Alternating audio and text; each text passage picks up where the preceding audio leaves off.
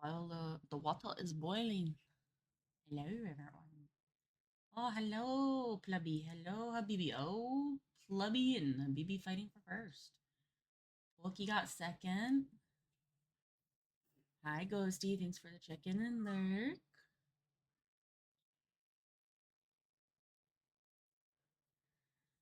I will put my murder mittens on. Oh my goodness. We're getting violent in here. Holy friggin' moly. The water is boiling and cooking the woman. It's cooking the woman. I'm gonna burn my mouth off while telling you guys stories about me. And we're just gonna kind of chill, I'm not gonna lie. Also, if you guys haven't done so already, if you go to my server, my Discord server, in the Subathon rewards category, I am still trying to get people to submit pictures to change my profile picture on Twitter, Discord, and Blue Sky. Um, if you do decide to submit a picture, please vote on someone else's picture. Don't vote on yours, but vote on someone else's. The top three will be assigned to those profile pictures in order. I'm also doing status reward as well. So if you guys want me to post a status on Twitter and Blue Sky, uh, I will do so. You have to do the same thing you would do with a picture, which is submit a status and then vote on someone else's status. Anonymous viewer confessions are also open, and so are TikTok uh, submissions. And then as well as the art reward, so you guys can choose what my next art piece is.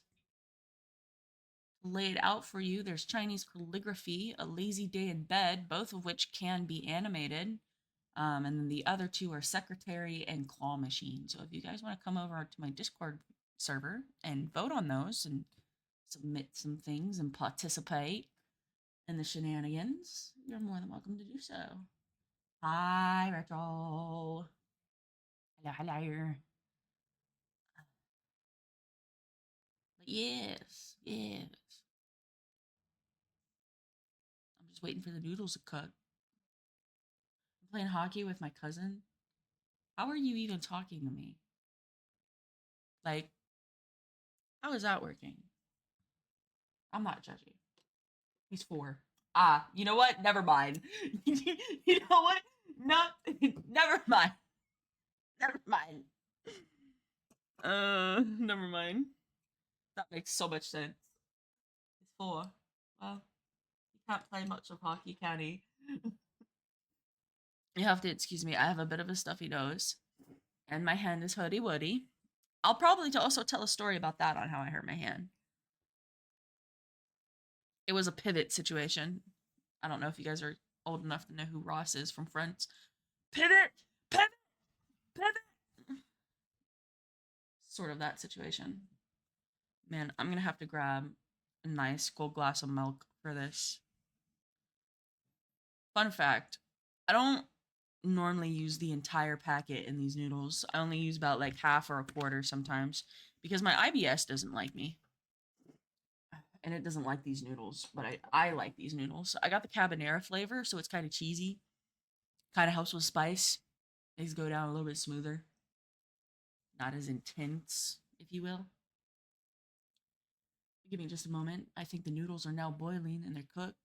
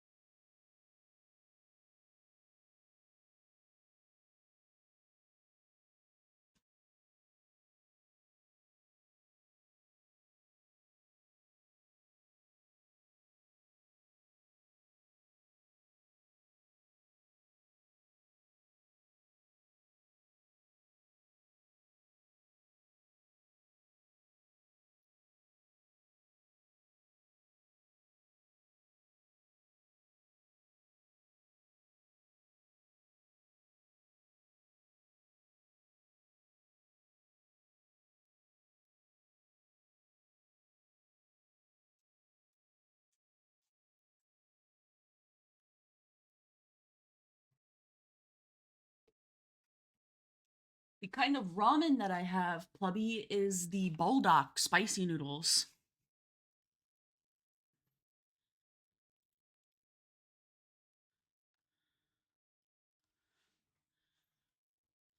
Okay.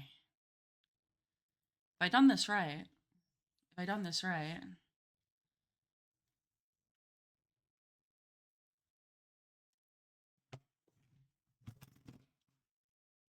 Okay. I did not do it right. Okay. Hold on. I have the wrong background on. I was playing with the. There we go. Now we're good. I also gotta unpause the subathon timer. Hold on.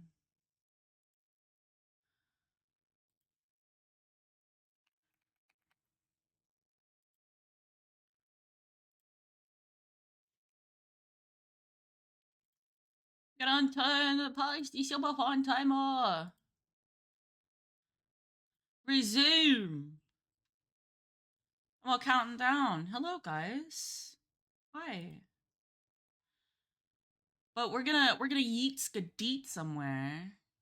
We're gonna yeet skadeet somewhere. I don't think I have a chat box set up on this scene, but yeet. There we go. Hello. Hi. How goes? This is just my just chatting section. I don't think I have a chat here. I do not. That's fine. We'll make a new chat, right? We'll make a new chat. Let's see here. Chat box. I think this is the one I want. I don't think that's the one I want. No, it's not. That's not what I wanted. Excuse me. Hello? I gotta delete it. Look, we're scuffing a little bit. My brain is a little bit mushy. I've been taking narcotics to help my hand. Uh, Add source. Is that the one I want? Yeah, there we go. That's the one I want. That's the one I want. Okay. Hello, everyone. I hope we're having a very good day. Um, I'm trying to have the best day I can with everything going on. Um, but I am here and I have this bowl of spicy ramen and a big glass of chalky milk to help me in my endeavors as I tell you the story. The story. You'll have to be patient with me. I have a stuffy nose. Um, because here in, good old Kentucky, we experience every season in 1 week. So I can get sick very frequently, and we do. We all tend to get sick in the winter in Kentucky because it, jumps up to 60, 75 degrees and then drops down to 20 degrees. I think it was like last week, we dropped down from 63 degrees to 17 degrees. It was great. And by great, it wasn't great. Darlene Latte, thank you, honey, for the follow earlier today. I did just notice someone did follow me. As you can see, guys, on our subathon, we have 153 hours. And the next goal we need to absolutely smash is the body pillow art commission. Um, so thank you everyone for that. I'm gonna go ahead and take a bite of noodle here. This one particular song on my Spotify track list, because we're having some cozy chill music. This one particular song has people talking in it in the background, and like I sometimes like think I'm hearing shit, and I'm like, ah, yes, I'm finally losing it.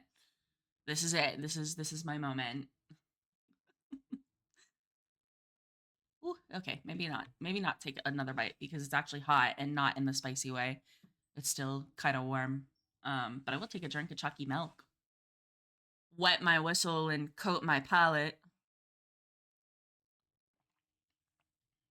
I also have water readily available. Don't you worry. I have to take water. I have to drink a lot of water with these pain pills that I'm on. I'm not I'm not a fan of narcotics, but like like day 2, I was like, "Yo, my hand hurts so bad. I'm going back to urgent care." And I'm like, "Yo." And they're like, "Yeah." Like the lady at the front desk even looked at me and was just like, "Yeah, does it hurt real bad?" "Yeah." "You want the oxy?" "Yeah." Because originally they were going to give me oxy and I was like, "No. I'll just switch between ibuprofen and Tylenol. It's fine." And they're like, "Uh, okay." They didn't believe me. I came back. I was like, "Yeah, you know what? 24 hours later, maybe a little over 24 hours, I was like, yeah, this hurts. I Please help me." Like, yeah, we got you. So I had like a bottle of like 7 pills of oxy.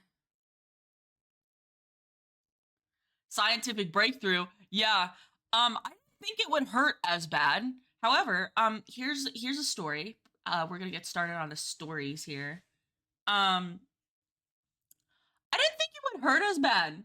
I'm not gonna lie. I've had shit hurt.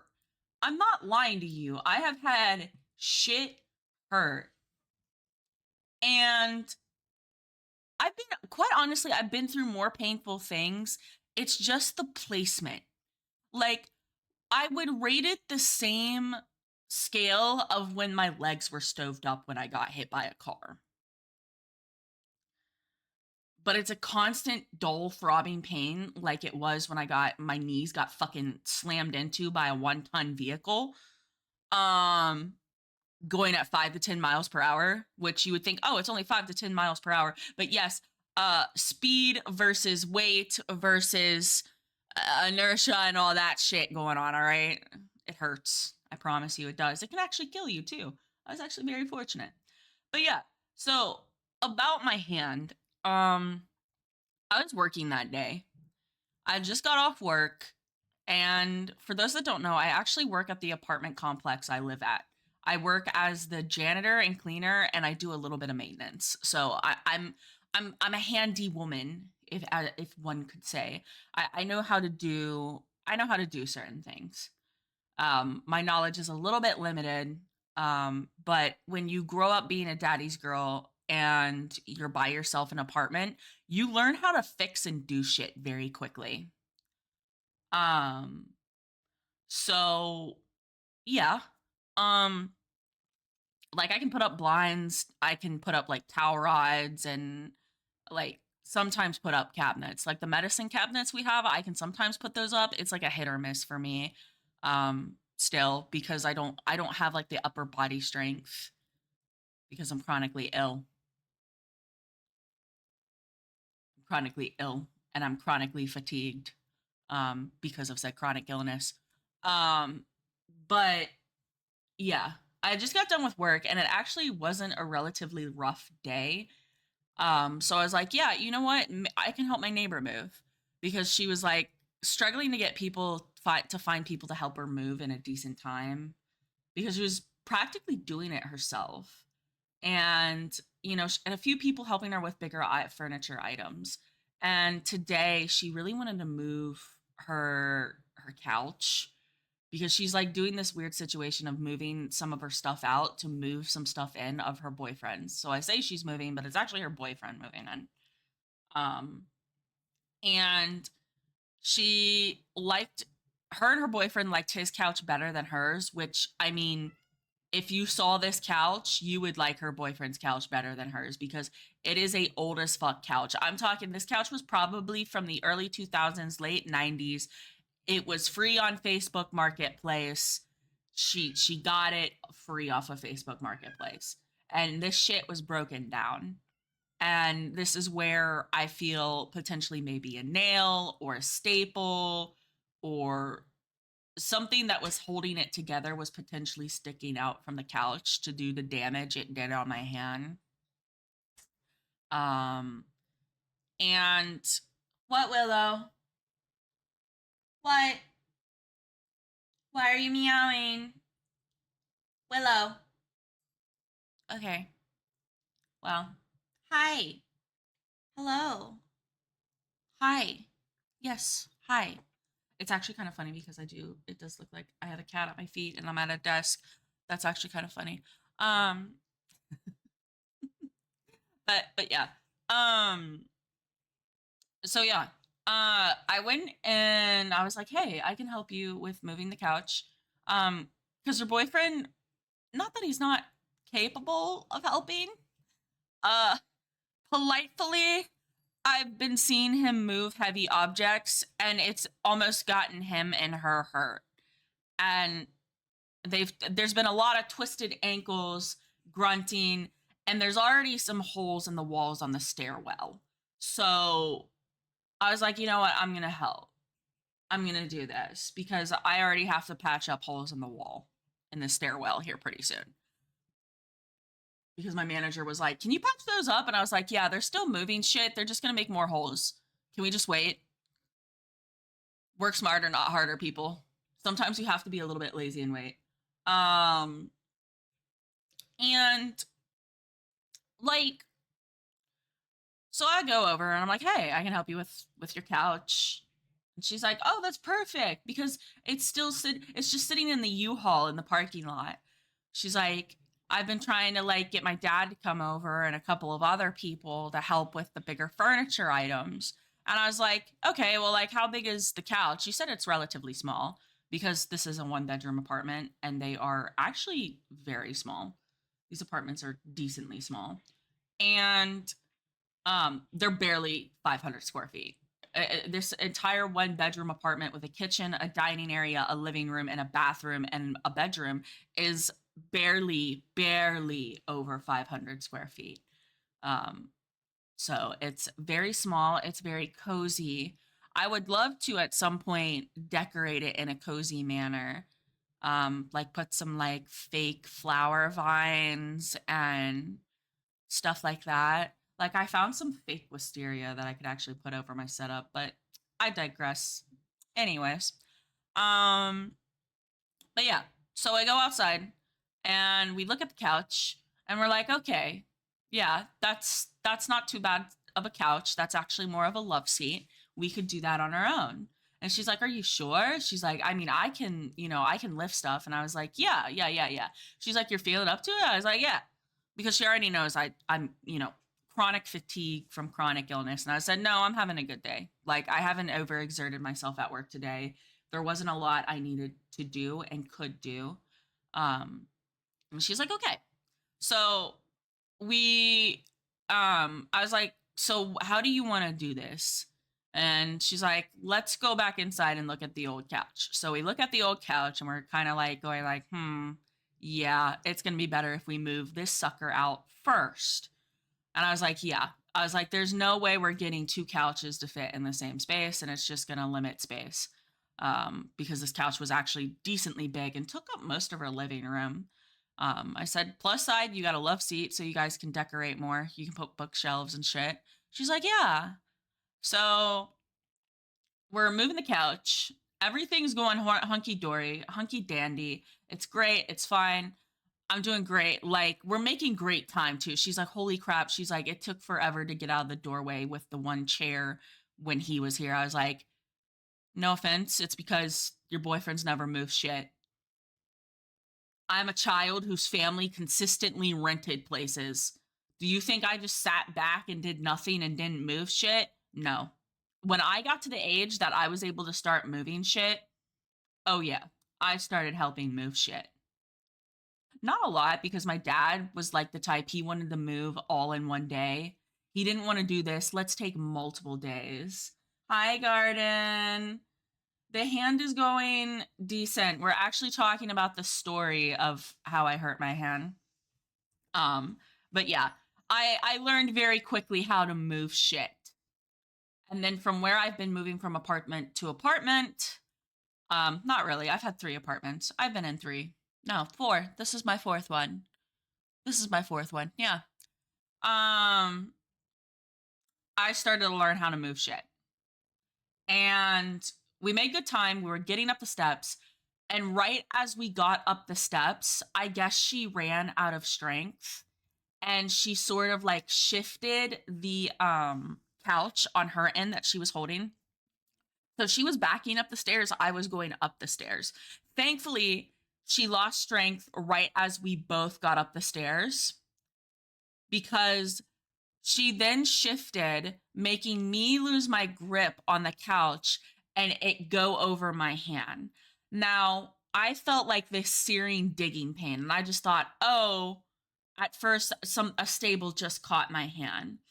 Well, naturally, I looked down and I was like, oh, that was not a staple. Because, my hand was sliced open and very quickly blood was just fucking going all over the place. I was like, ah. And she's like, oh my God, are you okay? She's like, oh my God, I'm so sorry. Oh my God. Oh my God. We need to get an ambulance. Like, she was freaking out. I was like, look, just take a breath. Take a breath. It's fine. I was like, it's not going to kill me. It probably didn't hit a major vessel or anything. It's just deep. Yeah, I'm gonna be honest. I'm probably going back to the. I'm probably gonna be going to my doctor at some point next week to be like, hey, can you do an X-ray on my hand, an ultrasound, or a CAT scan to make sure I didn't like rip anything, because it's in a lot of pain and I'm starting to be concerned about like certain elements of my hand, such as tendons and ligaments.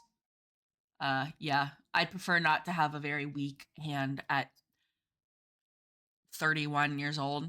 I already have bum ass knees. I don't need a bum ass hand. Um, I don't need to be like a fucking little granny using one of those stupid little jar opener tools because I can't open a fucking jar of pickles. Um, but yeah, I already struggle enough, by the way, opening the jar of pickles. I'm not gonna lie. But yeah, so she's freaking out. I'm just sitting here like, bro, I'm from the country. I've been scratched. I've been I've been there's so many things that have happened to me that I'm not phased. And initially, I was just like, let's just get the bleeding to stop. All right, it will be fine. The bleeding will stop. It's gonna be fine. And she's like, no, it's bad. Like it's very bad. I didn't know she was a CNA. So that's a certified nursing assistant. I didn't know she was a CNA. I had no idea she had a CNA background, and she was looking at it. She's like, "No, you need to go to the doctor. Like this is bad." She's like, "This is deep. Like you could have issues with your hand. Like this is bad." So I was like, "Okay." Me wanting to slap duct tape on it. And I'm not lying to you. There's been times where I've needed duct tape for shit and I've just like sort of used duct tape like a wound closure. I've just slapped it over it and called it a day. Not the wisest thing to do, mind you. And my boyfriend would kill me, not gonna lie. He would. He absolutely 100% would kill me if I took that route. So I decided to take care of myself and not freak out my CNA neighbor. And yeah, so we ended up heading to the hospital and um essentially got my stitches. Okay, now these noodles are cool. I can start biting into the noodles. I can start eating the noodles, guys. Start eating the noodles.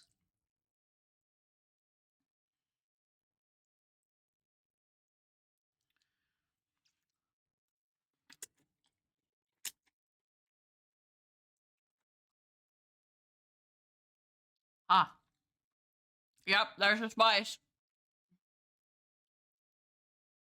Ha. Oh. And whew, um yeah, that's how I cut my hand. And then like I said, a day or so later, I decided to go grab the oxy.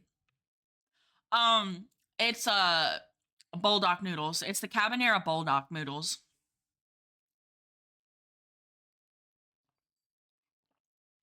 I'm taking a drink of milk. Ah, but yeah, it's a Cabanera spicy bulldog noodles. they're cheesy noodles, and they're spicy. Um, but yeah, yeah. So yeah, that's how I hurt my hand.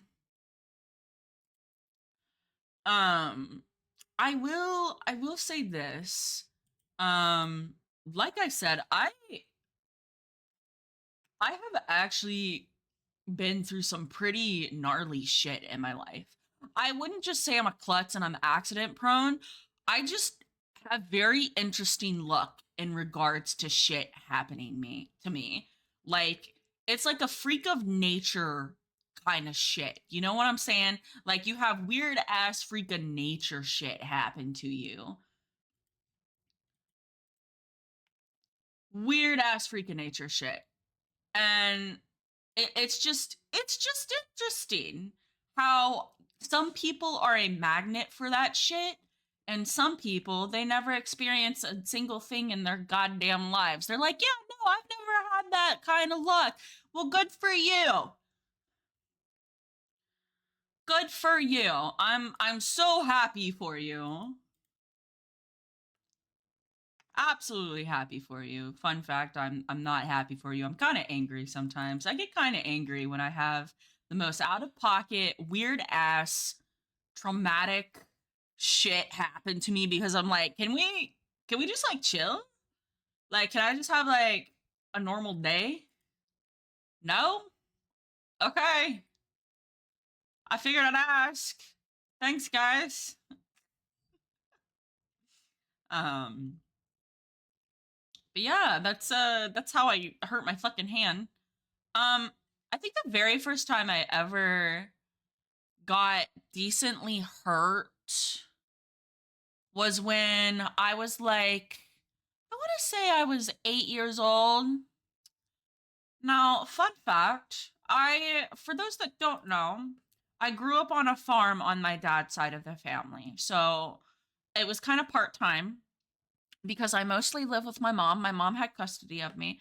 But whenever I came down, I would be on the farm. I would experience the cattle. I would experience taking care of cattle. I actually had my own cattle too. We raised beef cattle. Um and I had two steers and a bull. I had my own bull and I had two steers. The bull's name was Bully. How original. Well, I was 8 years old, by the way.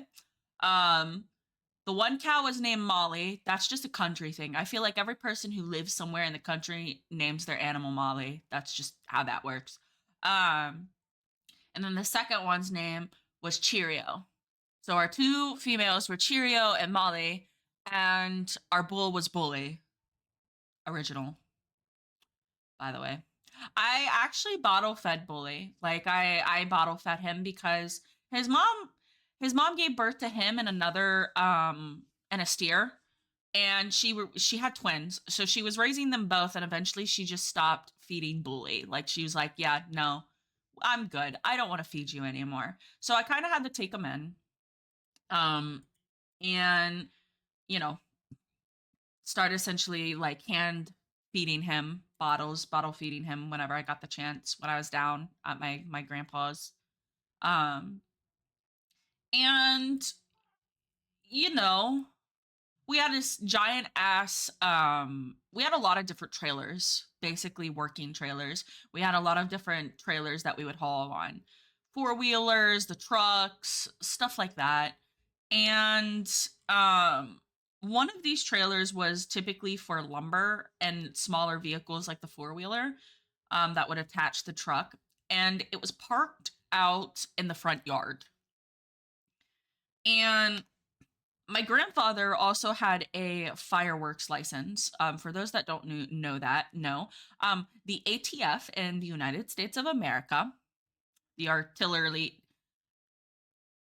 Artillery, I forget what the ATF stands for. All right, don't ask me. All right, I can't comprehend it right now.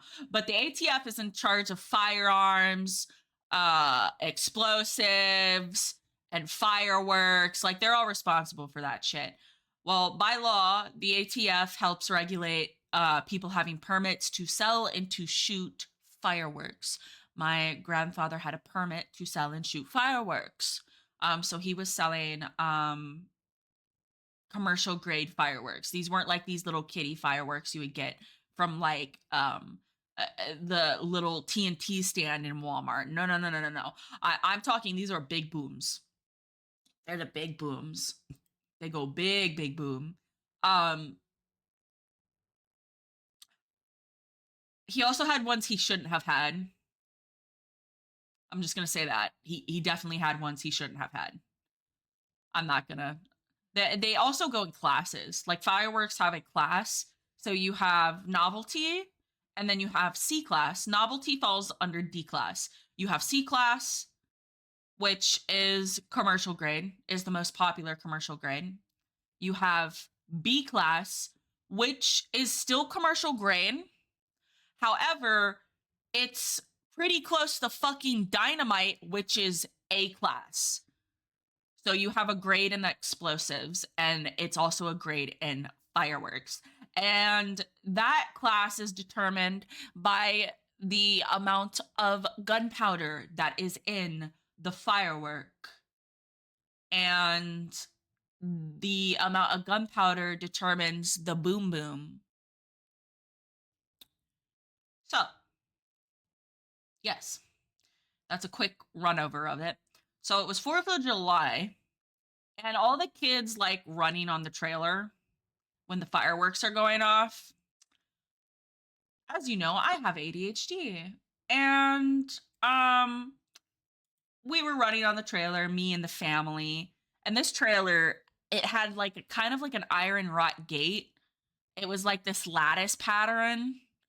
And my dumbass sees a firework going off, and as I'm running off of it, I turn and I look up to watch the firework go off, and I trip and I slam my knee into this iron rod gate. I slammed it so hard, I busted open the skin on my knee. And the bruising was really terrible the next day. Now, mind you, I was 8 years old, so I was screaming, I was crying. I was not feeling very bonita at that moment. I'm not gonna lie. It hurt like a fucking bitch. Um, so yeah. That's the first time I probably really remember getting injured. And I had that for like weeks. Like it was that sucker was bruised for weeks. The first time I ever had to get stitches though was I was slightly younger than the incident with the fireworks. I want to say I was like 5. I was with my mom and we went over to one of her friends' house, and they had this like beautiful wraparound porch, and it was very high up because of flooding in the area. Like they would get really bad flooding, and ooh, blah, blah. I haven't ever say if I would like to stop chasing around the boxing ring. I named my uncle's newborn calf Buttercup, which caused them to keep her forever. Yes. Yes. See, bro, I kept Molly forever. I kept her forever. Forever. And I swore. I said, if I ever find out that you got rid of her, I don't care if I'm 23, I don't care if I'm 31. If I find out that you got rid of her and did not let her die of old age, I was going to be angry. I said, I wouldn't care if you were already dead. I will still be angry at you. So you better not get rid of her and then just point at a random cow and say, yeah, that's her. So that's how my cow come to knew me. Like she would see me, I'd call her. She knew me, but she knew her name, and she would come to me, and she was an absolute sweetheart. Um, so yeah, I did keep my cow. Um, but but yeah, uh, we we definitely ended up keeping most of the cows, and then when my grandpa just couldn't take care of them because of his health, we got rid of them. Um, so I wasn't able to keep my cow in the end. Like she didn't die of old age. She did provide sustenance for us though, and I cried for like a week. uh and every time we had, and for like 6 months, every time we had beef burgers or whatever else from the meat of our cows, I would cry. There was a part of me that died a little bit inside. um and but no. So yeah, let me take another bite of noodles here. The heat is starting to go away in my mouth.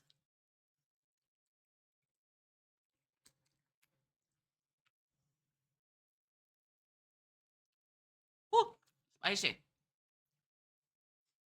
um but no. um whew, I'm gonna take another bite. It's not building up enough. We gotta build it up enough. We gotta make this interesting, chat. Obviously we don't want to hurt me, but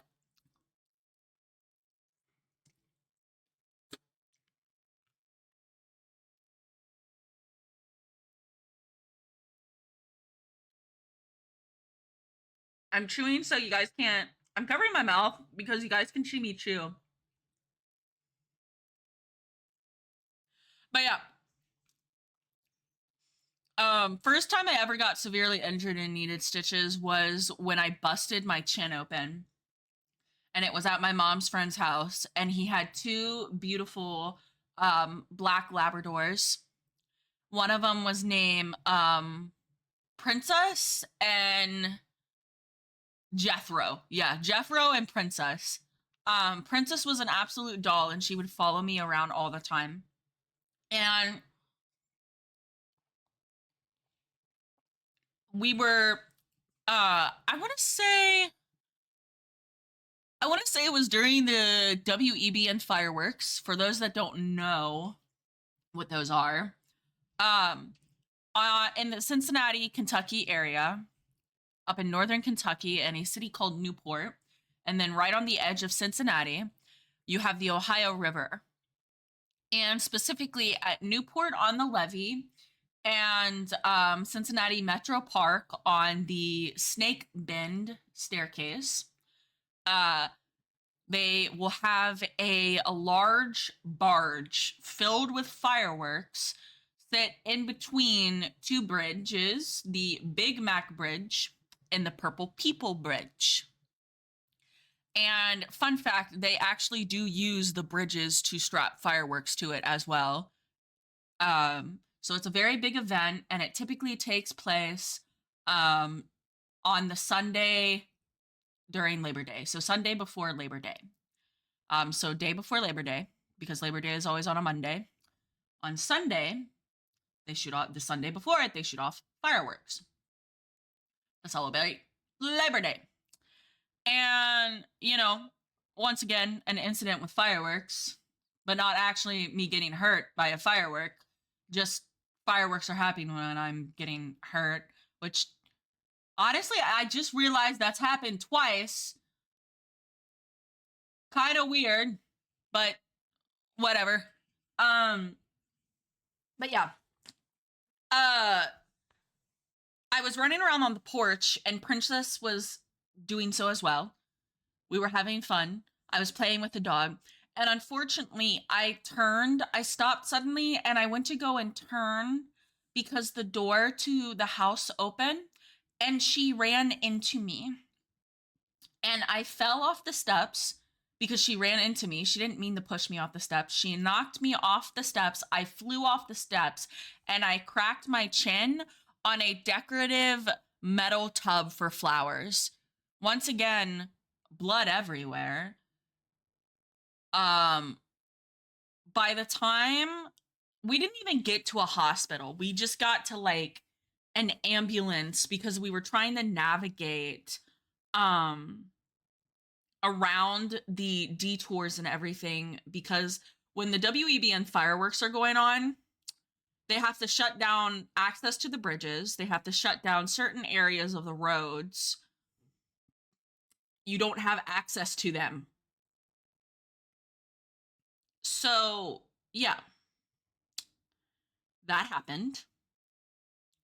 So we didn't even make it to the hospital until we ended up stopping and seeing just like a just in case ambulance nearby. And they were like, hey, can you give my daughter stitches? XYZ happened. And they looked at it and they were like, yeah, like honestly, how long has it been? They're like, we've been driving around for probably 45 to 50 minutes. They're like, at this point, we wouldn't recommend giving her stitches because the wound has been open for so long and it hasn't been cleaned out that there's already a possibility that bacteria and stuff has made its way into the wound. And if we close it up, that's going to potentially facilitate infection. And she's like, "Oh, are you guys able to still like patch her up? Like, can you clean it out?" He's like, "Yeah, we can do that." So they, laid me on the stretcher in the fucking ambulance, and they cleaned out the wound, they irrigated it and everything, and then they put butterfly bandages on it and said, "There we go." They're like, "Just keep that on there for a few days. If they start peeling and coming loose, just let us know." They also put dermal glue on it. So dermal glue, it doesn't seal it up like stitches does. It lets it breathe still, but it keeps it relatively closed with assistance of bandages. Now there's some better dermal glue out there that actually fucking keeps it shit closed. Um, but yeah, dermal glue allows the wound to breathe still. Um, while stitches would not allow it to breathe. So yeah, I busted my chin open. I actually still have the scar on my chin too. Still have it because I was a little kid, and when I got the chance to pick up the scabs, I would pick up the scabs. That's why I have a scar, because I was constantly picking at the scab when I was able to. I did at one point pick at the scab when I shouldn't have, and there was blood everywhere. Yeah. Yep.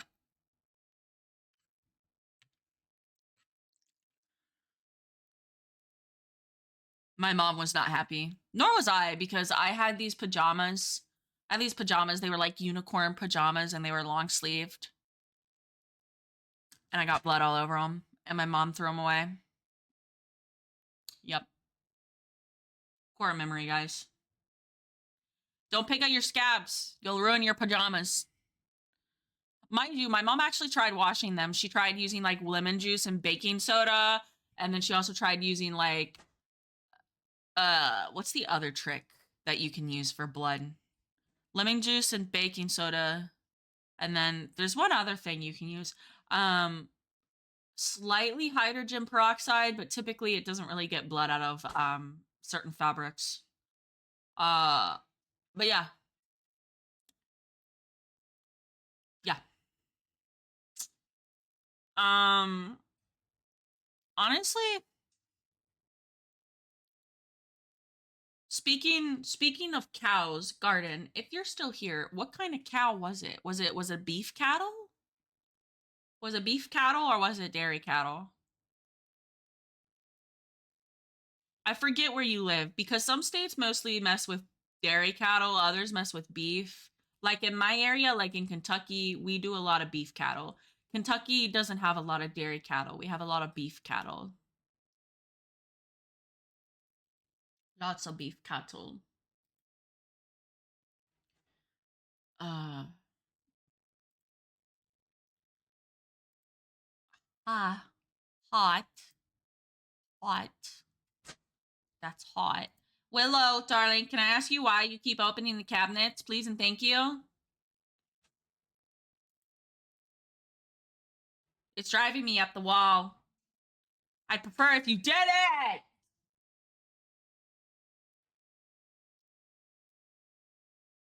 Thank you. Sorry, she likes opening the kitchen cabinets, but she doesn't get in them. She just picks at them and lets the door slam. Like she's doing right now. Hold on 1 second.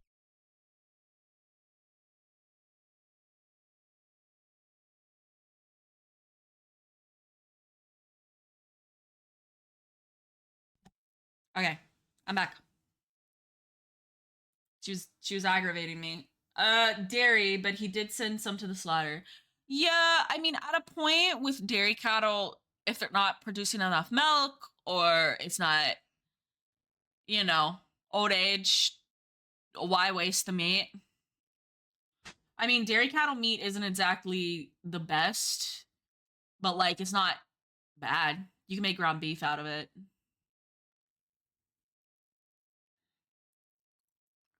Um, and she's doing again. Hold on.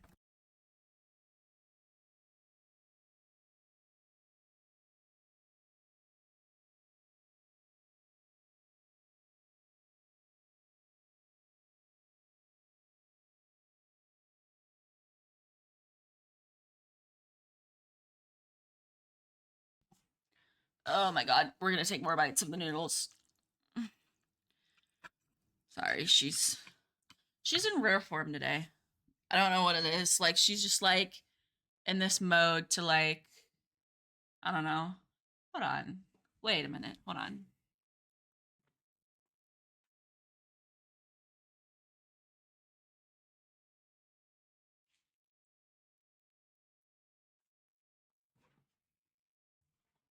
Okay. All right. I'm going to do something. Real quick though. I'm going to make sure I'm not going to dox my face. Give me just a moment. Because a certain someone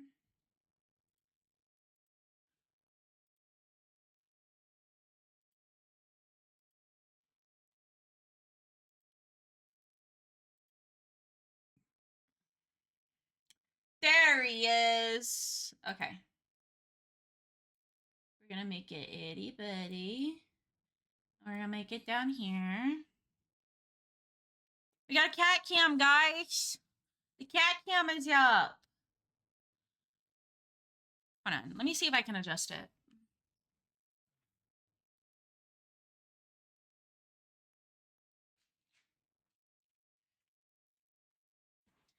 He's eepy sleepy. He's eepy sleepy. Oh, he moved his head. He moved his head.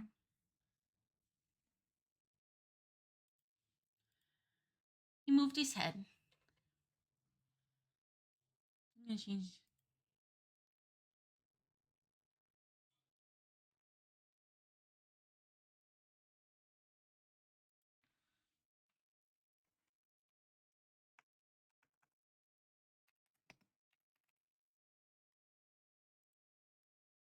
Edie. Yeah. He's sitting up there. That's Maple. He's being an eepy baby. He being an eepy baby. He's actually looking at me. Never mind. He's like, Mother is talking about me. If I look at him too much, he'll get down. So I have to act like he's not there. Yeah. But yeah.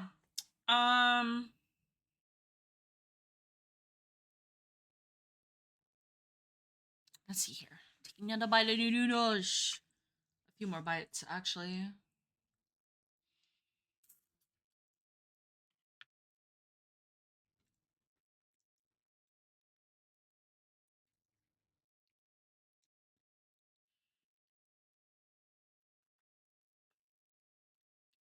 Ooh, that's a spicy bite.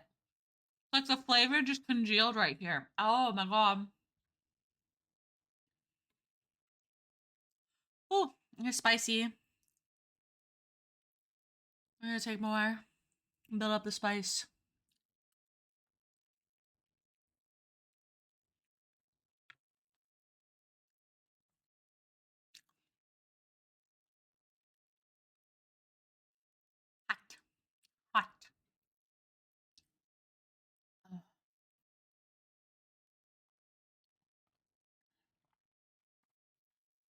I think what's I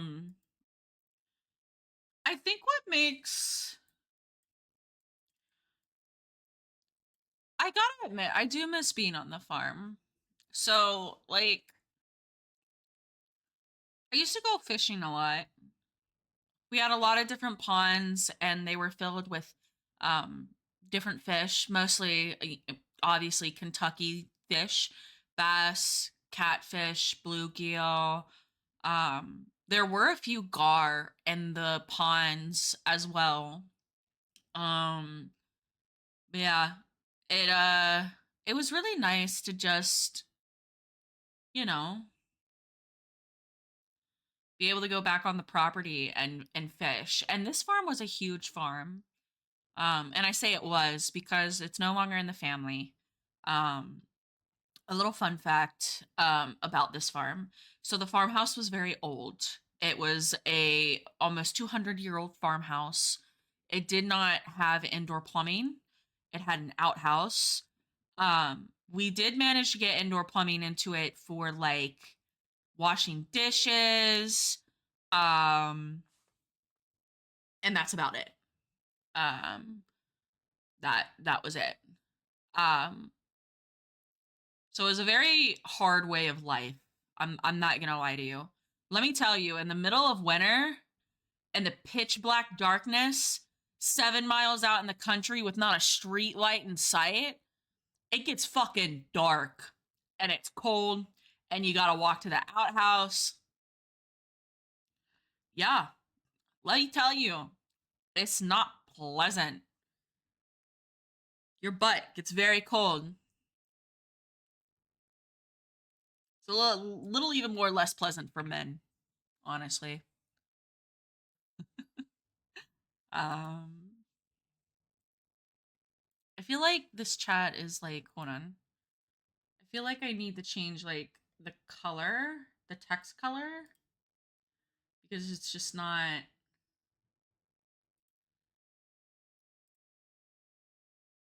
Well, now that's not showing. Okay, hold on a minute.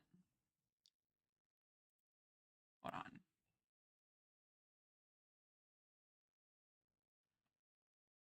Now it's not even showing. I don't think.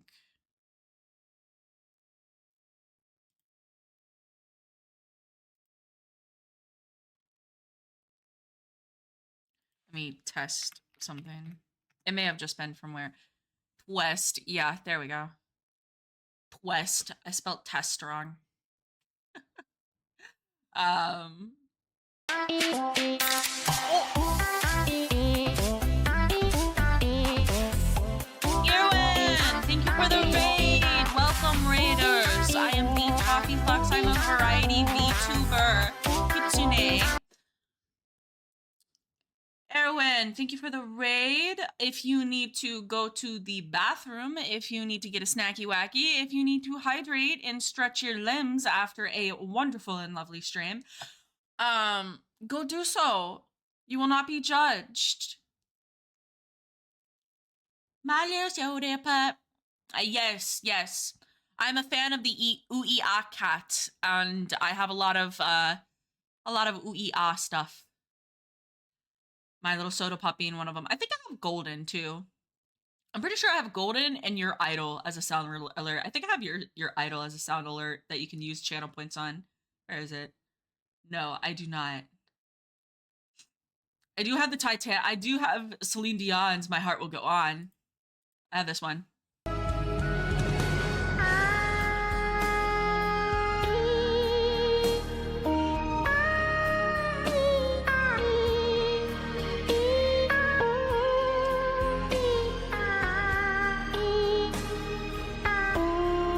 Hi, Nico.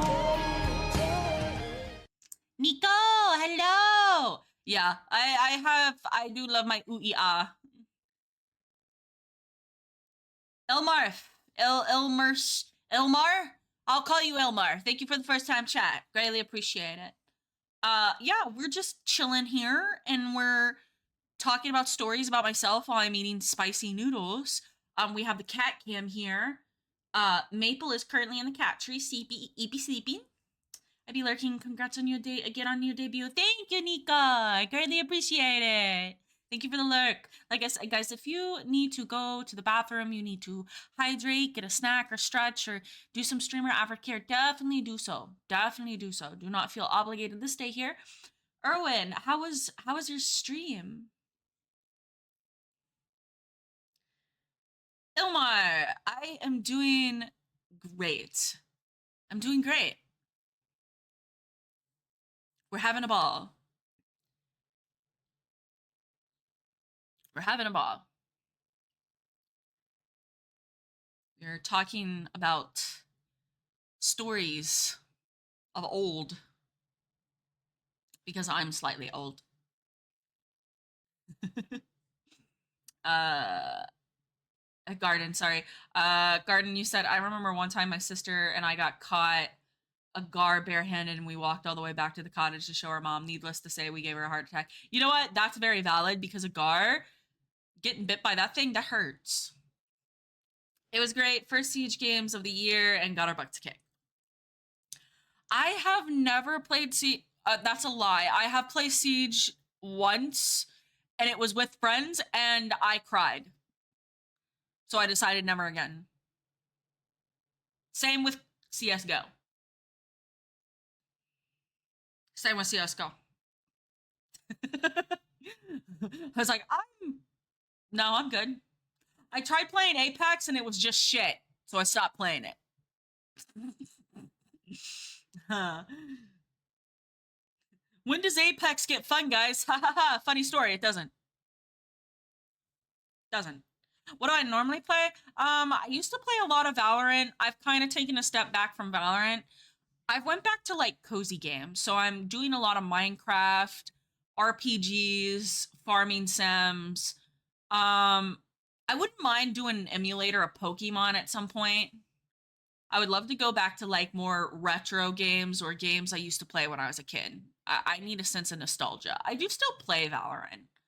Um, I once in a very big blue moon will play COD with my brother. Yes, modded Minecraft. I can't do vanilla Minecraft. Ever since I had a friend introduce me to mods, I was like, "Oh, I'm never going back. It's never happening. I'm not going back." I barely pay attention to the game. I yap the whole time. You know what? That's honestly just about same. Like sometimes I get in really intense in the game. Zephos, she really did yap the whole time. Zephos, hello, hello. Thank you for the first time chat. Greatly appreciate it. Um, Now I'm goofing with ATM 10 to the sky. What is at the moment to the sky? Oh, goofing with ATM 10 at the. I'm confused. My brain is mush. I apologize. My brain is kind of mushy right now. I've been taking pain pills because I was injured recently, so my brain is a little bit mushy. So if I get confused, I apologize. I had to carry her. Hey, there's nothing wrong with a carry. Zavos, thank you for the follow. Greatly appreciate it. That's the mod pack that calls all the mods 10. Oh, okay. All right. Nice, nice. I'll have to check it out. I'll have to check it out. I'm a connoisseur of mod packs. I like testing out mod packs. Um, so far I like the better MC4 mod pack the most. And then there's a mod pack called Cute Craft and Cottage Witch that I really like. I really like those.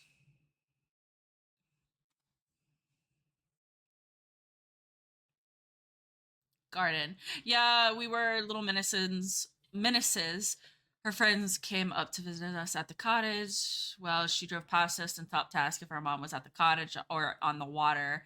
Well, she screamed because we were holding a snake, and that must have just eaten a mouse. You know what?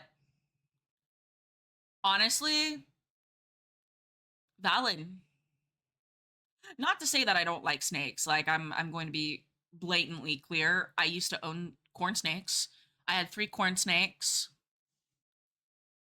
But I do know sometimes snakes make people a little bit scary. All the mods 10 to the sky has 318 mods. God damn. It's a beefy mod pack.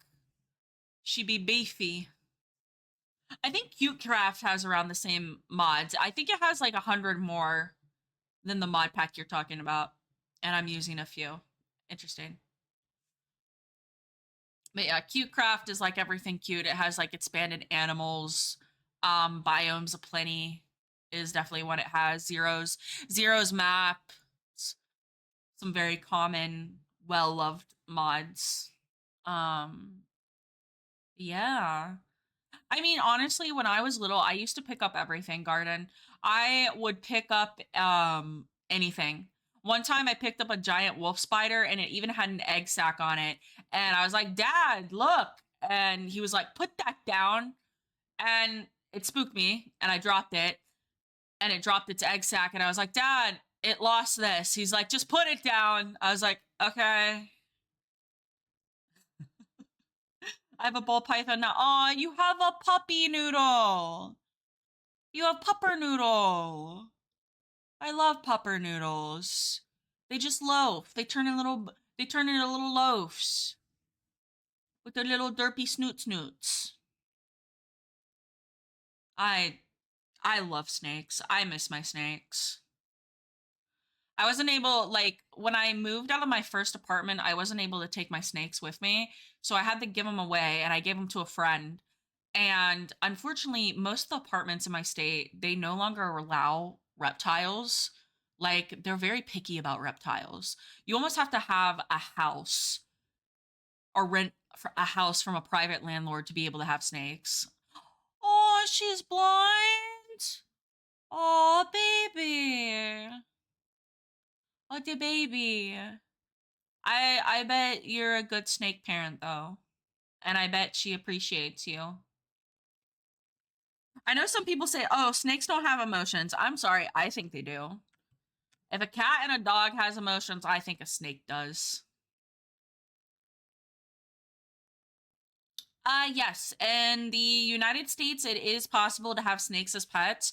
However, most states typically have regulations on venomous snakes. You're not allowed to have a venomous snake as a pet. Um, Atha, Eric, all the Ashbourne. I'm trying to remember your name. It's been a while because I know I see a subby. You got a gifty sub. Python ain't venomous snake. No, Python is not venomous.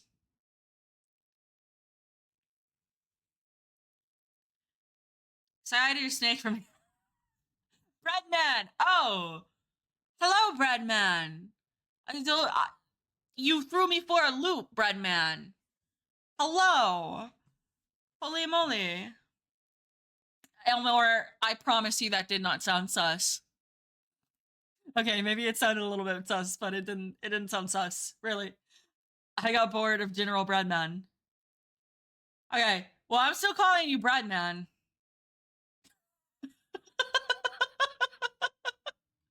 Or Ashbourne, because that's the only thing I can pick out here. I can only pick out Ashbourne here. So we're just calling you Ashbourne. Uh, what I call you is depends on if I can pronounce your name. I try, doesn't mean it'll work. Ilmar, thank you for the follow, greatly appreciate it. Greatly appreciate it.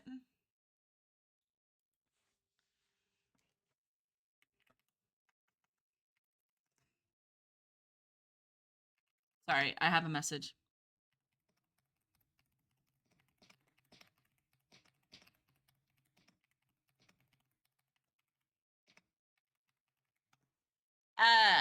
But yeah.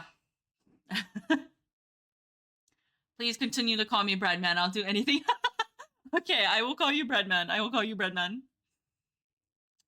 I feel weird now being Ashbourne. What was I thinking?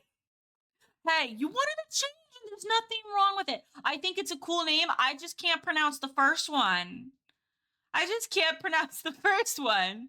I found out during the summer apparently we have rattlesnakes here. Made me question all the snakes my sisters and I would handle as kids. Um, Honestly, rattlesnakes are prevalent in Kentucky. Like they're more in eastern Kentucky towards the border of Tennessee. We don't really have any up here. Once in a great while we get a report about like a rattlesnake being around and people like catching it and shit. But yeah, um we don't really have them too much up around here in Kentucky. Aside from like lower eastern Kentucky, so like southeastern Kentucky is where they are kind of chilling. It's diamondbacks that we have. Um but no, I think snakes are very beautiful creatures. I think they're very misunderstood, and I think they deserve love and appreciation. Um but yeah, Breadman, we can own snakes, but you can't have, most states don't allow you to have venomous snakes without a special type of permit. Um, you can have rear fanged. You can have rear fanged venomous snakes in some snakes, in some states. Blah, blah, blah, blah. And so what a rear fanged venomous snake is they're snakes who have tiny fangs in the back of their mouth as compared to the front of their mouth. And they're typically meant for gripping, but they do have venom. Now, most rear fanged snakes don't have a potent enough venom to kill a human unless you're allergic to its venom, in which case you'll go into anaphylaxis. Most of the time, people get hives from the venom at most. Ithelric, Athrel, Athelric.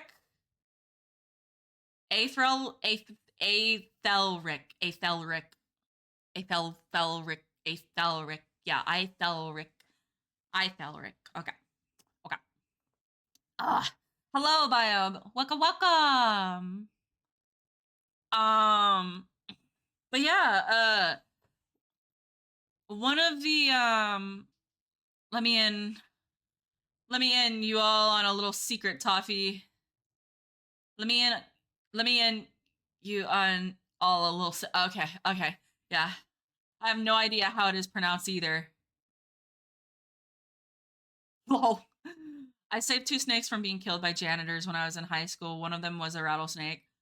Dude, like I'm gonna be real here, and I think part of it is just because like my generation grew up on Steve Irwin. A lot of us don't fucking hate snakes, dude. Like some of us, like most people who have a thing with snakes, they're scared of them, which is valid. Snakes can be very scary, especially if you don't know how to handle them and you don't know how to treat them, because they are predators and they are a wild animal. And like with any wild animal, you don't know how they're gonna act. Um, but no, like I think it's just part of which I grew up with Steve Irwin, David Attenborough, Jane Goodall. Like I grew up with a mother who was very passionate about wildlife. Like I've said it in my streams before, me and my mom didn't have the best relationship. We didn't have a lot in common, but the one thing we had in common was we're very passionate about animals. My mom was very passionate about animals. She was a huge Jane Goodall fan, a huge David Attenborough fan. I was more of a Steve Irwin fan than she was. He's just a core memory. But yeah, like not all of the creepy, crawly, scaly ones are so bad. They can be cute. If I remember right, it's a certain exotic pet permit, but I'm pretty sure there's two different kinds, one for reptiles and one for mammals. But mammals one, I think, is also another one that's based on the type you want to keep out as a pet. Yes. So a lot of states have different exotic pet permits. And for reptiles, it's not even like it's not even an exotic pet permit. It's a exotic animal handler permit because it's a venomous animal.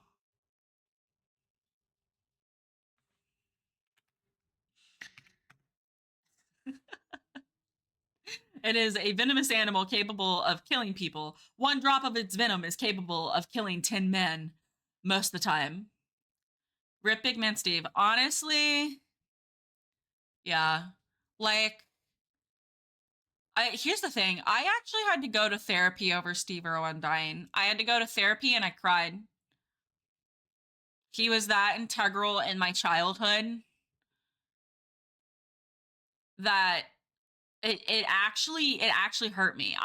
My like I had to go to therapy. I didn't want to go to school either. I took off school for 2 days because I just like I my brain was not computing. And my dad was concerned. He was like, "God damn. Oh fuck." And my mom, when it happened the next day, my mom called and she was like, "Is she all right? Is she okay?" And my dad's like, "I'll just let you talk to her." I was like, "Mom, Steve Irwin died." Is Steve an actor? No, he was a wildlife conservationist.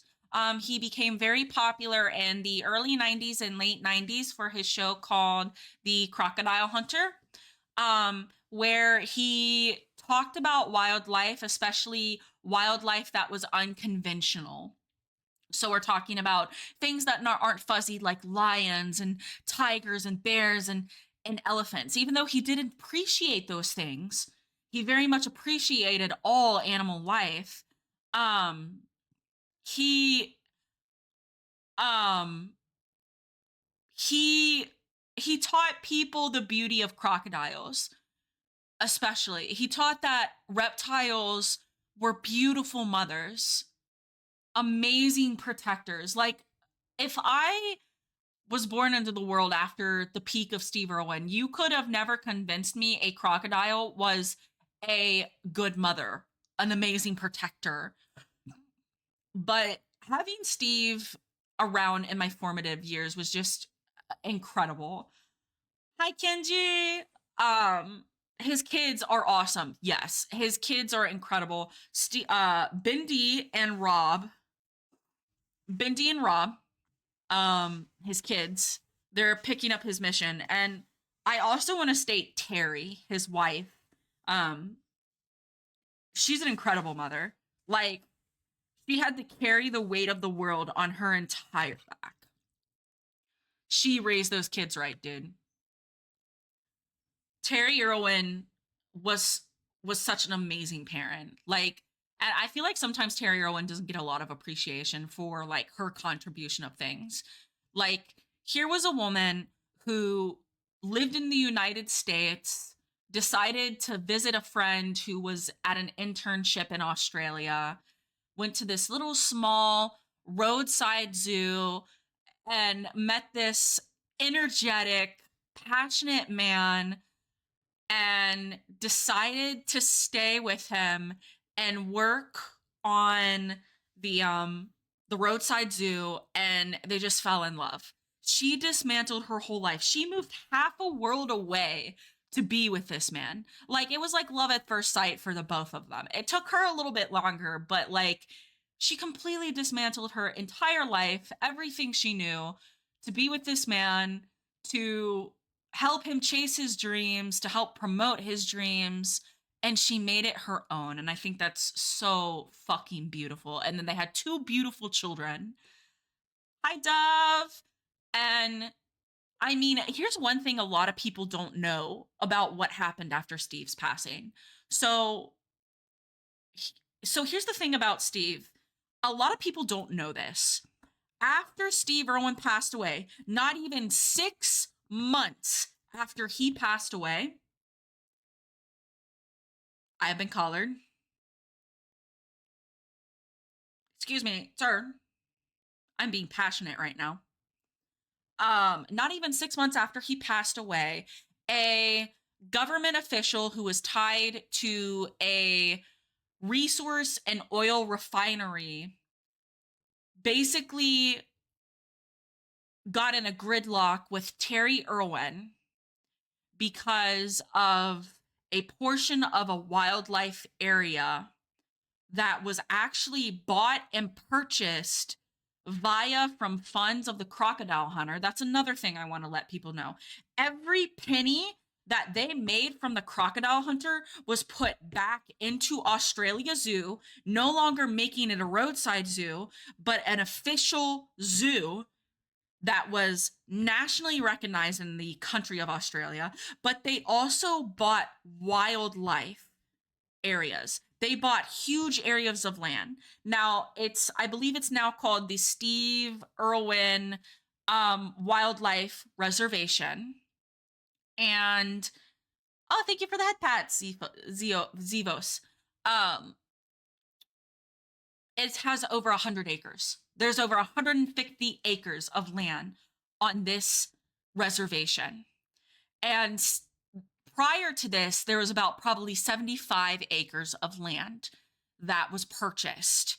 And this was right after he died. 6 months, not even 6 months after he died, a government official tied to an oil refinery and resource mining was attempting to bypass the legalities of the wild reservation to farm it for resources, essentially destroy it.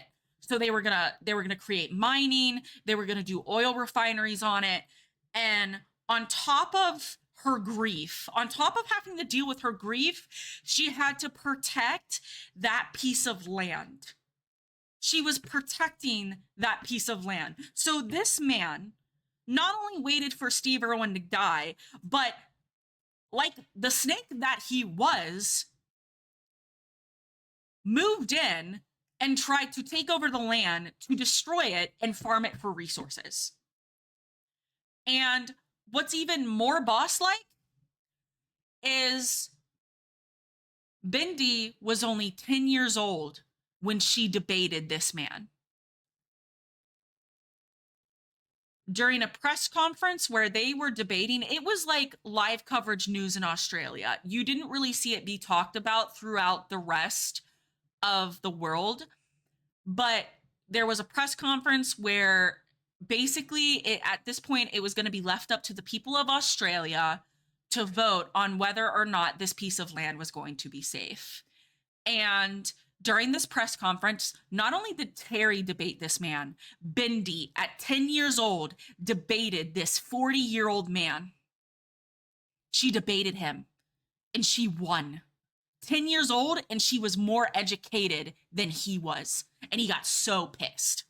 He got so fucking pissed. At 10 years old, she debated a 40-year-old man and won. And, the reservation still stands. It was saved. And now there's like over 150, if not over 200 acres of just sheer wildlife. And I think that's so fucking beautiful, dude. Yeah, he does sound like a cunt, and not in the good way either, in reference to what Australia says in terms of cunt. I've learned that when you call someone a cunt in Australia, it depends on the T, how you pronounce the T. If you emphasize on the T, it's a bad thing. If you just say cunt, like I'm saying, like cunt, it's not bad. If you go cunt, then it's bad.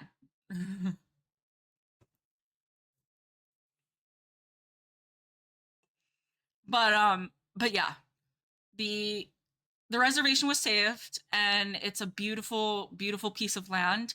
And apparently they go back to it every year at the end of their summer, and they camp out there for a week, and they tag crocodiles and they trace them, and they make sure the population is healthy, along with a bunch of other stuff in regards to the reservation. So all I'm gonna say, I'm a lot of Latvia. What's Latvia, by the way? Is that a place in Australia? I'm gonna look that up. I'm gonna look that up. Northern Europe. Northern Europe. Okay, it's in the Baltic region. Country in Europe. Interesting. I've never heard of it. Place not in Australia. Yeah, Europe. Damn, I can't type. Capital is Riga. Latvian, Russian is widely spoken. Lots of forest, meadow, swamp, Baltic Sea. Dude, I would love to see the Baltic Sea. I'm not gonna lie. Cool rainy summers, cold winters. That makes sense. It's Northern Europe. Interesting. Oh, you guys have a lot of Art Nouveau architecture. Nice. Dude, I love Nouveau stuff.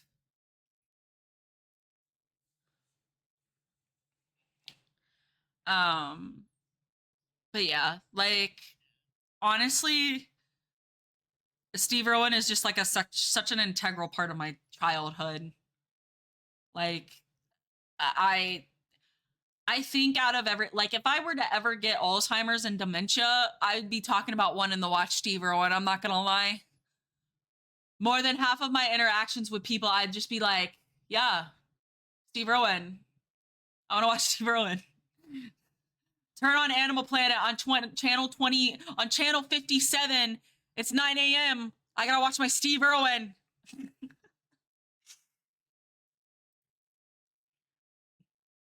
Oh my god.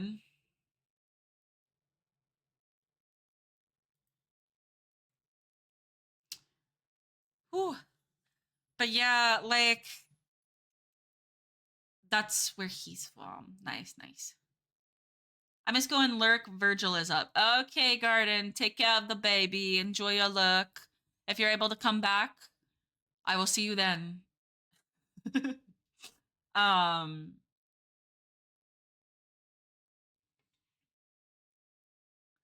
but yeah, he's such an integral part of my childhood. And then there's also um David Attenborough. A lot of people don't know about David Attenborough, not until recently. Um, he was kind of like the Steve Irwin for 60s kids. Except he wasn't as energetic. He was passionate, but it was a sense of calmness. His passion was like it's a raw sense of calmness. His passion is in his voice. It's not an energetic voice. It's a very soothing voice, but you can definitely tell he's passionate. Um, he is from the UK.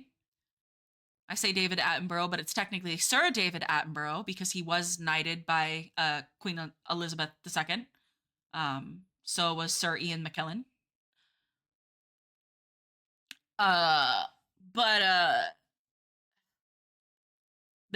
David Attenborough is also kind of integral for me as well. Um, Whenever like Steve's energy was just too much for like the ADHD and the anxiety, and I was getting overstemmed, David Attenborough would be that breath of fresh air that was educational, but very calm, very steady, very strong. Um, he's getting up there in age himself. He's 90. How old is David Attenborough? Hold on. David Attenborough. He's 99 years old.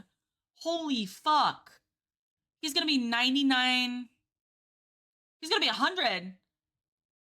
He's gonna be 100 years old in fucking May. He's gonna be 100 years old May 8th of this year. He's 99 years old. That is insane. Can he live another 15 years? Please and thank you. I'm not ready for him to go.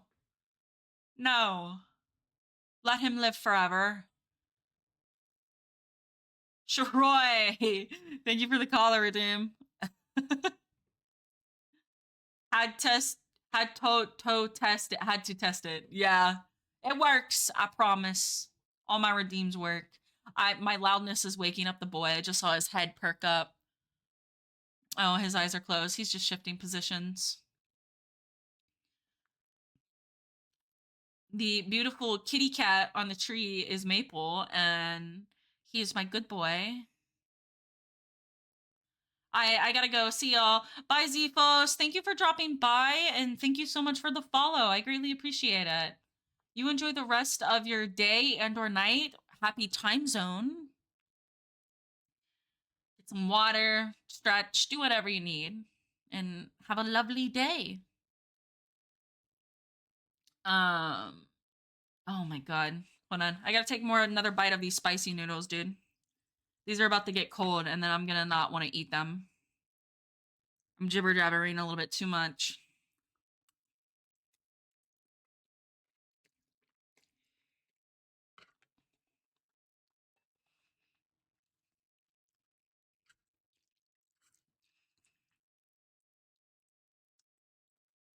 Hot, spicy. That bite had a little bit of a kick to it.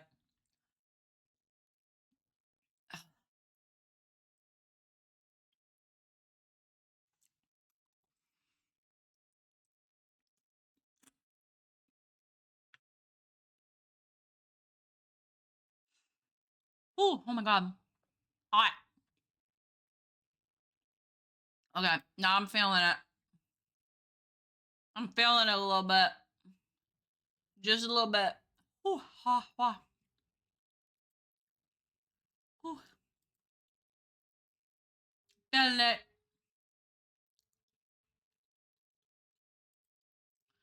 Ooh,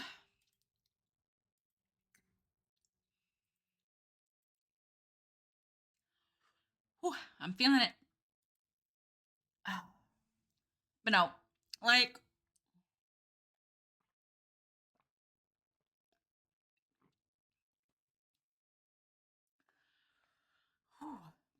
uh, that's hot. That's hot. So, I think another thing that I think is kind of crazy about everything wildlife right now is fun fact, as we all know. Oh, he's stretching out his toe beans. Look at oh my sweet baby boy. Oh, his little footsie is hanging out. Hold on, hold on. I gotta.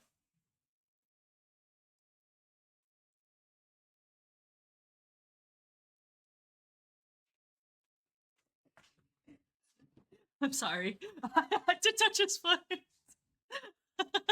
He had the toe beans. I had to touch it. I had to touch it. He looks comfy. He's very comfy until I touched his foot. He doesn't like his little footies being touched. He gave me the glare of a lifetime. He gave me the glare of a lifetime.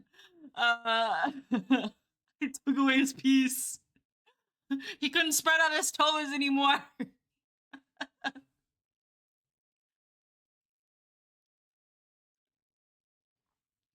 Where's the little girl? Hold on. Oh, she's sitting in the chair on the kitchen table. Monster.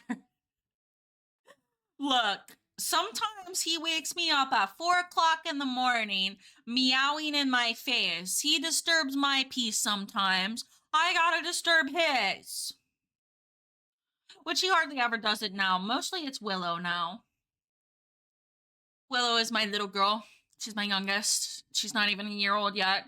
She will be in, I think, April. No, February. She will also be. Oh my gosh, she'll also be turning 1 in February. Both of my cats have birthdays in February. I don't care. He's a cat. He'll be fine. He will get lots of treats later. He will also be getting the CAN later to make up for it. I can't say the actual word. I have to spell it. Otherwise, if he hears it, he perks up. He perks up. I'll be nice and not say it because you'll see him perk up if I say it, but then he'll get down from the cat tree and you won't be able to see it. You won't be able to see him anymore. I'll have to turn the cat cam off. Um, but yeah. Um, sorry. Whew, my throat is burning from the spicy noodle. But no, I think we're also in a pivotal moment with wildlife as well because there's a lot of animals that we consider to be vermin, such as coyotes, foxes, possums, skunks, raccoons. Um, Due to their loss in habitat, we are seeing some of these animals self domesticate. So there are foxes in England and in places of the United States that are domesticating themselves. They're becoming more neutral and friendly towards humans. They're seeking out houses and humans to get food. Um, which is very interesting, but due to I claim sticky note. You claim sticky note. You claim sticky note, baby? Okay, hold on. Only you.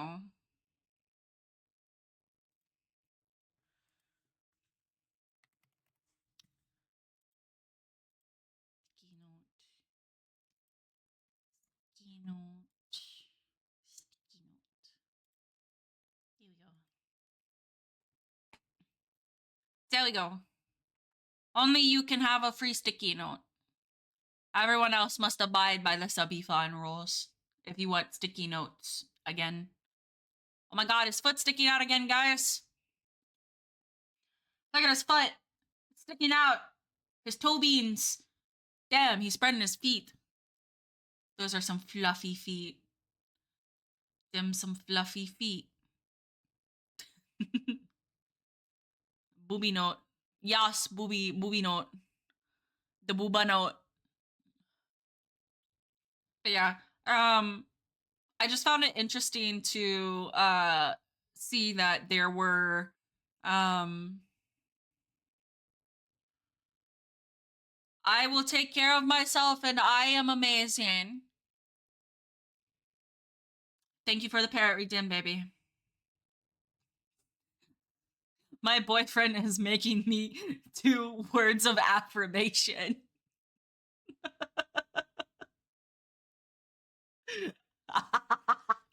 He's making me do words of affirmation. Oh, what the fuck? Wait, why is tits not working? Hold on. The item didn't throw. It just, interesting. Hold on.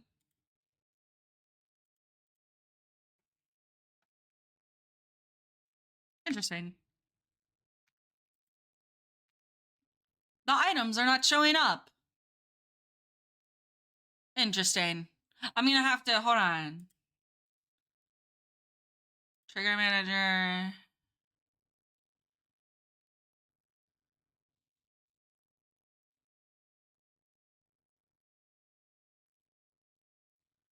Object manager. Connections. VTube Studio.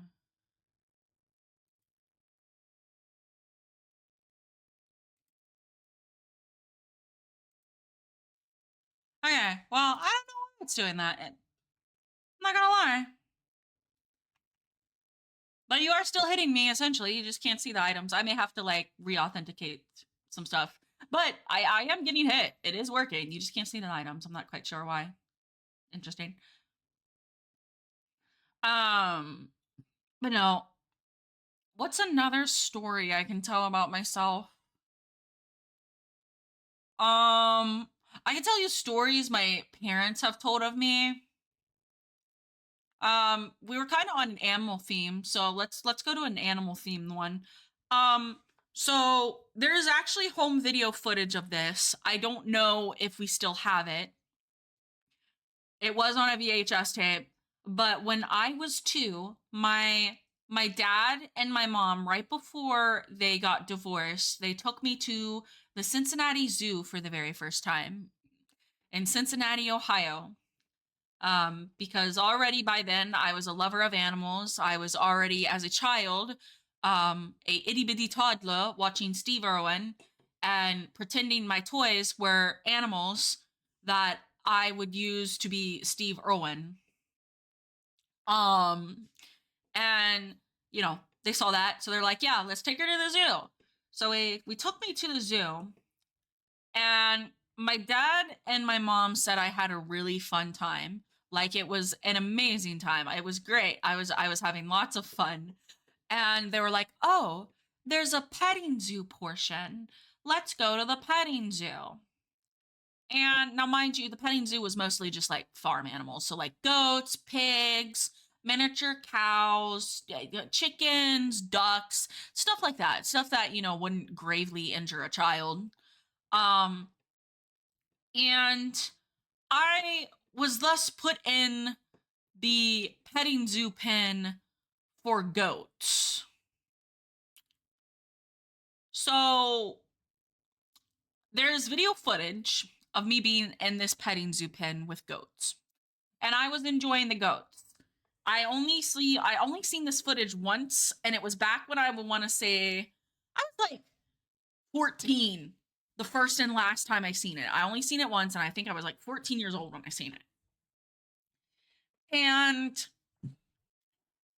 in the footage that I'm watching, sitting down with my mom watching it, and her recounting how much fun I had, I'm petting on this goat, and I turn around, and this goat that I was just petting a moment ago butts me.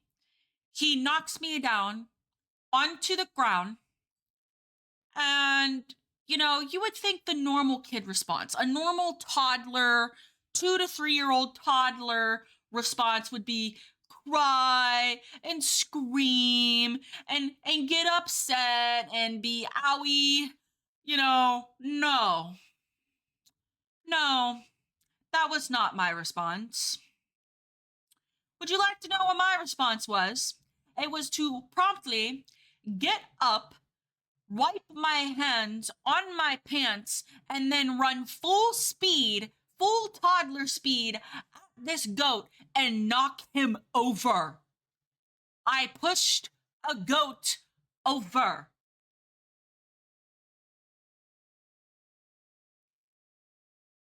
I pushed a goat over. You could hear everyone in the crowd around the pin gasp.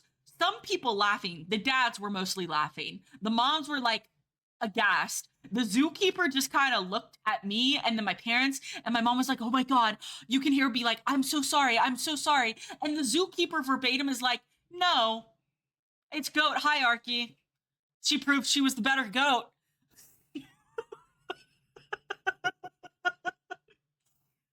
I clocked goat hierarchy so quickly. I clocked it. I was like, oh, we're gonna push each other. Well, I push back.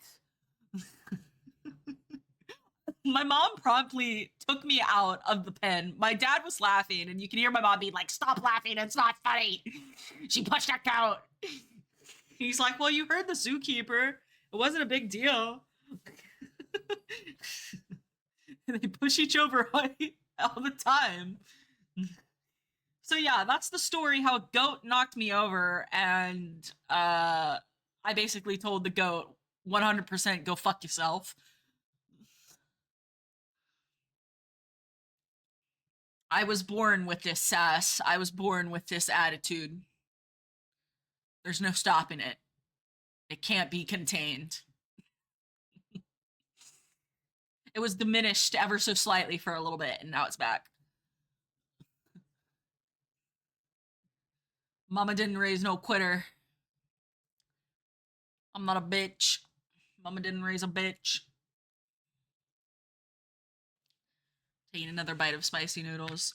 My poor tummy is starting to be on fire from these noodles. I'm getting some mad indigestion. Hello, my child. What are you doing up here? Excuse me, Willow. No, that's my chocolate milk. What are you doing? Hey. No. Hi. I will pet you on the head. Here, guys. Oh. I give thee the bean. Go right there.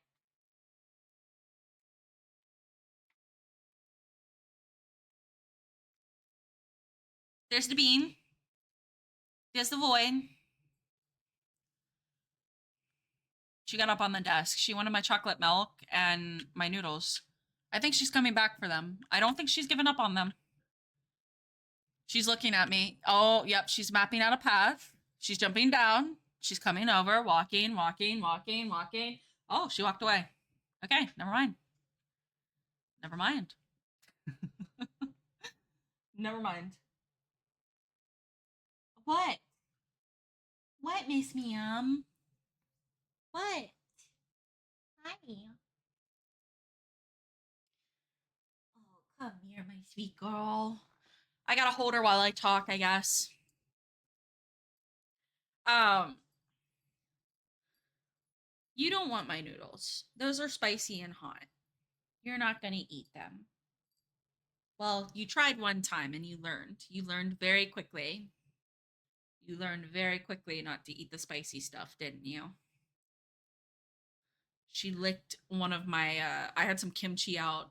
I think it was like a month and a half ago, and she took one lick of it, and for like 30 minutes she was panting. She was just like she was just like panting profusely. I was like, "Yeah, you're not gonna eat that now, are you?" No, you're not. Hi, my sweet girl. Um, but yeah, I've kind of always had this thing with animals, especially cats. Like, typically, there's not a cat that will not come to me and will not like engage with me. Um, Very few cats actually are kind of skittish of me. Very few cats. I just kind of have this little thing with animals, and I think it's one of those you just got to be calm and have good intentions. Most of the time, the animals warm up to you. I'm mostly a dog person. That's fair. Growing up on a farm, I had dogs and cats. I mostly had dogs, cats, cattle. For a short time, when I was very little, I vaguely remember them. We did have geese. We had geese. Um, but that was very for a very short time that we had geese. Um, as a little farm girl, I always wanted a horse. Did I get a horse? No, I never did. I want ducks. I mean, here's the thing about ducks. I think we wait, was it actually geese or ducks? We it might have been ducks and not geese. Either way, both of them are just as messy.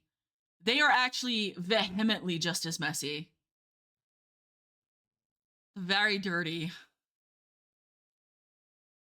They're nice. They quack a lot. Yeah, I'm pretty. What are you doing up there? He's shifting positions. Ma'am, why are you back up here? You didn't want to be held. I'm not gonna let you be back up here, Miss Ma'am. No, you don't need the noodles. The noodles are spicy. Sit in your spot. You gotta sit on this spot. That's not your spot. Right here. There we go. That's your spot. I have a small spot for them and I put a blanket down for them to like lay on. My desk is like an L-shaped desk, and the L part, like the lower L part, is where they can like sit and kind of chill. They make good fertilizer. They are good at helping with pests. Yeah, I will say that they are good at like grabbing like centipedes and other like icky ucky stuff, icky ucky bugs that will affect your garden. However, they will also eat on your garden if you're not careful. They will eat on them. Gotta be careful about that. um, but yeah, what's everyone's favorite bug? Um, I don't know. I don't know if you noticed or not, but like, not gonna lie, like, I'm not sure if everyone noticed, but it may be a butterfly.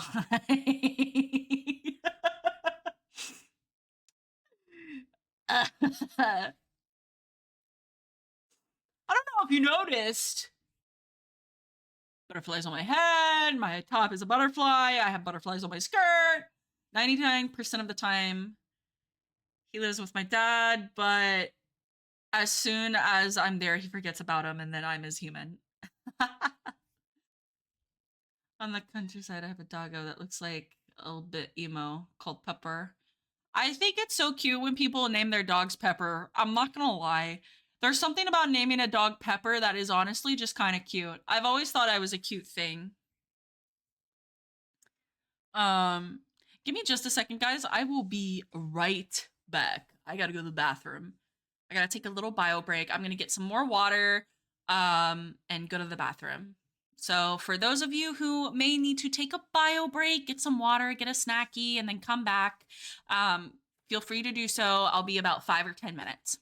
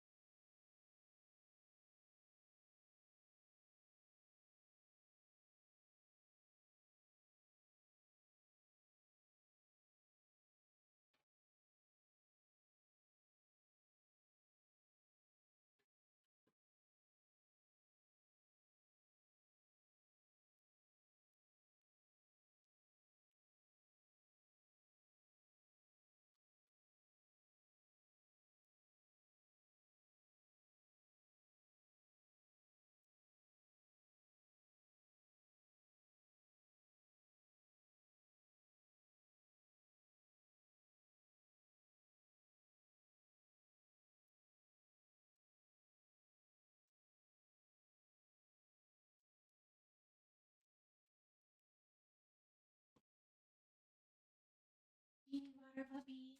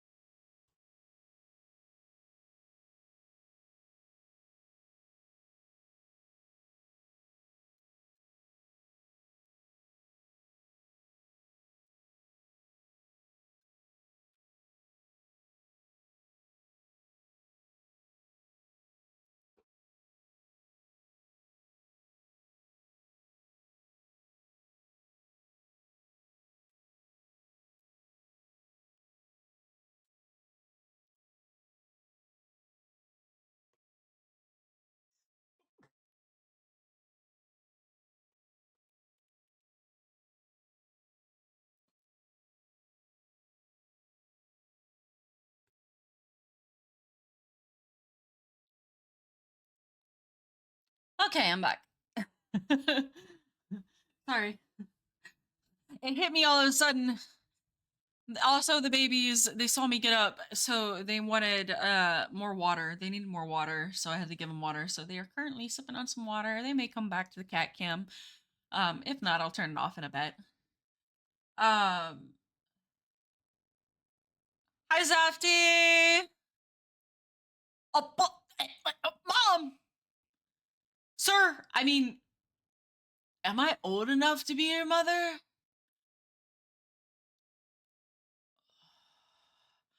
I'm gonna be real,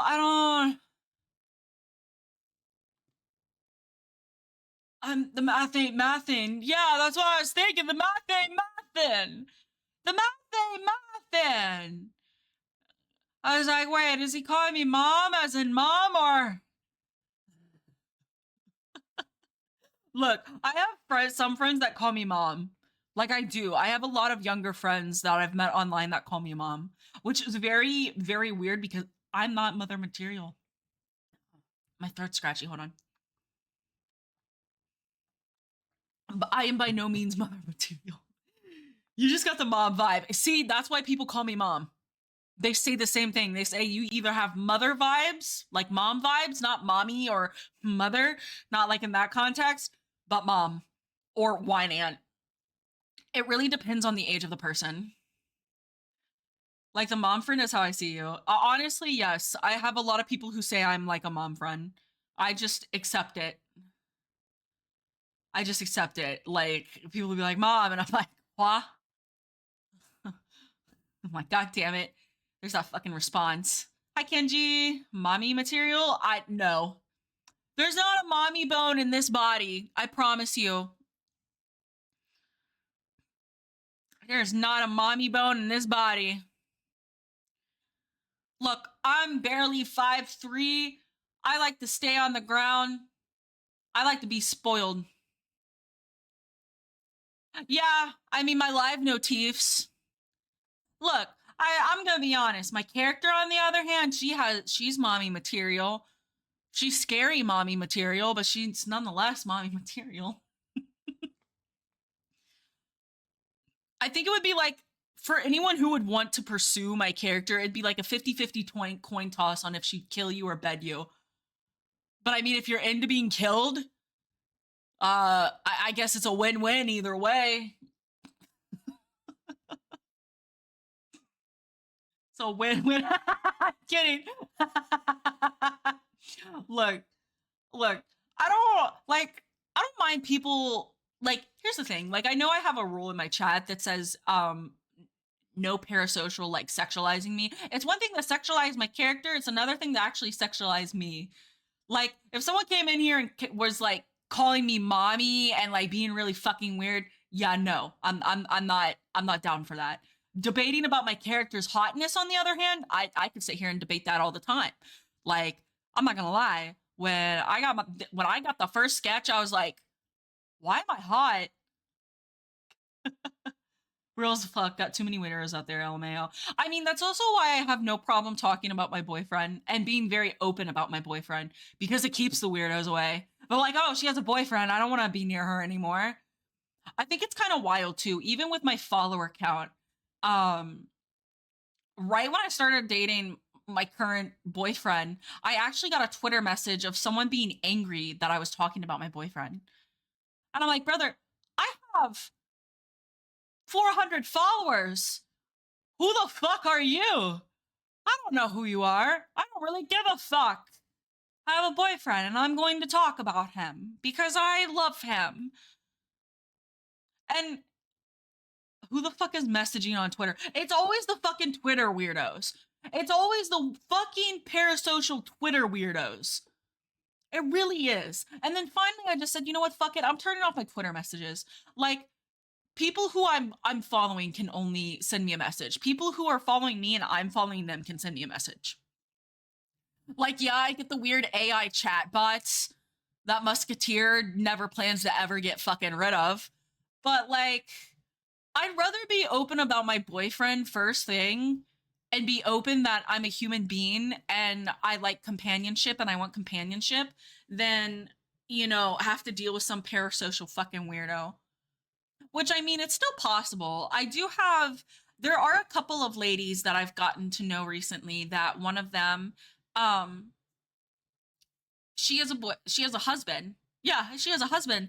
And they're convinced her husband is abusive because she rebranded. She changed like her looks and everything for her model. Like she updated some things. She rebranded.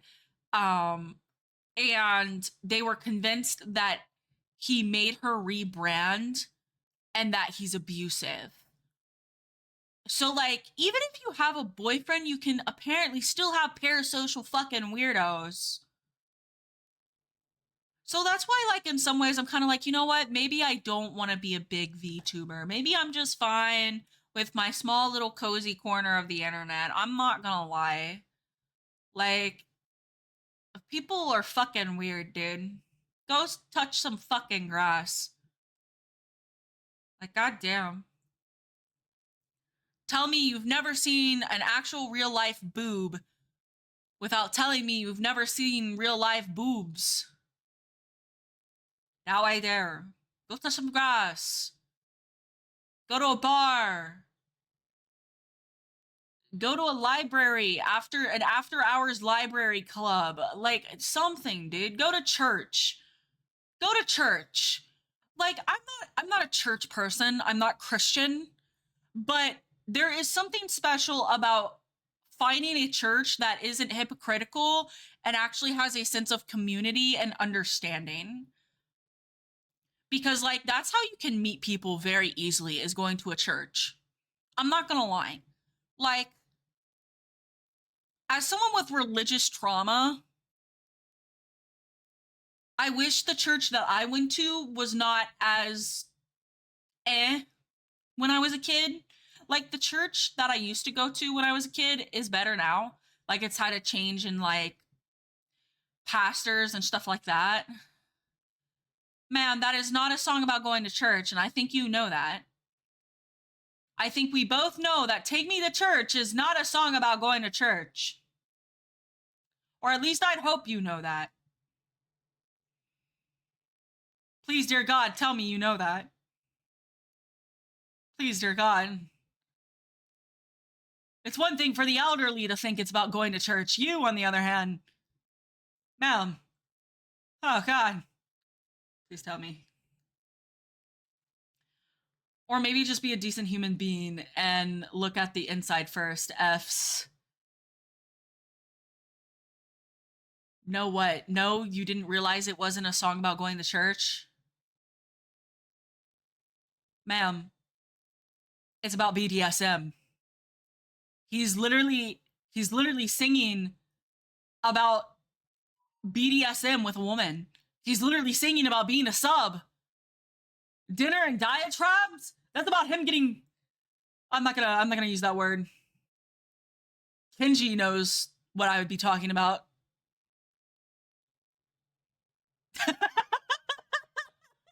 Anyways, yeah, Safi. Anyways, who's the air, everyone?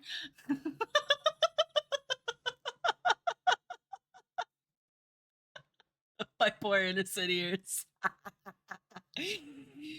Look, there's a reason why my community is 18 plus, all right?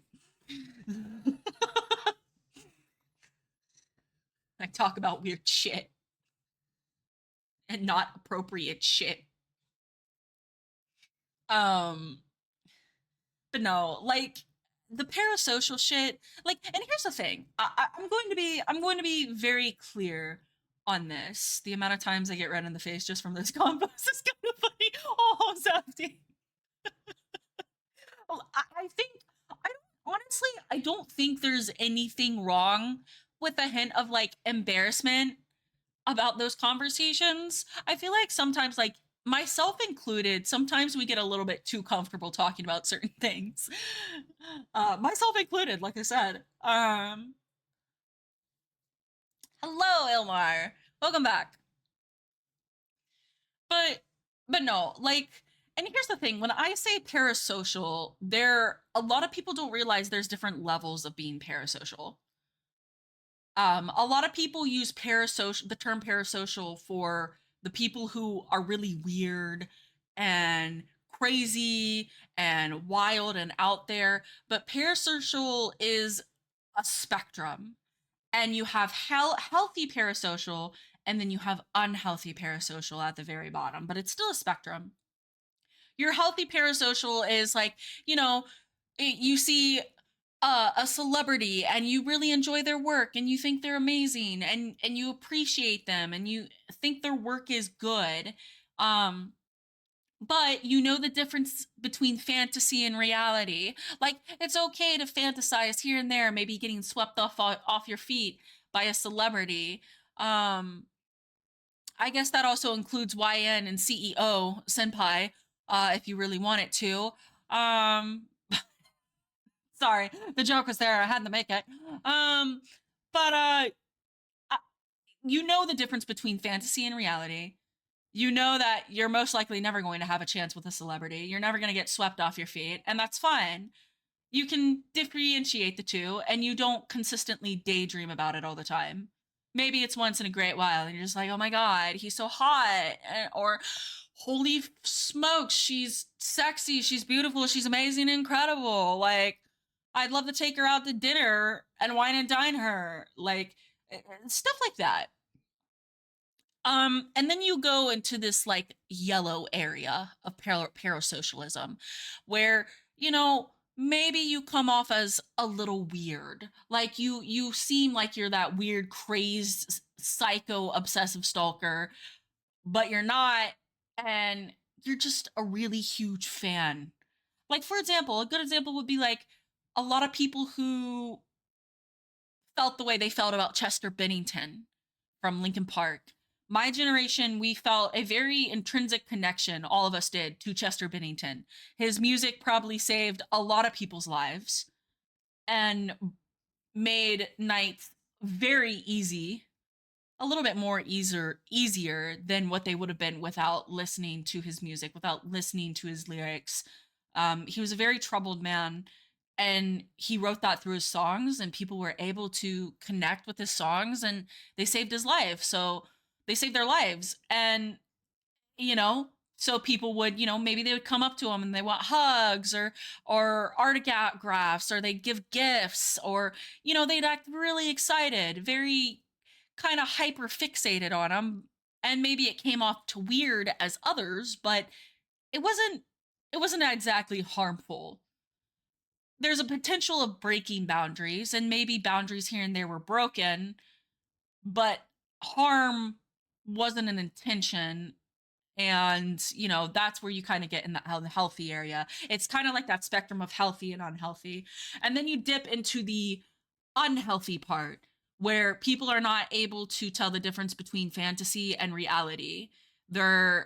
They've formed this fantasy in their mind that, oh, if you look at me a certain way from across the room, or oh, you're performing on stage on TV and you're looking at me on TV, I know you're looking at me on TV.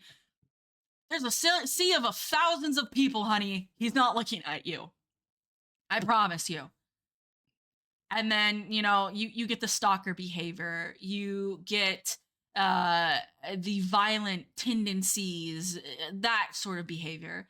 That's your unhealthy parasocial behavior that most people will talk about, that people will say, oh, they're parasocial, when in reality parasocial is a spectrum, and you have healthy and unhealthy parasocial behavior. um but yes, fun fact for the day: everyone's parasocial on some level, and there's healthy parasocial and there's unhealthy parasocial. So when someone says you're parasocial, well, yeah, you like celebrities too, right? And they'll be like, no, you know what I mean. Yeah, I know what you mean, but you just sound like an idiot because you're using psychology terminology to explain extreme cases of parasocial. And now you just look like an idiot. Don't be an idiot. Do your research, people. You know what they say when people assume: you make an ass out of you and me. Yup.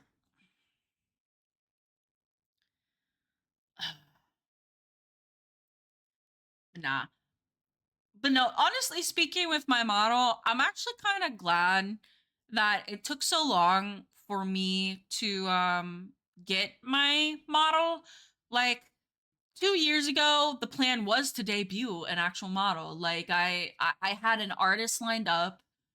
I had a rigger lined up, and then that fell through because of my accident. Deem, I don't want to work today. You don't want to work today. There's some days where I feel like that too. Some days I feel like that too. I'm just like, I need to reset my brain. I need a mental day. And if I have the ability to take it, I take it.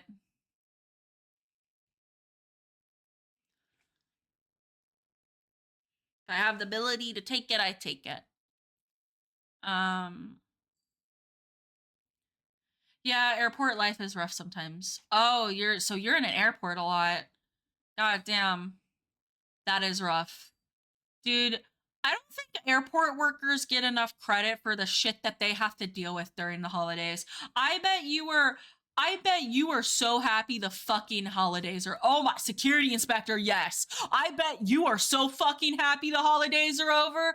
I bet here pretty soon people are going to start going home and you don't have to worry about fucking shit. You're like in the long haul. This is the final stretch for you, I bet.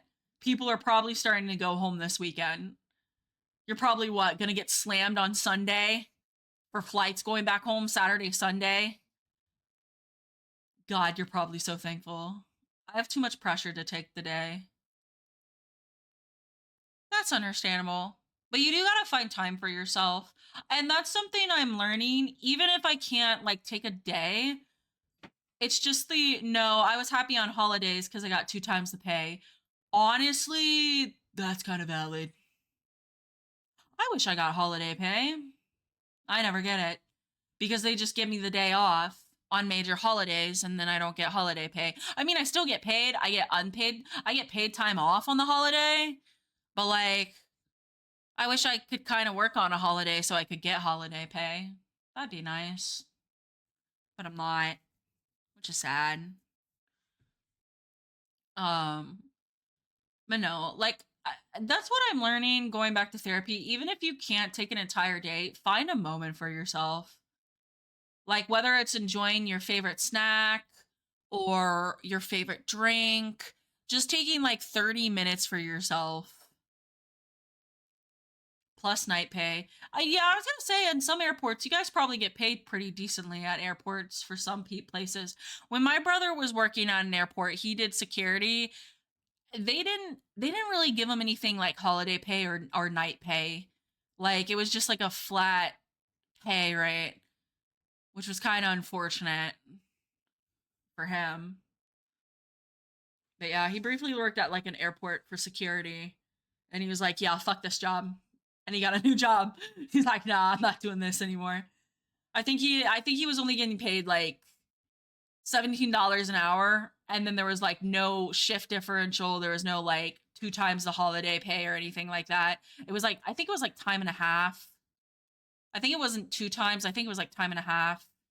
Yeah, the shit my brother had to do, he quickly said no. I'm not doing this for just $18 an hour.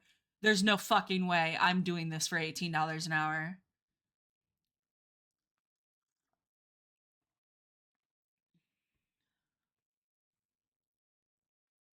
But yeah, I feel like airport workers don't get a lot of fucking appreciation when you guys are literally responsible for the safety of dozens of people, hundreds of people, and then on top of which you got to deal with so many fucking Karens, dude.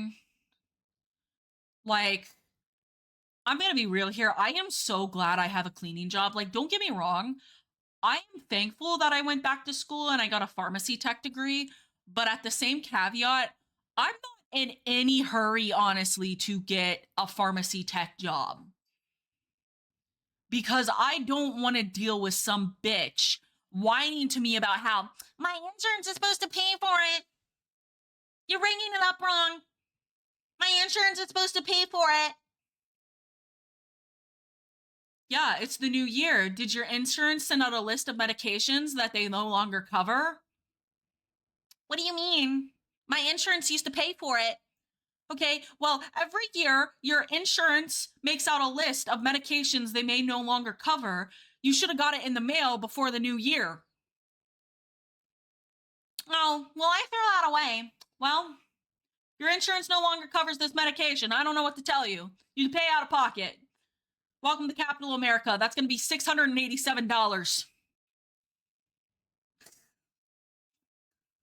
I'm not ready to go back to that. I'm not gonna lie. Like there was a moment where I was applying for a pharmacy tech job, even an over the phone pharmacy tech job. There is 2 business class checkpoints where we don't do anything and we are there because someone needs to be there. Honestly, I'd rather have the work than just stand around and do fucking nothing. If I have nothing to do, the day drags on so much longer. Maybe a few people per hour. Okay, I mean, I don't know about that. I don't want it to be like fast paced, like when I worked at the Newport Aquarium and it was summer and I was averaging like 60 hours a week because it was 5 to 6,000 person days. I don't mean that kind of busy. Like I don't want that kind of busy anymore. I can't handle that shit anymore. I'm too old for that fucking shit, dude. Um, but like something steady, kind of steady paced, which I kind of do miss working at the aquarium still. Like there's something about it that I just can't shake. Like it was very nice to work at an aquarium. Part of it was the people, part of it was being around animals, and part of it was also just the work itself. Um that I miss. There's a combination of things that I miss. COVID COVID really fucked with people who worked at that aquarium when I was working there. COVID turned all of us into very ugly and nasty people. It made people it honestly made people just be very ugly and hateful and spiteful because we weren't getting paid enough.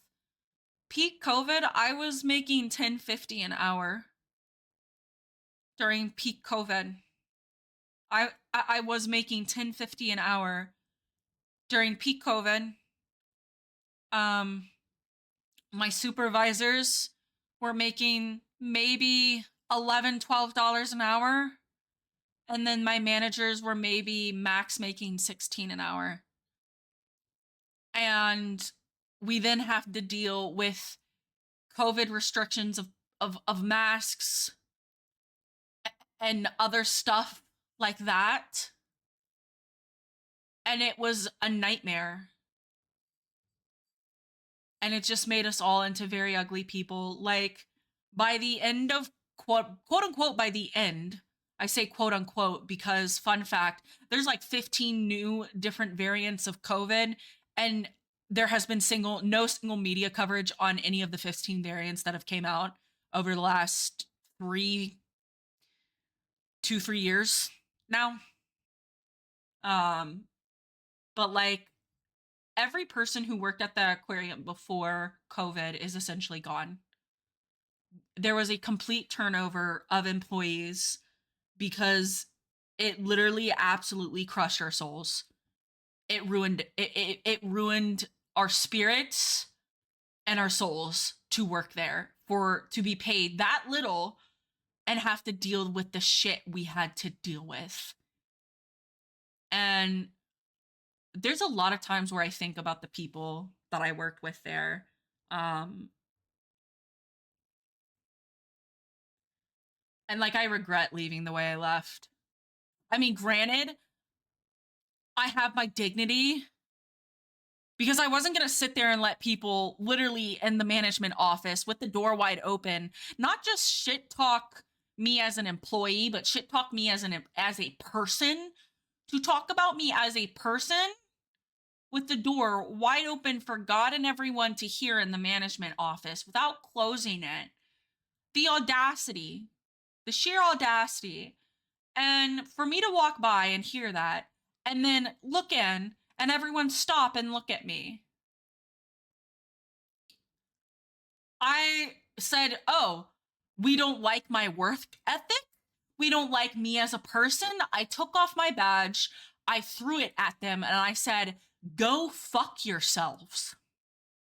I said, "I don't make enough money for this shit, nor do I make enough money to put up with your shit." And then I grabbed my purse and I walked out. And mind you, it was a short staffed day. We were already short staffed enough as it was because of COVID procedures for the building. And you reacted better. No, let me tell you right now, I did not react better. I threw shit. I threw my badge, and I'm diminishing some of the things I did. I actually took my badge off me. I threw it at one of the staff members. I knocked over a stack of papers and I slammed the management door. I said, "Fuck you. Next time, don't be a fucking idiot." I didn't say idiot. I dropped the R word. "And close the fucking door if you're gonna talk shit." And then I slammed it. And yeah, I was diminishing it because I didn't exactly want to come off as too hateful, but honestly, I don't mind saying it. Like, I was heartbroken. And the reason I was heartbroken wasn't because of the people talking shit.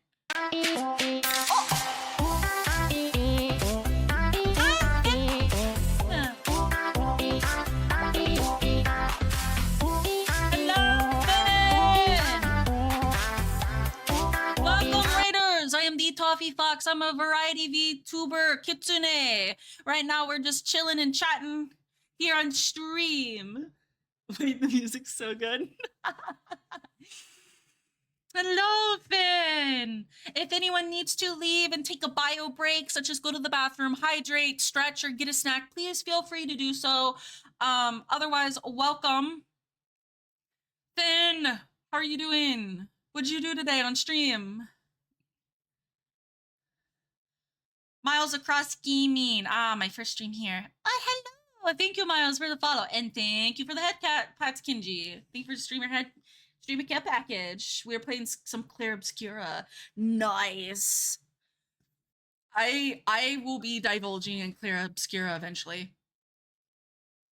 I'm hoping to do so over the course of my subathon because, as you can see, if you look at the subathon timer, we have 56 hours. I'm getting bonked. Why am I being bonked? I have plenty of time to play it during the subathon, right? I think once my hand gets better, I'm gonna be playing Nier. We'll be playing Nier after my hand gets a little bit more better. But yeah, I'm just chatting. Thank you for the head pats, Elmar. Thank you. Yeah, eventually I'll be divulging in some Clair Obscura. How far are you in, Fen? Are you close to finishing it? I feel like you might be close to finishing it, aren't you? Because you've been playing that for a while, haven't you? Oh my goodness. My cats are going a little crazy. It's a really long game. I get so distracted. Lol. Honestly, that's understandable. Sometimes I get distracted with games and I'm just like jibber jabbering. Def still probably have 4 big fights if I were to guess. Makes sense. Makes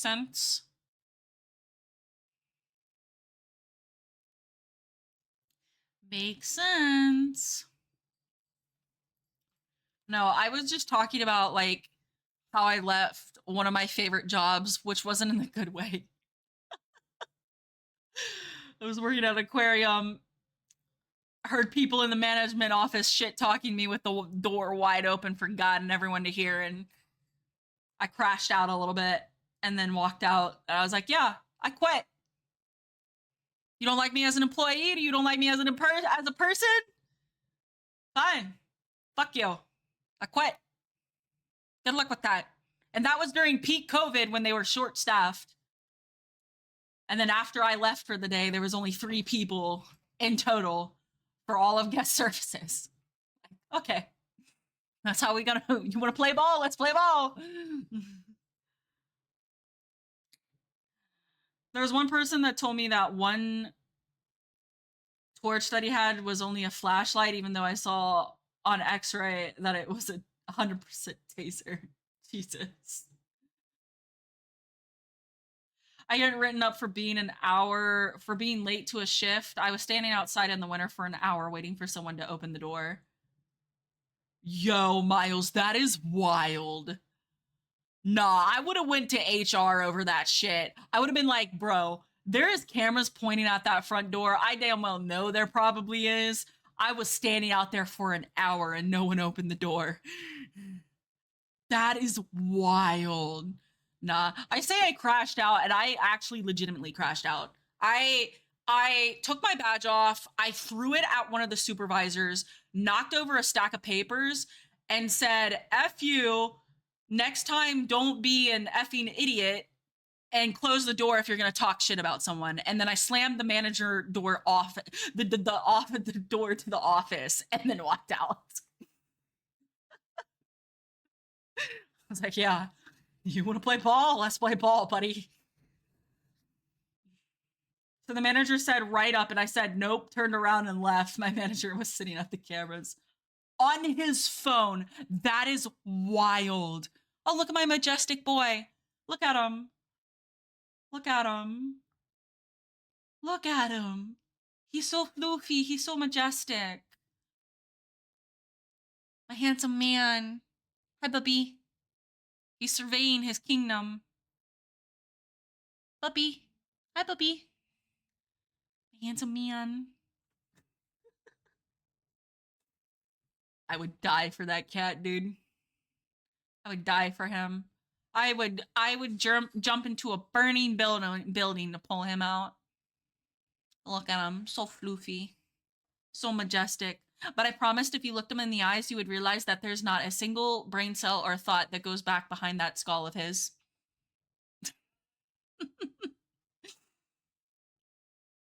Scarlet Mom. Yeah, legitimately. Legitimately. Look, honestly, that's also the theme for my character. There's some lore behind that. Honestly, I would love to be able to do like a lore video one day.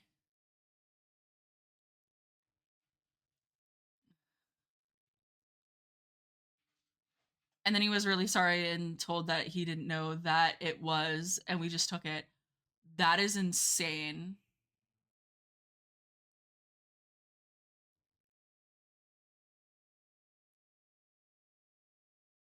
That is insane. He didn't know it was a taser. Now, I had a coworker when I was working at the aquarium. She had a flashlight that doubled as a taser. And let me tell you, the voltage on that thing was probably not legal. I'm not gonna lie.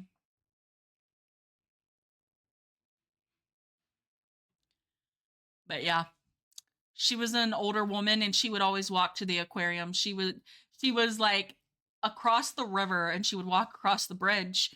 So then like when it got dark out during the winter around like 4 or 5 o'clock at night, when she's getting off of work, she'd have to walk in the dark. And her son bought her a flashlight and a taser combo. And we did find out the voltage on it was not legal because at the aquarium we had a on-duty police officer. Like he was on duty. He would be stationed at the aquarium. And she pulled it out and he's like, yeah, let me see that. And he looked and he's like, yeah, that is not a legal voltage. And she's like, oh, do you have to take it from me? He's like, no, here you go. He's like, it's not my business. A family friend was in a doctor's office once. She had a cane. I, being a small child, noticed a button on her cane. As I was playing with it, I pushed said button and pulled out a sword, there was quite a few stairs. Yo! Grandma got a sword in her cane. Holy shit. Dude, I would love a sword in my cane. I'd give me a cane. Honestly, I could probably walk with a cane at this point with how bum and busted my knee is. I don't think anyone would question it. Press a button, pull out a sword from it. Hell yeah.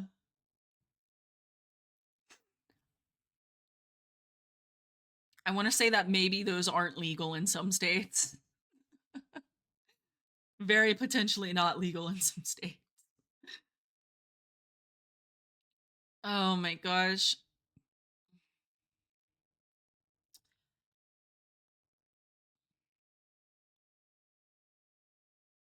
I can remember when I was still living up in northern Kentucky, me and a friend, we would go to this Renaissance. So like it was a Renaissance shop. They had like a lot of different like armor and weapons, and they even had like safety weapons. She had no idea it was a sword, neither did I. Yo, she had no idea I had a sword. That's wild. Dude, I would love a sword. Can you imagine just walking through your house with a sword? That'd be so cool. Boss music, dude. Boss music. And me and a friend, we would frequently go to this area, and we found out some of the safety weapons he carried were actually illegal in the state. And one of them was a punch blade. And what it does is it's kind of like a three-pronged blade, which this was actually legal in all of the United States, because when you use this, you can't sew the injury up because it's a three-sided blade and it rips shit, it tears shit. You can't stitch it up.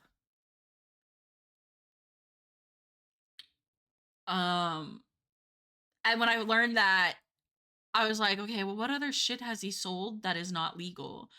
And more than half the shit my one friend bought, because she's really big in the knives and she's really big in the swords, um, I had to tell her, like, yo, yeah, that knife that you bought that acts as a pin as well, that's illegal.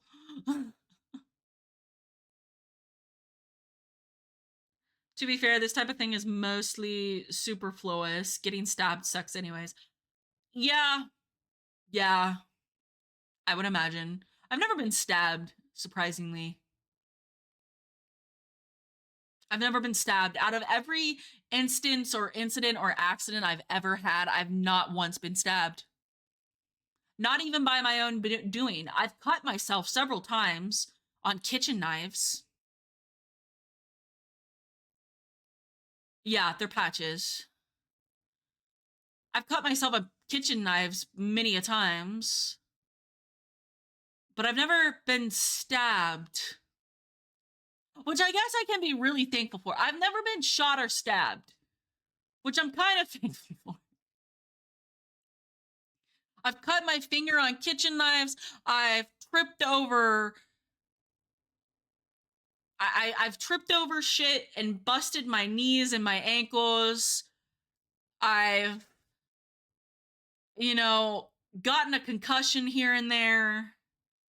I've been hit by a car. I've had a lot of weird shit happen to me. And it's not even me being clumsy or accident prone. Like I was saying earlier to people in stream, it's weird how sometimes that stuff happens to people more than others. It's like, goddamn, can I have a normal moment for just once? Please and thank you.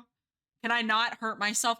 Because, like, I'm accident prone already enough as it is. I don't need weird, freaky shit happening to me either.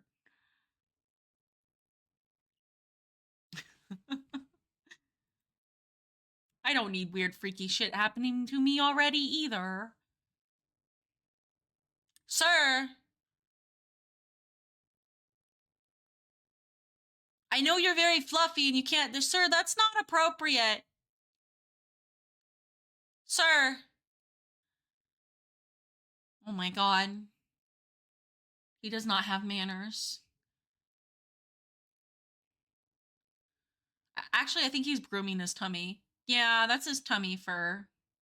Okay, we're good. Not that anything would be able to be seen anyways with the amount of floof he has. He's just background grooming himself. He's got his leg propped up. That's so uncouth.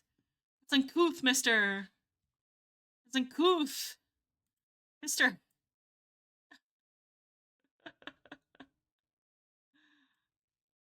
Oh, Ember, thank you for the shout out. Ah! I'm trying to. Nah! Turn that off. We turned that off. Listen, I was AFK, lol. No, you're fine. I didn't even clock it. I didn't even think about it. I got mushy brain from where I'm taking narcotics. My hand hurts. So, yeah. Tylenol and ibuprofen was just not doing it. I had to go back to urgent care and I was like, hey, and they're like, yeah, you want the oxycodone we offered the other day? Yeah, please. They're like, okay, here's a prescription. You can go get it. Thanks.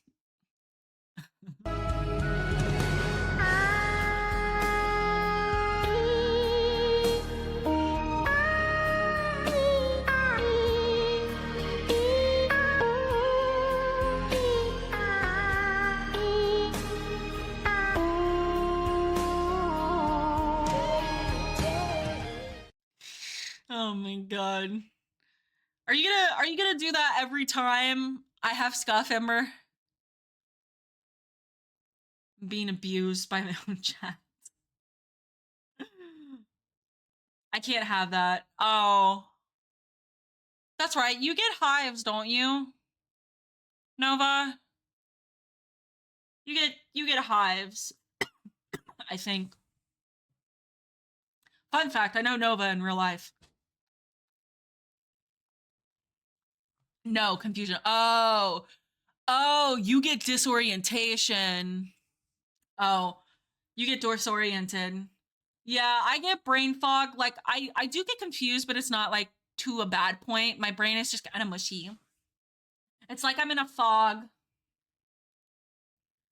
It's like I'm in a fog.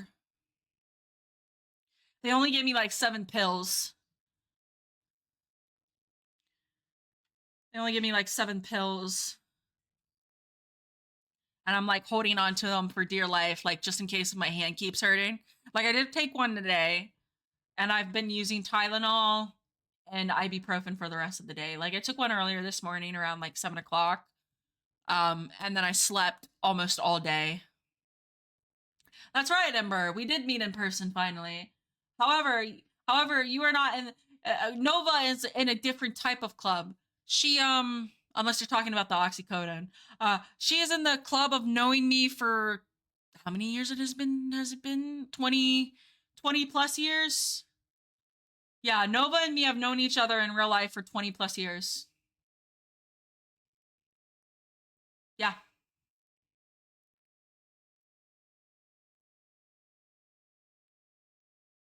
20 plus years of knowing her.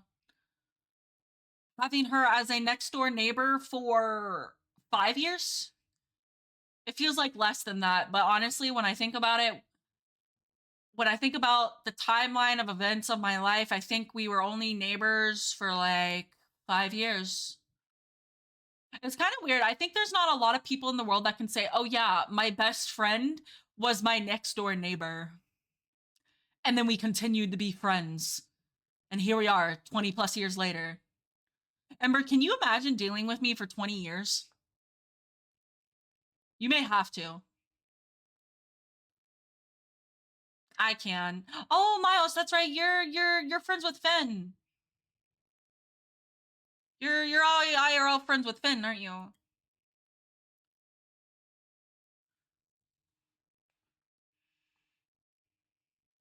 But yeah, Ember, can you imagine dealing with me for 20 plus years? Well, yes, but not just Finn. Oh, okay, not just Finn. You can imagine that? I have 2 friends that live both next door and nearby. That's cool. That's cool. I think friendships like that are so beautiful because there's very few people in the world I think that have that long of friendships. Then live down the street. Aw. Aw. Aw. Besties since childhood. I think there's very few people that actually really have that anymore. Because hardly any kids go outside to play anymore now. God damn.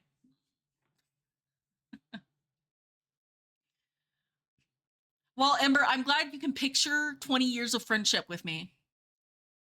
I miss our written letters. Honestly, yeah. We used to write each other letters. We would have our phone calls and we would write each other letters.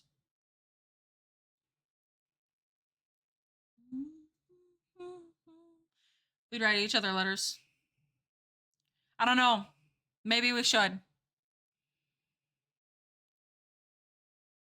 I'm not gonna lie, the first letter I would probably write to you would be a joke letter. It'd be a meme.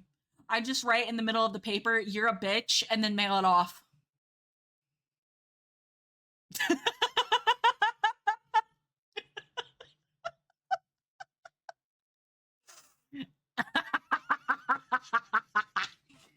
I don't think it's hard for me to imagine 20 years of friendship, but the biggest question is, can you imagine being my friend for 20 years? Yeah, I can. Because you have to deal with me.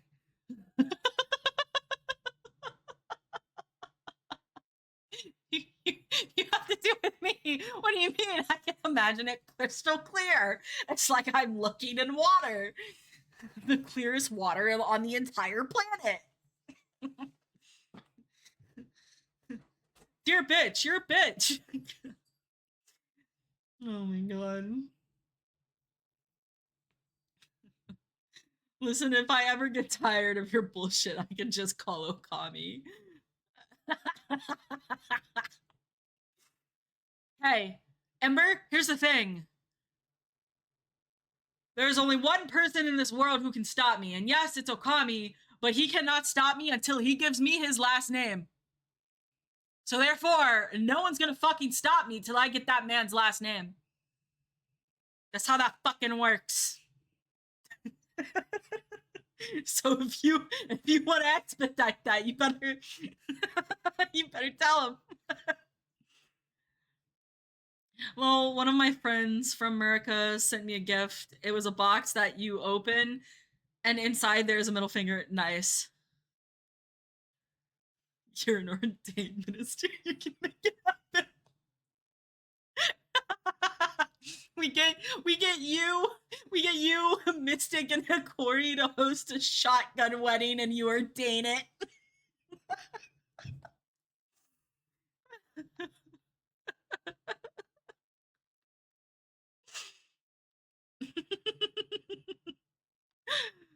You can make it for. You married 3 people? Ember, how did you marry 3 people? It's a couple. Did someone marry themselves? I'm sorry, the joke was there. I had to make that.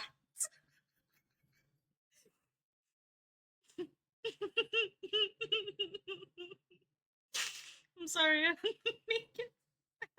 The joke. I had to make it. Oh my god. Who kept on insisting to be there? It's not my fault. You know what? That's valid. Oh my god. Bro, if I ever get married, I don't know how that wedding would go. I'm not gonna lie. I don't have a lot of family members that I like. And even then, there may be an issue with that because some of the family members, well, one of the family members doesn't get along with the rest of the family that I would invite. And then Okami's family, that's a little bit complicated. I feel like it would be a very small wedding, I'm not gonna lie. Which I wouldn't mind it. I don't understand the fallacy of a 200-person wedding. Like some of these bitches be having a 200-person wedding and I'm just like, "Bro, how the fuck do you know 200 fucking people? And then how do you have the money for that? But also, 50 people is way too big in my opinion. Like that's just egregious in my opinion. It's like 50 people? That's fucking wild. You invited your aunt that maybe you see once a year, once every 2 years, because she lives in Cancun. Oh, but we gotta invite your teacher, Miss Olga, who was your teacher in third grade, because she meant so much to you. If you ever get buried, I better be the minister. I swear to God. Look, if I get married, I don't want like a full geeked out nerd out wedding. Like I want something that feels like a wedding, but also I want it to be a little bit nerdy. Give me a D&D wedding. And you also know what you know what I'm about to say. Give me something that has a little bit of Valorant in it. Like that's hi baby. No Val what? No no no no no no. Hear me out. Hear me out, man. Hear me out. Hear me out, babe. Hear me out. Hear me out. We just like the like subtle stuff. Subtle stuff. Subtle. Nothing major. I want it to feel like a wedding, obviously, but like, you know, I wouldn't mind having a little bit of nerdy shit in it. Wouldn't mind it. I wouldn't want anyone like cosplaying. Not Val. Please. Toffee just get married at my 51 might be the first time I can carry a sword. Please. Like we could um like uh think of something subtle. Like I'm gonna get it. It's gonna happen.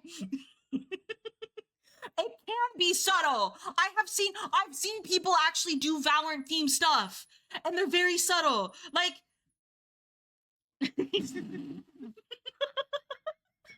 like I've seen people like they have little charms on their invitations that match the jet knives. I've I've seen people have like little like subtle things from Valorant on the wedding cake, like the sage orbs or like the decorations on the wedding cake. Like I've seen people do clever stuff with it. And it's very subtle and only we would know about it. Unless you're nerdy and know about Val as well. God damn it. Well, I better get to carry a sword then. I wanna I wanna carry a sword. Okay. D&D theme, but not like no cosplay. Like it's still wedding theme, but like I'm gonna carry a sword. You're just mad that you lost that match in Val the other day. That's why you're saying Val is gross.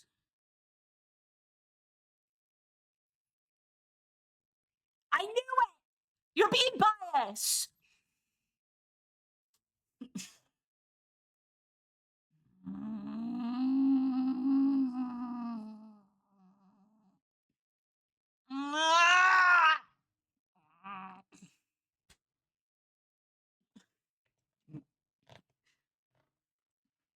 We'll work on it. I will work on it. I mean, I want to know Minimal in it.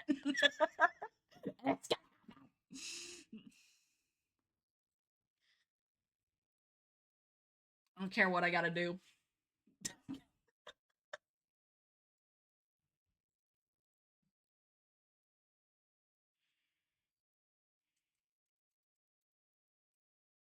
I don't care what I gotta do, chat.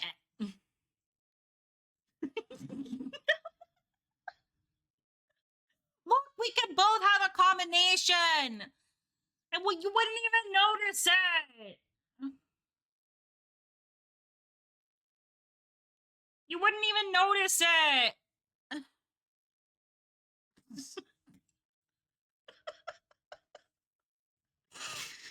She's gonna run the rest of your life anyways. Get this while you have a decision.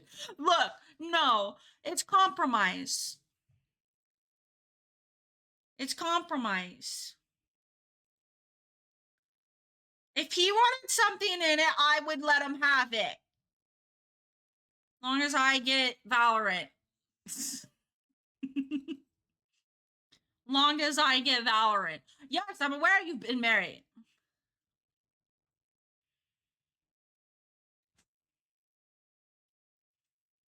Look, look. That was your relationship. That's not mine. I would compromise. I would compromise. I get something Val and he gets something he wants. Because it would be our wedding. It'd be our wedding, not mine.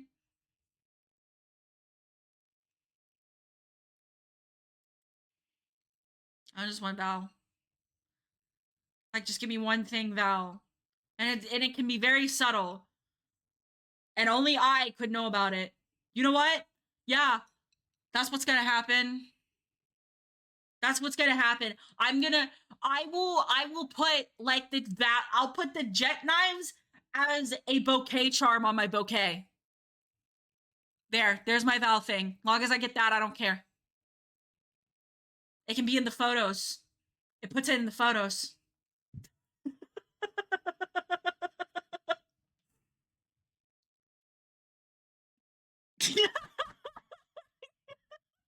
Strong, independent woman that doesn't take shit from no one. You're pretty much my ex-wife. I don't know if that's a good thing or a bad thing. I think that's a good thing.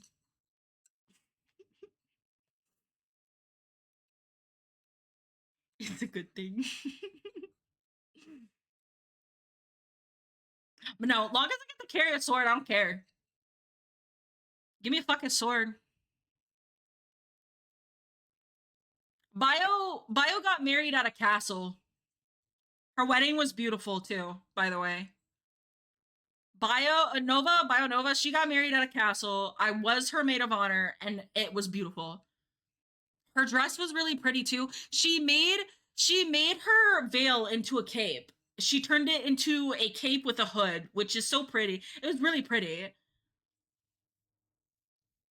I love the location of her wedding. It was very pretty. Hold on, Toffee. What? I'm being messaged. Nice. That's a nice sword. Remember when they set the tables on fire? Wait, they set the tables on fire? I wasn't there for that. I was not there for that.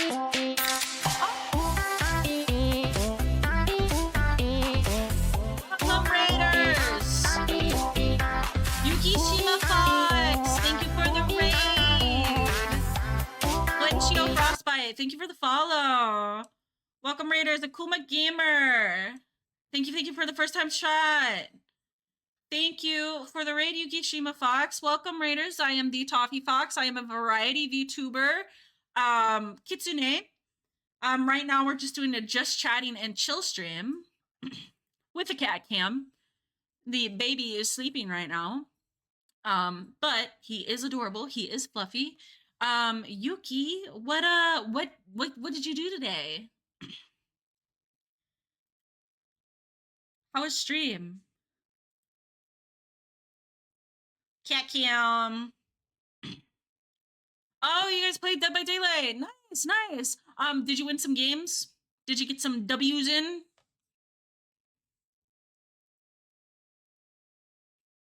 You get them dubs.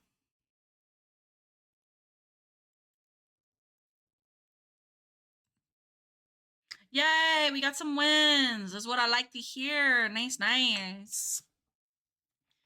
Nice, nice. Nice, nice. We like to hear that. Yes, the cat cam. My baby boy is there. Oh, he moved his face. He moved his face. My sweet boy. I wonder if I can zoom in a little bit. Can I zoom in? Am I able to zoom? I don't think I can zoom. I don't think I can zoom. I can't zoom in. That's disappointing. That'd be kind of cool if I did, though. Be kind of cool if I did, but I can't. Yeah, it's good that you got some wins. Were you playing killer or were you doing survivor mostly? Are you a killer main or a survivor main?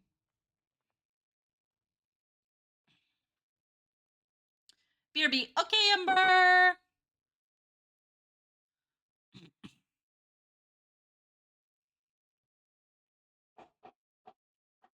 Survivor mostly. I haven't played Dead by Daylight in a long time.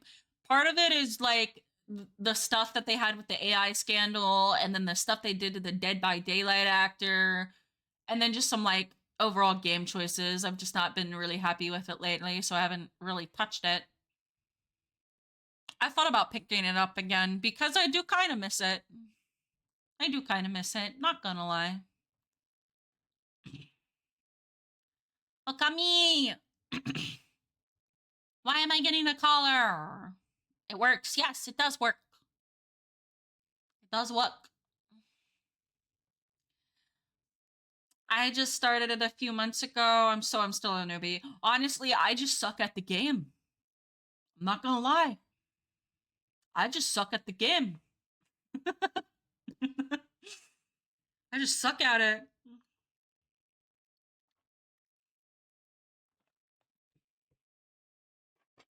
I'm not bad at the game.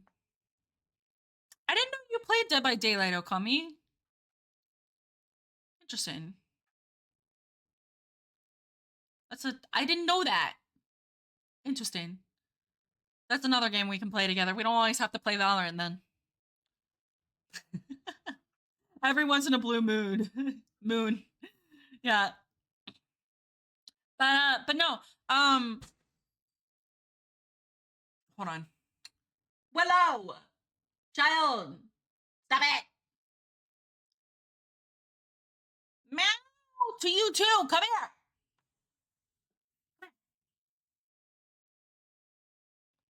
I just reinstalled it, not gonna lie. That's valid. I haven't played it in almost a year. Yeah, almost a year. That's disappointing. I do actually miss it. I do miss it. I might play it again. I may just cave and play it again. I need something to hyper fixate on because, like, right now I'm burnt out from Valorant and I'm honestly traumatized about it. I won't go into depth and detail about that. That's not the time or place. And that's just drama I don't want to stir up. But there is drama involving it. But I am burnt out. Let's put it this way. I played a lot of competitive Valorant when really I didn't want to. And I realized way too late that really I didn't want to. And I was already locked into it. And there was a few other things that happened. And after it happened, I just really haven't touched the game. Like, I'm going to be honest, like, Ember, if you have your headset on and you hear this, the last time I played Valorant was December 22nd, and the time before that was a month before that. Like, there's a multitude of things as to why I really don't play Valorant much anymore.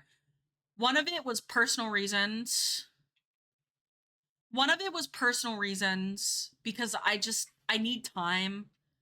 I need time to like take a break from it. And then I also need to learn how to re-love the game. and I don't like playing by myself. I've realized I don't like playing the game by myself. And most of the people I end up meeting, they want to play comp. And sometimes, and it's typically the girlies. Like, I want a girly group to play Valorant with. And it's so hard to find because either they're really super hyper competitive and they want to play comp, and I'm like, fuck, bro, I don't want to play comp. Or they want to play Swift plays. And unfortunately, most of the girlies who want to play Swift plays are fucking pick-me's. And they're toxic. And I don't do that, bro. Like, be a girl's girl. Don't be toxic. Don't be an asshole either. And when I say toxic, I don't just mean like toxic to other women. I mean toxic to men. Like, I'm sorry. You're asking for equality, ergo, you shouldn't be sitting here and acting like an asshole towards men. Like, L take, not gonna lie. So it's just like sifting through all of these fucking people that I'm like trying to like find like a girly group to play Val with. And I can't handle the fucking pick me behavior. I can't handle the toxic middle school girl behavior. It's like, bro, I just want to play a game. I want to laugh and I want to play a game. That's what I want to do. That's all I want to do. I just want to play some Swift plays on Valorant and laugh. That's all I want to do.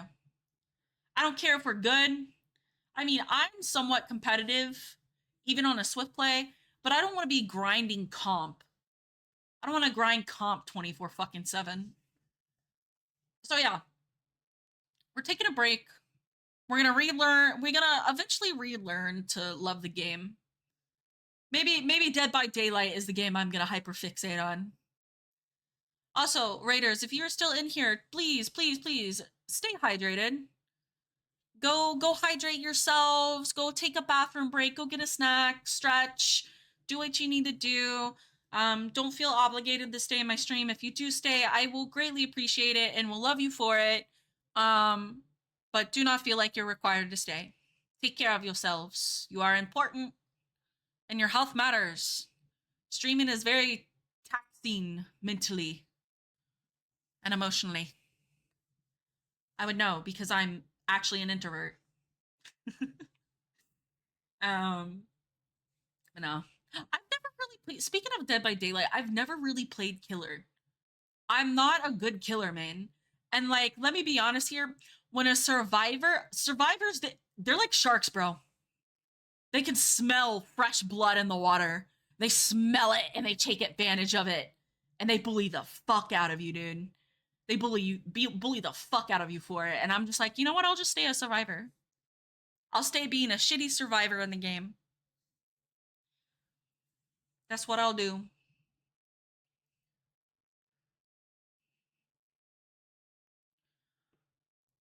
I think I like being the killer.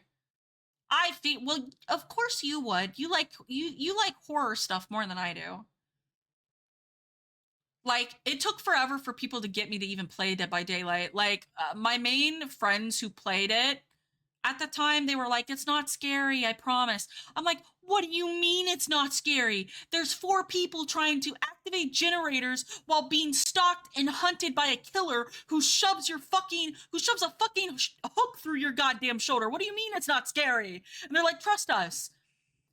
So I did, and then I just started thirsting for the killers, and now everyone thinks I'm fucking weird and brain dead when I'm just like, bro, yes, it's a red flag, but it's a fictional one, so it's like a roller coaster. The danger isn't real, so the fun takes over. All right? Just let me have my fictional red flags, all right? Leave me alone. You can judge me, but let me have them. All right? All right?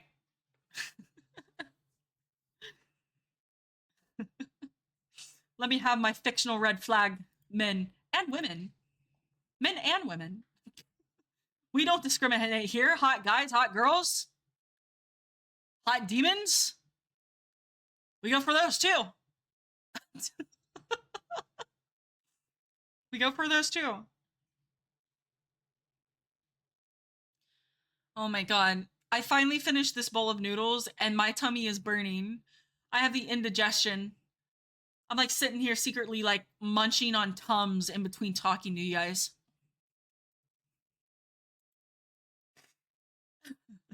I'm gonna lurk and aftercare. Of course, Yuki. Definitely do your lurk and definitely do your aftercare. That is so important. You enjoy your lurk and I hope you have a good rest of your night.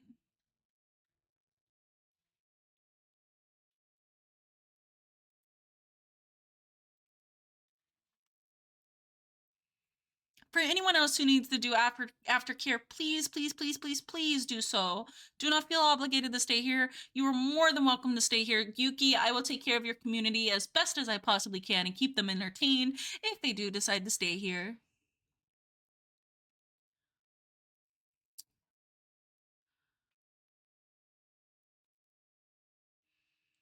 Dude, I earlier today when I was asleep, I woke up to my dad calling me. And um it was funny because like he's been kind of grinding Destiny 2. So my dad has gotten back into gaming. They pulled out the PS5 and this happened because I was messing with my brother's computer. Like my brother's computer imploded on itself. So me and my dad over the phone, mind you, over the phone, I was giving my dad instructions on what to do on how to fix the computer.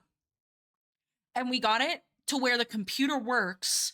However, my brother, being the 13-year-old boy he is, likes playing Roblox. Now, all of us as adults know that Roblox is not exactly the best game right now for very good reason. However, I will say this, my younger brother is very smart. He did very quickly learn his lesson when he first started playing Roblox.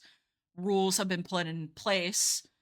My both his parents have access to the computer and access to his DMs and everything in them. Um, but he knows way better now. He got in trouble and he was told if he's not careful, computer privileges will be revoked. So he's way more careful now. He knows better. Um, but like he can't play Roblox and he's still upset about it, which understandably so because he's a 13-year-old boy in Roblox. All right, Roblox. Um, which in some ways I'm kind of like awesome. He can't play Roblox, good. But in another way, I feel bad because he sometimes messages me on Discord because he does have a Discord. Um, because sometimes I would help him with like I'll help him with minor troubleshooting here and there, and I've taught him some things, but it just doesn't stick with him. Like I'll be like, this is how you do this, and this is how you do that. If you have any questions or you forget, just let me know. Every time he goes to do it, he forgets, and he's like, "Sissy, can you walk me through it?" And I'm like, "Yeah, buddy, I'll walk you through it." So he's like slowly learning. Hi, B. Hello, darling. Welcome to stream tonight. Um, and I hope you're having a good night, B. Um, and I have to walk him through it all the time, which I don't mind doing. He's 13. He's a kid. He's not gonna retain all of it. Um, and so he's been playing different games. He's mostly been playing like an idol game. When I say idol, I don't mean like, oh, girls and idols and stuff. No, like idol, like IDLE. He gets experience points and shit like that by just being AFK, an AFK game. Happy New Year's! Happy New Year's to you as well, B. Happy New Year's to everyone. I hope everyone had a lovely New Year's. I know I did. And by saying I did, I got absolutely plastered. And somehow I didn't get hungover. I'm not gonna lie. I'm shocked I wasn't hungover. Warframe is my new obsession. Honestly, I've been meaning to play Warframe. I want to try and play Warframe. That is also on the playlist. That is also on to that needs to be played list. But no, my brother has gotten really big into the Destiny again, and him and my dad have been like not actually fighting, but like kind of like going back and forth between the PlayStation 5. And it's kind of cool to see my dad play games again. And it was funny because the other day he called me and I missed it and I called him back a little bit later after I woke up, and my stepmom answered the phone, and she's like, I'll bring you to him." And I was like, "Let me guess, he's playing Destiny." She's like, "Is he awake?" I'm like, "That's all he's been doing." She's like, "Yeah." I was like, "Ah." And it's so funny because the first thing I say to him when I get on the phone with him, when he's on the phone, he's like, "Yeah, what's up?" I was like, "You're as bad as me now. You know how you used to judge me about being on my computer all the time? You're on Destiny all the time. You have no room to talk now." He's like, "Yeah, I guess." And see, I've been trying to get my dad to play Warframe because I want to play Warframe. And Warframe feels like one of those games you need to play with other people to have a lot of fun with it. Like, there's a lot of games I have and I want to play, but most of them require, but don't require, but they would be way funner. Is that a is that a properly? I don't think that's a grammatically correct sentence. They would be funner to play, um, with other people. Potentially one day, maybe. I don't know. I kind of want to play it. I kind of want to play more Warframe. Warframe. Words are hard. Hi, welcome back, Ghosty. How'd your stream go? Warframe is better with friends, but you can do it single. Yeah, I've heard you can do it single. Same with Destiny 2. Like there's a lot of areas in Destiny 2 that you can do it single. Um, but it's one of those better with friends sort of thing. Still going. Nice. Glad to hear it. Sucks that Destiny 2 is becoming stale. I've heard people say that it's becoming stale, but I've heard some people actually say that the player base has had an influx. And I don't know why, but apparently they've had an influx of players, an influx of new players recently. Look, I'm everywhere. You know what? That's valid, Ghosty. Near, far, wherever you are. I'm not sure if that's true, but I have heard some people say that they've seen an influx of new players. Nothing like dramatic, like Warframe, because like ever since Iron Mouse's collab with like Warframe, um, and Maestro Meatball, it got a brand new player base. Like the player base has absolutely exploded, which everyone's actually really excited about. Like even the devs of Warframe are like, "Oh my god, this is great. We're so happy." Warframe devs are the perfect example of devs that every game should have. That's what I've heard. That Warframe is like a mixture of Destiny mixed with Borderlands. And I told my dad I think he would like Warframe because I'm trying to like, like, "Hey, dad, we should play a game together." No? Okay. All right. I did see that. I did hear that they removed gotcha. Like I've heard a lot of people praise the devs for Warframe. I can't think of a game that has such a community base that praises its devs so much. Warframe is one of the very few games I've heard its community praise its devs so much.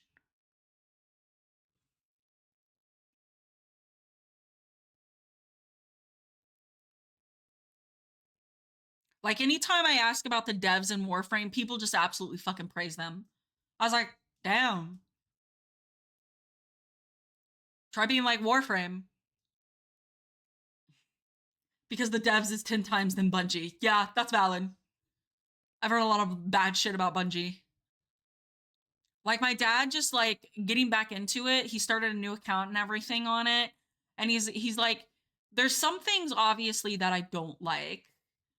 He said that as someone who was a former Destiny 2 player that played back when Destiny 2 was really good and people absolutely adored Destiny 2, he says there's definitely some things he doesn't like now, but it's mostly a preference. And then there's other things he kind of actually does like that are newer.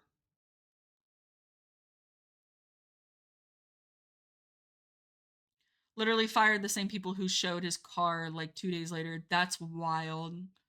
That is so fucking wild. That is so wild. CEOs are just in general a douchebag, in my opinion. I feel like there's a level of douchebaggery that you have to be a CEO of something. Do you think the CEO of Bungie has a YN? Or maybe he's bitter that he doesn't have a YN. Sorry.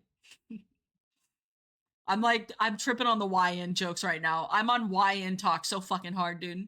I've been seeing so many YN and CEO jokes on fucking TikTok. CEO senpai.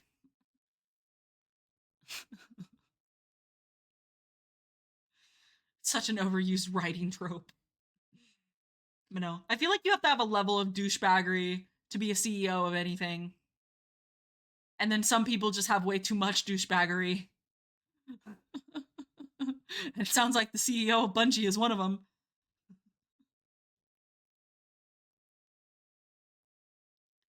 We are friends through Fen, and I'm bad, but I'd be happy to play Warframe with you sometime. Look, I don't even know how to play it.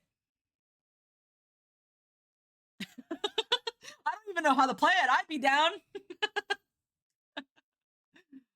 I want to play more games with people. I want to play more games, and I want to meet more people, and I want to play games with more people. But like, for example, Monster Hunter Wilds. A friend gifted me Monster Hunter Wilds, and I've never played it because I've always heard that you need to play it with friends. That it's 10 times better if you play it with friends. So I'm just sitting here like, I'm waiting. I'm waiting. Someone play Monster Hunter with me. I do want to play Warframe again since it's been a while I played it. Well, it sounds like me, Miles, and Kenji are playing Warframe. And Ghosty, apparently. Warframe! I'll suck at it, but it's fine. It's fine. Um. Oh my gosh. And like, it's so weird. I'm in this state where I've been streaming for a while, but I haven't really caught up on games. I'm trying to find ways to get Where Winds Meet to run smoother, but I doubt with the bottleneck of my PC. I'm going to be honest. I noticed that Where Winds Meet is not a very good optimized game. That it's not optimized well. Like, yeah, I definitely have heard people say that it's not a very well optimized game. I've heard that the devs are talking about better optimizing it because people are complaining about its optimization. So honestly, Kenji, I'm not surprised that it doesn't run well on your PC. Like I've heard some people say that they have 20 series graphics cards, and you would think it would be able to run it smoothly, and it's just not. It's not running smoothly. They have decent processors, and it's just not running smoothly. Like all of it's kind of eh. People have managed to find like some workarounds for it from what I've heard. But like, yeah, I don't know. Like I was really kind of playing Where Winds Meet for a while, and I don't know, like suddenly I just couldn't stay immersed in the story. Like the beginning of the story was good, but now I'm just kind of like, eh. And I think really what it is, it's an MMORPG. I can never stick with them long. I've tried Final Fantasy 14. I've tried Where Winds Meet. I have tried so many, I think, MMORPGs that it's not my shtick. And I wish I could get into them.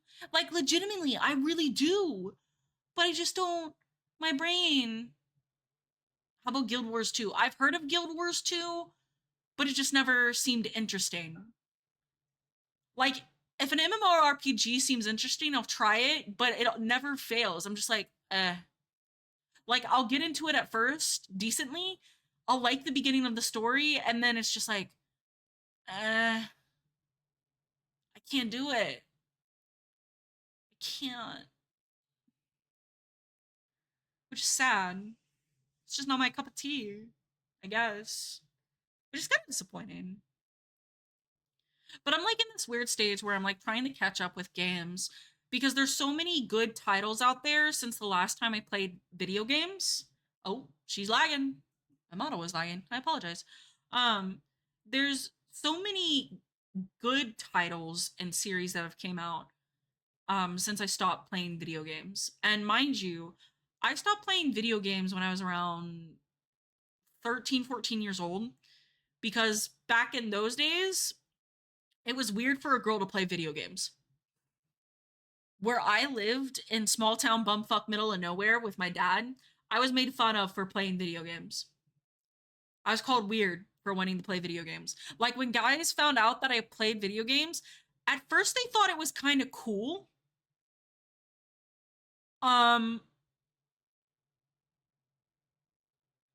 and then the girls found out I played video games and the girls suddenly were like, "You're weird. You play video games. Why are you playing video games? You're a girl.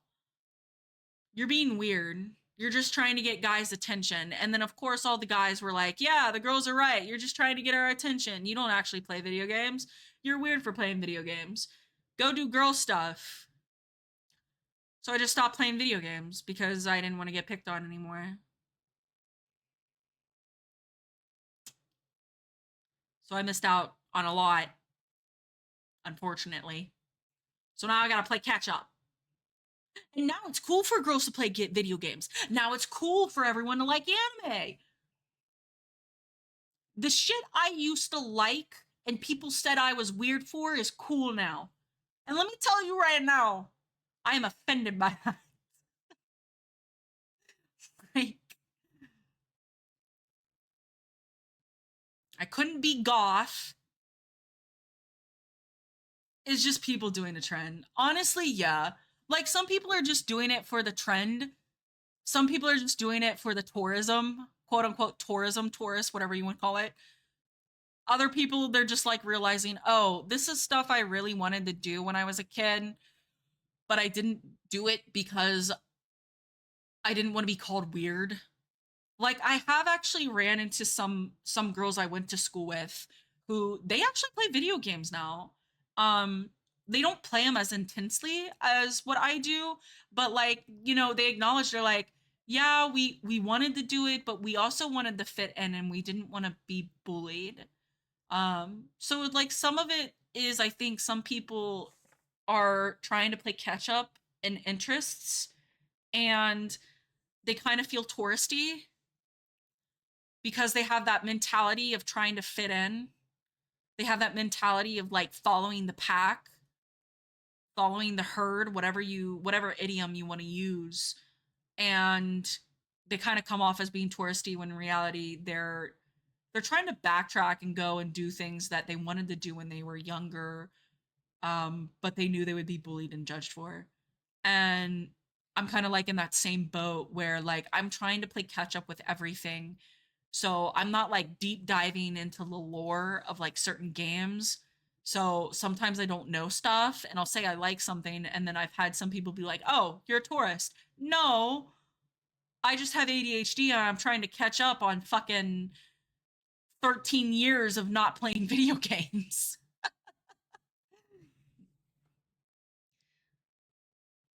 Playing League, so can't reply quick, but Warframe is very fem friendly. Look, I love fem friendly games. Oh, that is the best thing you could have ever told me, Miles. That makes me just want to play it more.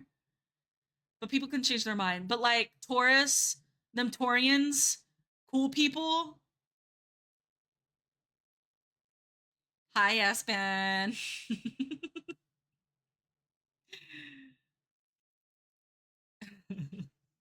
It's awesome and Nuggy plays Warframe. I did notice that Nuggy plays Warframe.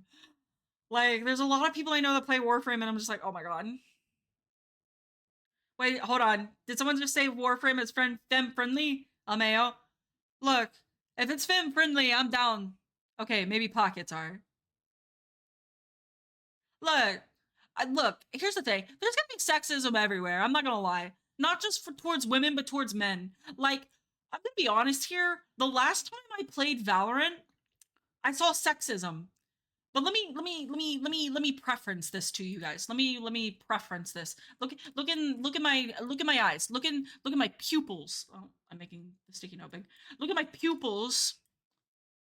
The sexism wasn't towards women.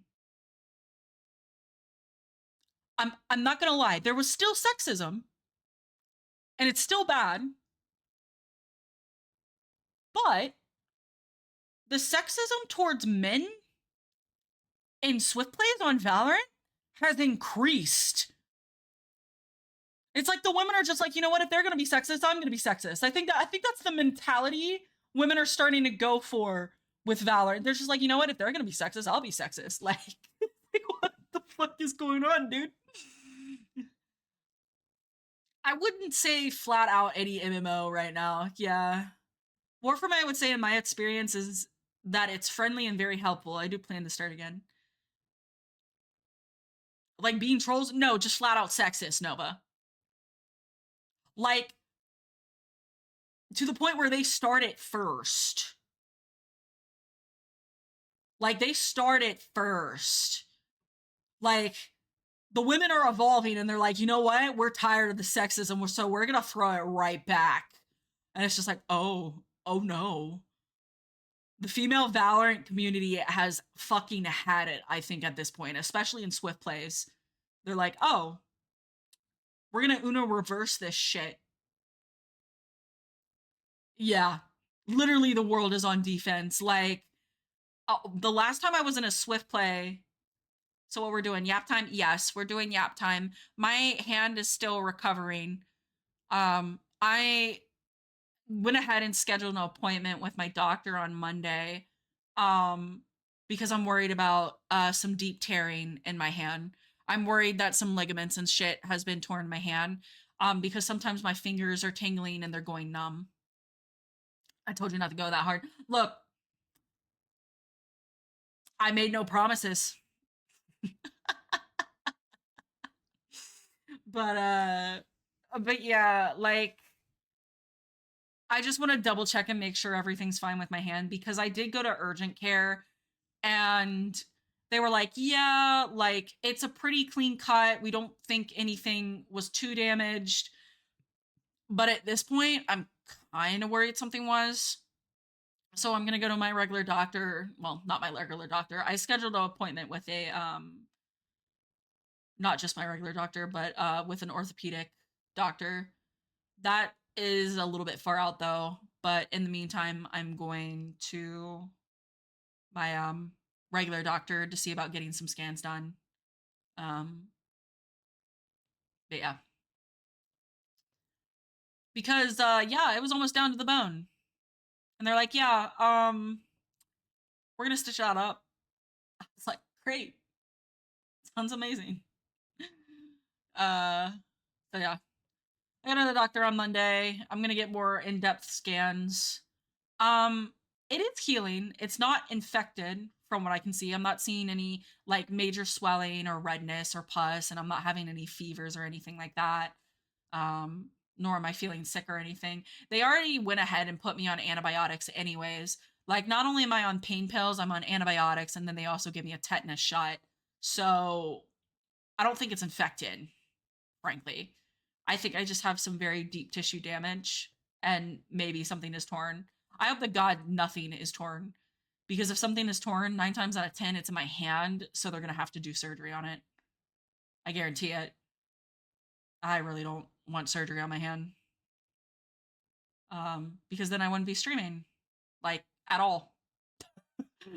I wouldn't be playing video games for a while. If I was streaming, they would be just chatting streams for the most part. Which I don't have a problem with chatting streams. I think part of it also is I'm not able to find something to chat about most of the time, which I'm going to be honest, I'm actually very impressed that I have went 3 hours and 35 minutes chatting. I'm not going to lie, normally I get overwhelmed by trying to find something to talk about, but I think it's just really just letting myself ramble at this point and talk about something that I like, or just like talk with chat about stuff. Thank you for the love, Aspen. I greatly appreciate it. But also, I don't want to sound like a broken record, because I bounce between It might be the cat cam. It might be the cat cam. Honestly, yeah. He's snoozing hard. He's eeping hard. He's an eepy baby. He doing a big eep. Um, but like normally I can't find anything to talk about, and sometimes it's a struggle because I don't want to sound like a broken record because I hyperfixate on things, and that's the ADHD and the autism come into play. And then I get distracted easily, so I stop in the middle of stories to tell like a side story. It's like we're going on a main quest and then I see, oh, side quests. I feel like I have to like over explain and give way more context than I have to, and it's just how my brain works.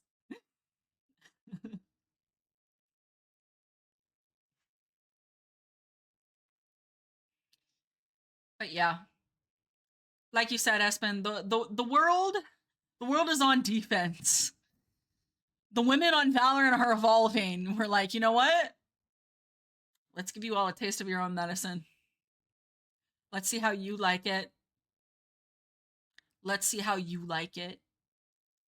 And like, I didn't like it. I was like, bro, like you can't fight the same thing with the same thing. You just fucking can't, dude. Like you really fucking can't. Because it doesn't work. You can't fight hate with hate. You can't. Sometimes it's better to just shut up and ignore it. Move on. Because they're doing it on purpose to get a reaction from you. Most of the time, men in Valorant, when they're being sexist, they're doing it on purpose to get a reaction from you. They literally are. They're doing it on purpose. They want a reaction. Giving them no reaction, they can't handle it. Their small brains can't handle it. They get angry about it. Like, I understand the people who now say just mute them. Men online are also just fatherless. Yes, that is. That is true. That is true. Now, there's some days where I do feel a little spicy and I'm like, you know what? I know this guy is going to get pissed off very easily. I'm going to rage bait him. Because I'm just feeling spicy that day. Miles. It's giving fatherless behavior. You know, it's giving bitchless behavior. It's giving bitchless behavior. Not fatherless, it's giving bitchless behavior.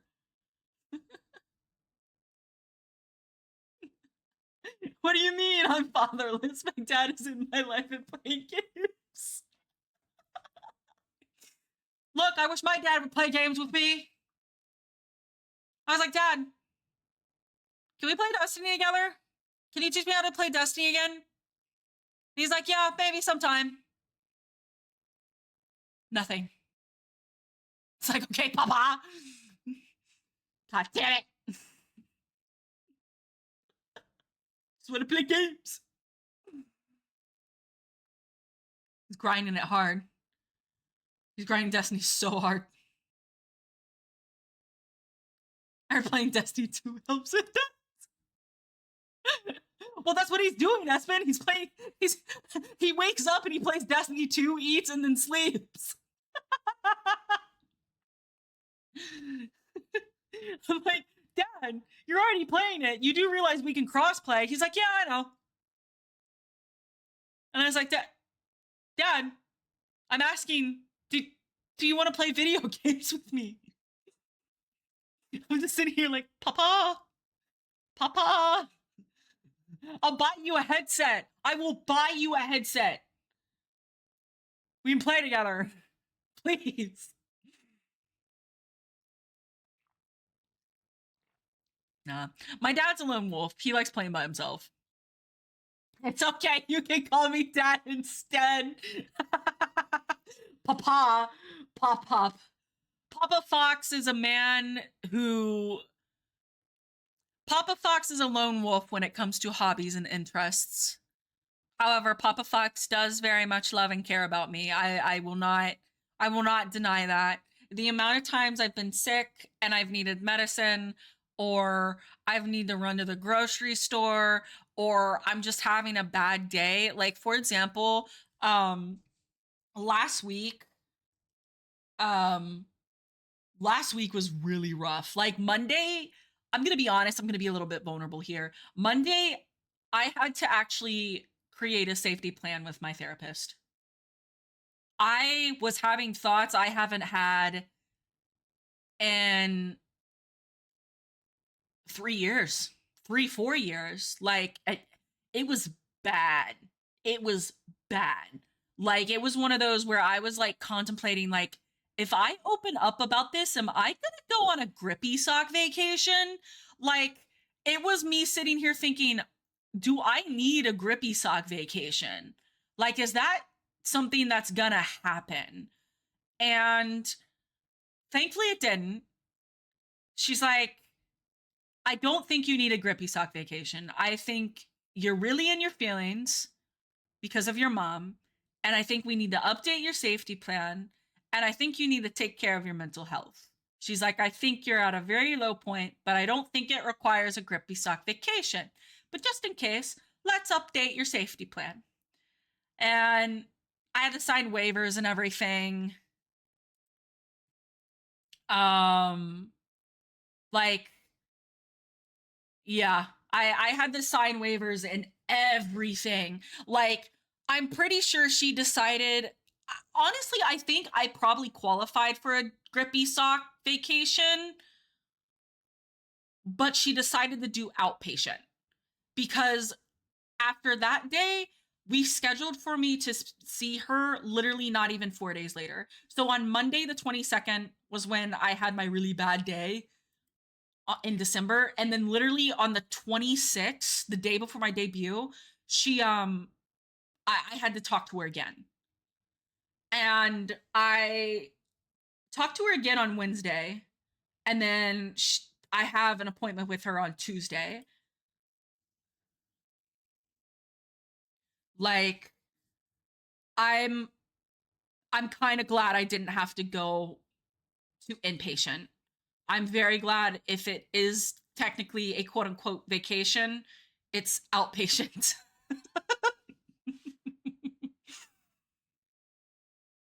Not gonna lie, I can totally see liking Throne and Liberty. See, I heard a lot of people talking about Throne and Liberty, Kenji, and I thought about playing it, but I never did grab it.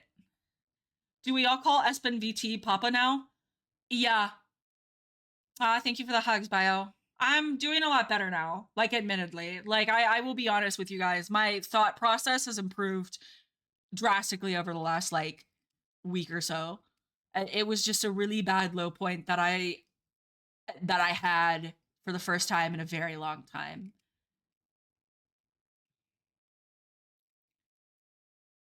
Yeah, Espen VT is dad. He is dad figure. As someone presently in an IOP, I felt yeah, like it was just like a struggle, and I figured potentially I may have an issue given the situation with my mom. But like, I'm gonna be honest, like I don't talk about my brother, my full brother, a lot, um, because we're kind of like relearning ourselves. We're relearning each other. Um, we were After a certain point we weren't very close, but like when I called my brother and I was like, "Hey, it's bad." He didn't even have to know what I was talking about. I just called him the next day on Tuesday and I was like, "Hey, it's really bad." And he's like, "I'm grabbing my keys."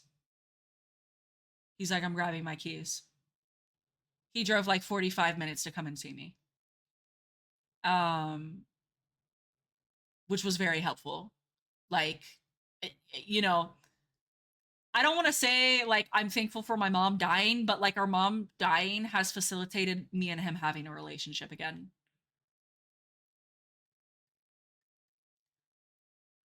Like, and I'm honestly so fucking thankful for that. Now, don't get me wrong, this little fucking shitter, dude. Like, bro, it is so fucking hard to get a hold of him sometimes. Like, I'll call him, I'll text him, and I'll be like, bro, it's been 2 weeks. I've been trying to get a hold of you. What the fuck, dude? And and it was just like, what, what? He's like, out of sight, out of mind. I'll be working and I'll see that you called or texted and I won't be able to respond. And then I forget that you even called and texted. And I was like, legit, I hate you. But no, like, it was funny because that Tuesday I called 2 times in a row. I was like, you know what? I'm going to call him twice in a row. And he's like, what's wrong? Like, he knew. He was like, she just called 2 times in a row. What the fuck is going on? Like, it's bad. SOS. Please. The brain worms. The brain worms are getting to me, guys. And he's like, all right. He came over. He drove all the way out, like 20 minutes away, so I could get Starbucks because it's small town, middle of no fucking bumfuck nowhere, Kentucky. So we had to drive 20 minutes to the nearest town, and we got Starbucks. And he took me to the Barnes and Nobles, and he got me a book. And he's like, "Are you okay now?" And I was like, "Yeah." We hung out. We watched a movie too. Um, yeah, like my brother went above and beyond on that. Like he knows I like reading, he knows I like Starbucks, and I barely ever get to have Starbucks anymore now. And then we came home and we watched a Christmas movie. By the way, he hates Christmas. My brother does not like Christmas. He hates Christmas. He does not like Christmas. He does not like the holidays, period. He is not a holiday, holly jolly person. He hates it. And he sat with me and watched Rudolph the Red-Nosed Reindeer. By the end of it, I think he needed some mental help. He was like, God damn it. I think by the end of it, he needed some mental help by the end of it. I made him sit and watch fucking Rudolph the Red-Nosed Reindeer. That is actually my most favorite Christmas movie.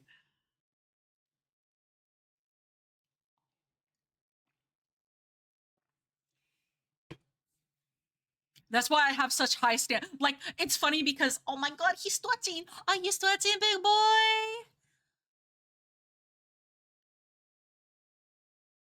Oh, are we changing? We changing levels? No, we're getting down. Do we want lovin's? Oh, you're looking at me. Yes, we want lovin's. Come here, baby. Hi, baby. Hi, baby.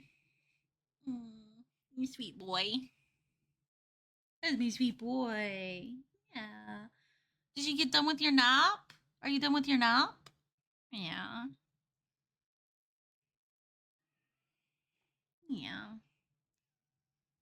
But yeah, like, yes, Bubby. Yes. Oh, look at those toe beans. But no, like, whenever someone is like, your taste in men is questionable, Toffee, I was like, no, my taste in fictional men is questionable. When I look at my brother and I look at my dad, my standards are high. I have high standards. I'm not gonna lie, I do. If I catch a whiff of what I think is a red flag, I'm gone. Bro, I'm gone. I'm so fucking gone. I catch a whiff of it and I'm like, nope, gone. Gone. Thank you for the hydrate, Ghosty.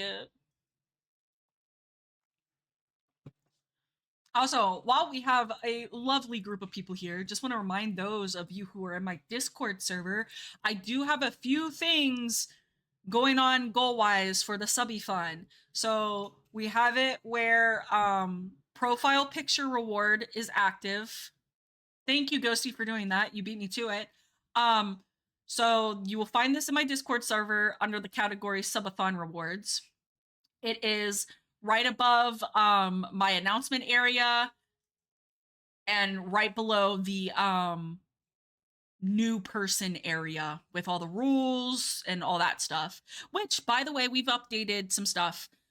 We've completely transferred from Mimu to just Me6. I do still have Sapphire in my server, but eventually we're going to be getting rid of Sapphire as well until I can figure out how to post TikToks from Me6 because Me6 doesn't want to register that. I don't know. It's kind of weird. It's acting wonky. We'll figure it out. But yeah, I now have role assigns where I'm not pinging at everyone. I'm not pinging the entire server. So if you go to role assigns, you can choose roles to, like if you want to hear announcements, I would recommend you at least choose the announcement role because typically I do let people know important things on announcements. Or me being gratitude. There's also the live stream role, events role, and socials. That way you're not getting not that way everyone's not getting pinged to hell and back in the server because I understand that is annoying. But yeah, in the subathon rewards category, there's multiple different channels.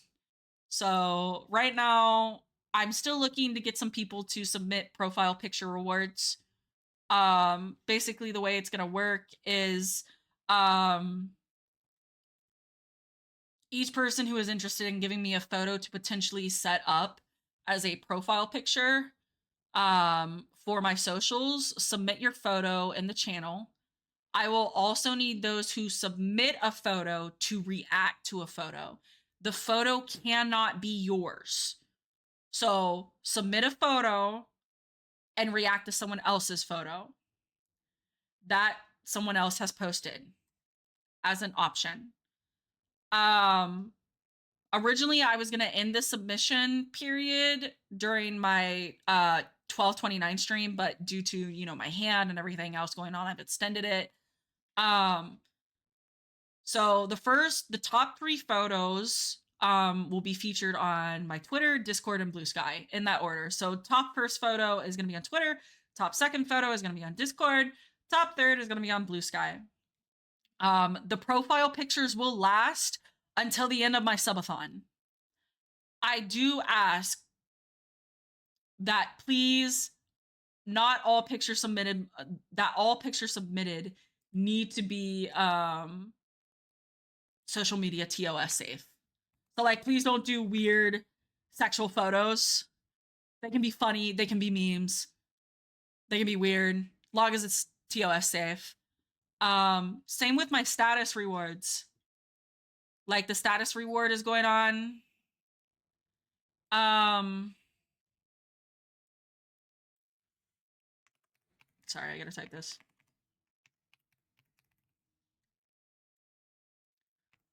You guys can basically vote for me to have a status that I post on Twitter, Discord, and Blue Sky. On Discord, the status will last until subathon ends. So if you want to submit a status, that'd be cool. Hour-long league game ending in a loss. Oh no, Miles. No.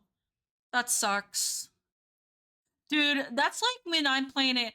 That's like when I would play a game of Valorant. The longest game of Valorant I had went 20 and 22. And it was comp. No, it wasn't 20 and 22. No, it was 20. It was 20 and 20. It was 20 and 20. I didn't even win. No one won. We all did a draw. It was a draw. I didn't gain any RR. I didn't lose any RR. And it went on for an hour and 20 minutes. I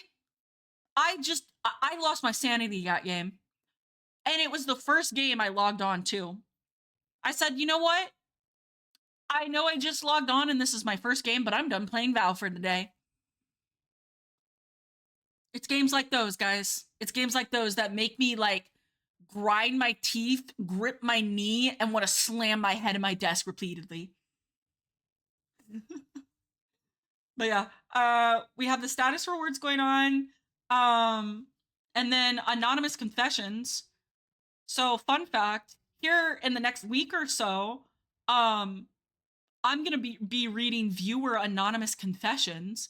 So for those of you in my Discord server, if you go to subathon rewards category and you see a channel called unknown confessions, there's gonna be a link to a Google form. And you can anonymously submit a confession and I will read it on stream. Now, if you don't want to be anonymous and you would like to put your name on it, you're more than welcome to. But keep in mind, depending on what you put on, you will be judged. All right, I'm gonna judge you. Not really. I'm not gonna judge you too harshly. Yes. Uh, you can submit an anonymous confession. I ask if it's sensitive in nature, not to be too graphic about it. I ask that my majestic boy. Oh my god, look at him. I ask that you try to keep it lighthearted in nature. Like, don't make it some deep dark secret that is like really sad and depressing. If it's something you desperately want to get off your chest, that's fine. But try to keep it lighthearted. Like, I don't know. Maybe you like egged your teacher's car and you regret it, or you killed your sister's pet hamster and you made it look like he just died of natural causes. Or you made it look like he escaped and you threw him in the trash can secretly. Like, I don't know.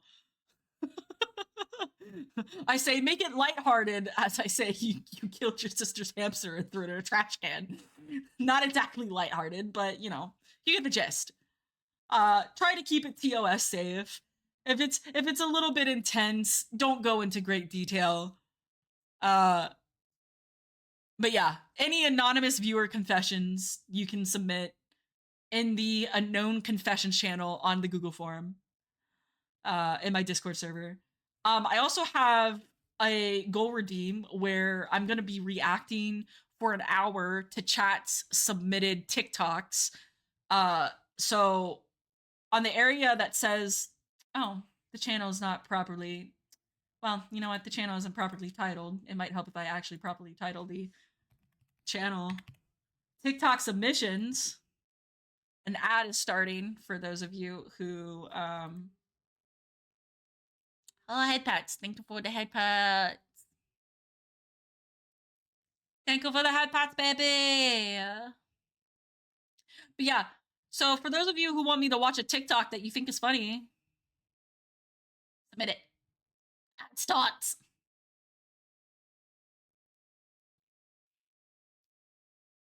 I'm just good like that, Miles. I'm just good like that. I can predict the future. Not really. I just see a little bubble that comes across my screen that says an ad is going to start for you guys.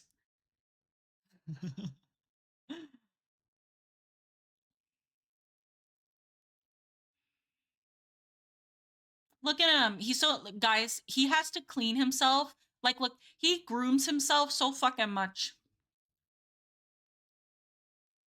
The ad break has ended. Welcome back. Welcome back, everyone. Welcome back. But yeah, it's an ad for Twitch Turbo. That's funny. That's actually kind of funny. That is so funny. But yeah, for those of you who wants me to watch a funny TikTok, submit it in the TikTok submission section, and it can be more than one TikTok. I ask that you try to be a little bit giving to other people. If you want to submit like 3, 4, 5 TikToks, that's fine. Just don't submit like 20 of them. But if you think there's a TikTok that I would find funny, you can post it in the TikTok submission channel.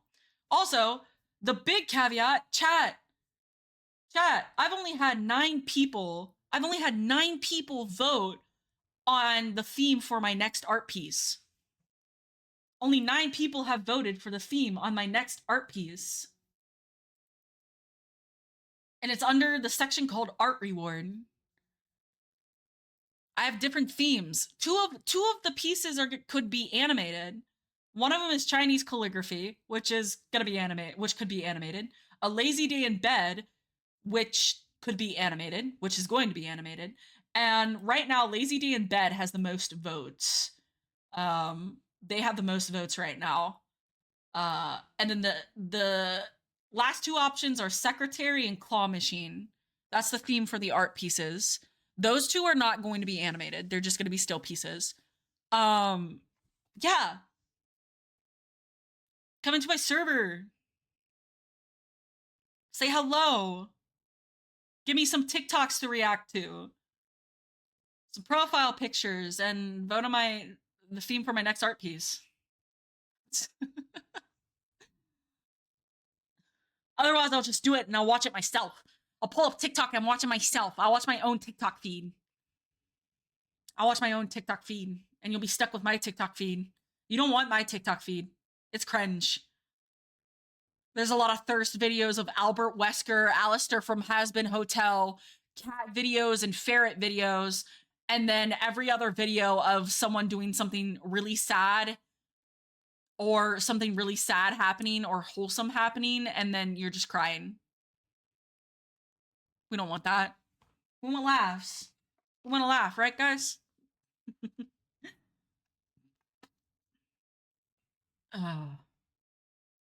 But no, I can't imagine playing an hour-long league game and it ending in a loss. Thank you for the streamer care package, Genji. I shall take my sip of water.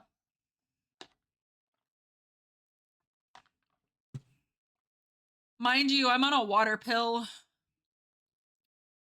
And after this, I'm probably gonna pee a lot.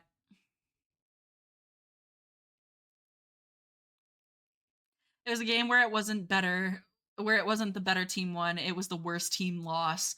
Oh. Oh, that's rough. See, I don't mind games that are close. Like I'd prefer games be close.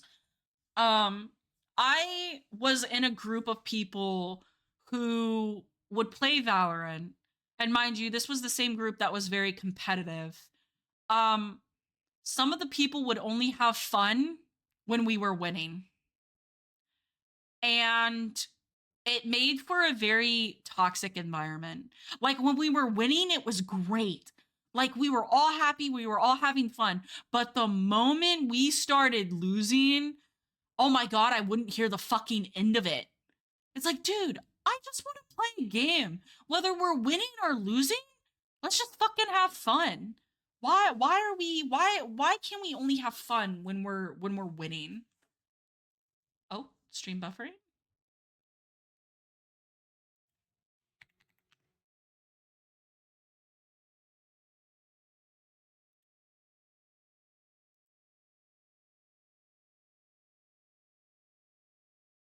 Fun. Stream, don't do this to me. There we go. Okay. Let me check real quick if it's an internet problem. Unstable. Oh, hold on. Yeah, there was a bit of a stability issue for a moment. Yep, there was just a slight stability issue. Ever so slight. Oh, it's still doing it. No. Hmm. Interesting. There's still a slight little issue with it.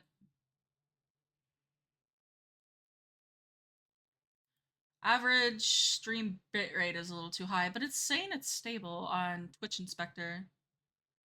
Interesting.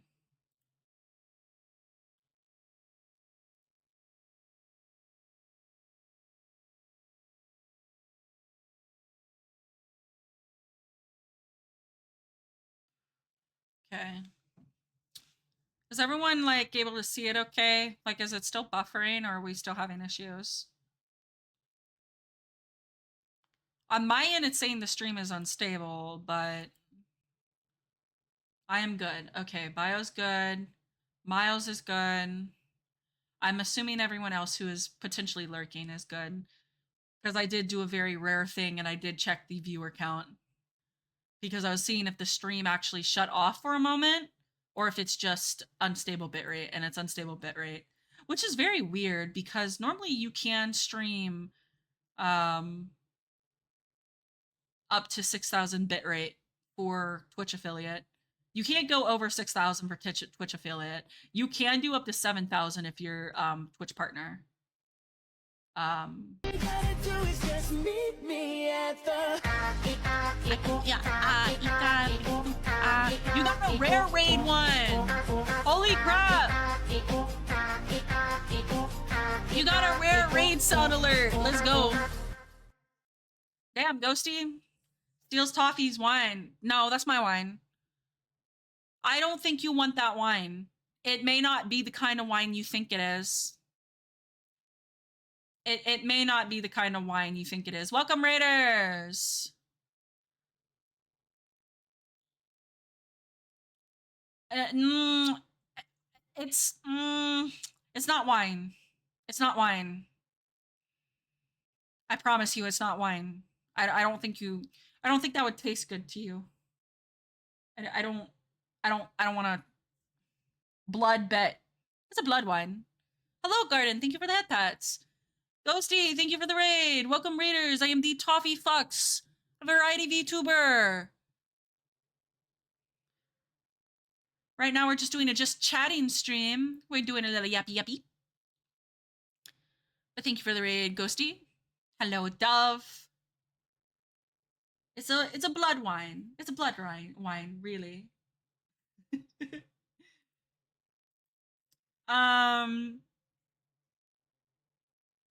Yeah. Ghosty got a rare raid message. Let's go. That's a whale one. I think that's a rare one. It might be an uncommon one. Can't remember what I got it set up as. But he did get a rare one.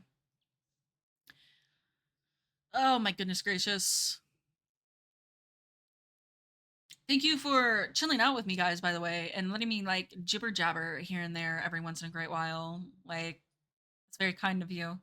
I don't feel like I'm very entertaining company in terms of jibber jabbering. But, you know, I could be wrong. If I'm good and help you get more blood, can I have more? I mean, yeah, I guess that's an even trade-off. That's an even trade-off. That's I would say that's fair. That's a fair trade-off, not gonna lie. That's fair. I'll allow it. I'll allow it. Oh my goodness gracious. Also, you guys rated your way to the body pillow art commission. Yo, that's wild. That's wild, Dove. That's wild. Let's not go killing our friends right now, okay? Yes. Raids do count. The what now? So I have my subathon goals, and we just got the body pillow art. So you guys are getting booba mouse pad art and body pillow art. Raids, technically raids shouldn't be counting, but I just realized they do count. I am gonna have to change that. That's the only time they count, guys. This is the only stream they're counting. Next stream, they're not counting, all right? It shouldn't have been counted, but I'm not gonna take it back. I'm not taking it back. But from here on out, after this stream, it's not gonna count. Nah, nope, it's not gonna stay. It will only count in it's only gonna count towards the timer. Raid should only count towards the timer. Raid should have only been counting towards the timer and not the points. I'm giving you guys more time on the timer. That's what that counts towards. You guys have not let this timer drop down past 156 hours. I want to let you know that. This entire stream, I have been rated so many times, and you guys have not let it drop down past 156. It was so close to being 156, and then you just added time to it. I'm like, God damn it. We can match? Yes, Espen, we can match. Let's match. Hey, Dove got paid. Oh no. We don't need to do anything tonight, guys. Look at the timer. We got plenty of time on a timer. Wait till some time goes away. Oh no. I'm in danger. I'm in danger, guys. Wait till the timer goes down, guys. Wait. Wait a minute. Sound like that one meme. Wait a minute. Let me tell you something. Dog, mine went above 190. 190 hours tonight. Just wait. Right? That's what I'm saying. I'm like, please. Just wait, guys. You don't have to give me anything for a while. We're literally at our stretch goals now. We are at our stretch goals. I want to let you guys know. We are at our stretch goals. Hold on. I mean, where can I pull this up? Where can I put this on the screen? I think we're gonna cover my face for a moment. No, I don't think we're gonna cover my face for a moment. I think I'm just gonna read it off. Yeah, we're just gonna read it off. So we're officially at our stretch goals, guys. Our first stretch goal being a face cam stream, which will be at a different date. Like, I won't start the face cam up right away if you guys hit it. That will be at a different date. We'll do a face cam stream. And then face cam stream is 200. At 250 points, we're adding 12 hours to the timer. At 300 points, I will read an not safe for work one-shot fanfic of Chat's choice, read in server VC. Now, mind you, I am still going through a lot of these sub goals, so I'm trying to get the sub goals we have already reached done before I start doing these. That's why I'm telling you guys to wait, because the more sub goals you get, you're not gonna get them as quick. You guys gotta participate. I've done the spicy noodle stream. I still gotta read anonymous viewer confessions. I still gotta set the profile pictures, Discord statuses, and Twitter statuses. I still gotta read the anonymous viewer. I still gotta react to the TikToks. I still gotta do a drinking stream with Valorant Swift plays. I also have to play Mortuary Assistant. Now, potentially what's going to happen here is I may not be doing the drinking on the Valorant Swift play stream, because with what's going on with my hand, they may want to put, I'm currently on antibiotics that does not permit drinking. So most likely that will be at a much later date, and with, depending on what's going on with my hand, potentially, oh, thank you for the posture check, Miles. Potentially with what's going on, we may hold off on that. That may be way later down the road. So I'm okay with putting that on the back burner, but I do gotta play Mortuary Assistant. And then I do still gotta let chat choose a cheesy one-shot fanfic for me to read. And then I also gotta let chat roast me in VC. So I gotta go in a VC and let you guys roast me.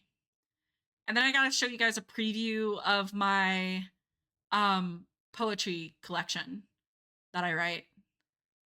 So there's still a lot of stuff for us to do, which will be happening tomorrow as well. So potentially, so tomorrow, oh, I got you on roast. Yes, you do. I will be setting that up, where chat gets the roast me NVC. Whether I do that on stream, I'm not sure yet. I may not do that on stream. I don't think I'm gonna do that on stream. I think that's just going to be a good time for us to hang out and give you guys time to just roast me and be a community together and not stream it. But yeah, we are officially at the stretch goals now. Which I'm going to be honest, huge ass fucking thank you to everyone who has contributed to all my goals. Like, holy shit, you guys are incredible. You guys have been amazing. I'm not going to lie. Holy moly. Fucking love you all for it. Ghosty, Dove, Cat, Heya, Nap, all the Raiders, Yuki, like, you guys have propelled it. I greatly appreciate it. People who've all shown up at my debut, like, Jesus Christ, you guys have been incredible because there's more than just monetary value in terms of support. Like just coming here and watching my stream, lurking in my stream. Like I'm really fucking thankful for it. You guys have made the new year something really fucking special. I greatly appreciate it. Um but yeah, we still got a lot to go. Uh in terms of like getting all these sub goals that I gotta catch up on. So, Ghosty, Dove, please let me catch up on it before you bomb me again with your love. I greatly appreciate your love. But yeah. Let me play catch up. Please. I'm drowning. I am but one woman. Help me, I am under the water. Give me a moment. Let me breathe. Let me breathe. uh and let's see here. Like I said, 300 at 300 points, one shot fanfic of Chat's Choice read in VC because it's going to be NSFW. At 400 points, we start doing merch. We do merch. I'm gonna do Uwu Market. Yeah, I'm gonna do Uwu Market. Uh, and I'm gonna choose the option for in-house artists to make a merch pack for me. Um, so I'm kind of excited about that. I mean, I don't like. I think the thing is like a lot of people are like, "Oh, but you're so small. Why would you do merch?" Because the thing is, merch is advertising, and I don't mind putting the money into it. And chat is so graciously giving me the money. Like, I would like to invest it in something. Like, I mean, art is cool and all, but like, I would like to invest it elsewhere as well. Like, merch is advertisement. If I slap my face on a t-shirt, bro, someone's gonna be like, "Oh, yo, who's that anime bitch? She's a VTuber. You should watch her." Free advertisement. All right? We advertising. Into the stream or IRL stuff? Into the stream. Everything I get from chat goes back into the stream. Whether I'm buying games, updating my equipment, getting art to further advertise myself and my brand, basically everything gets put back into content creation. None of it is used for personal reasons. None of it.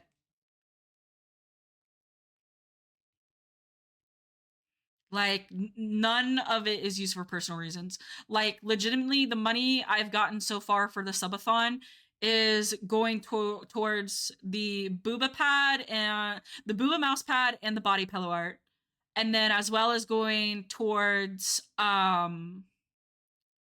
the art piece that chat is picking. It's also going towards game or two game DLCs.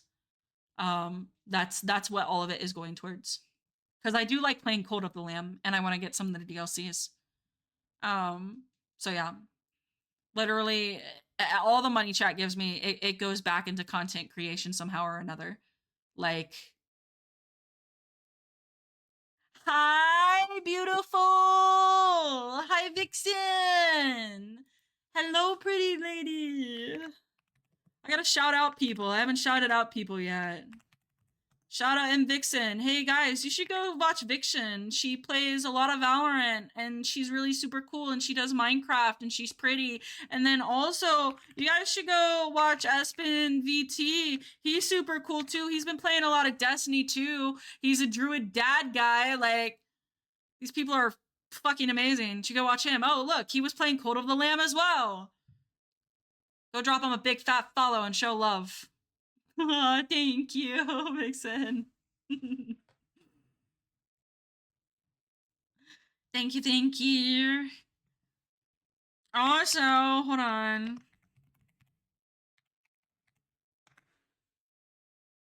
You should go follow Okami Oreo. That's my boyfriend. He was playing Liza P. Him too. Go check him out. He's amazing. And then Ghosty.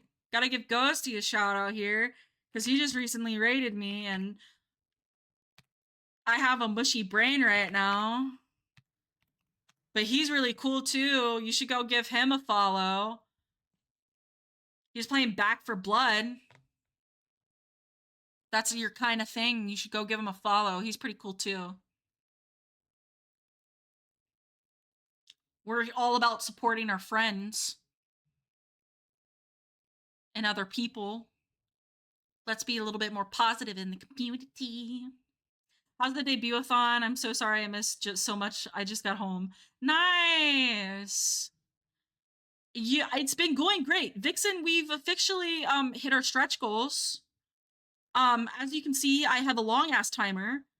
I wasn't expecting it. I wasn't expecting all the love and support. I underestimated my friends. Next time I won't do so.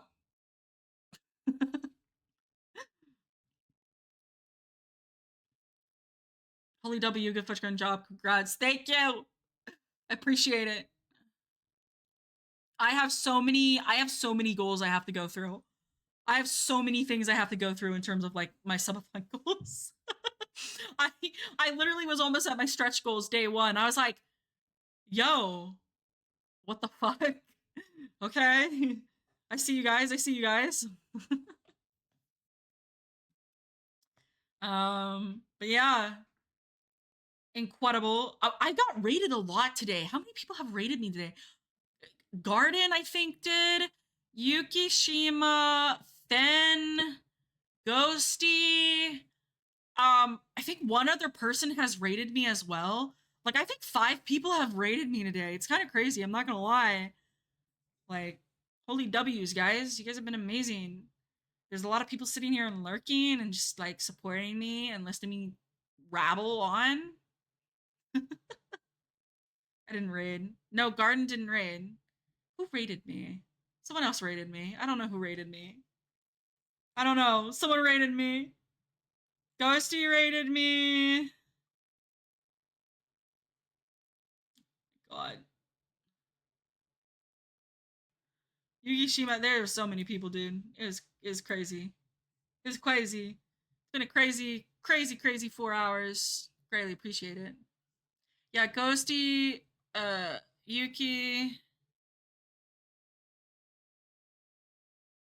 Erwin VT.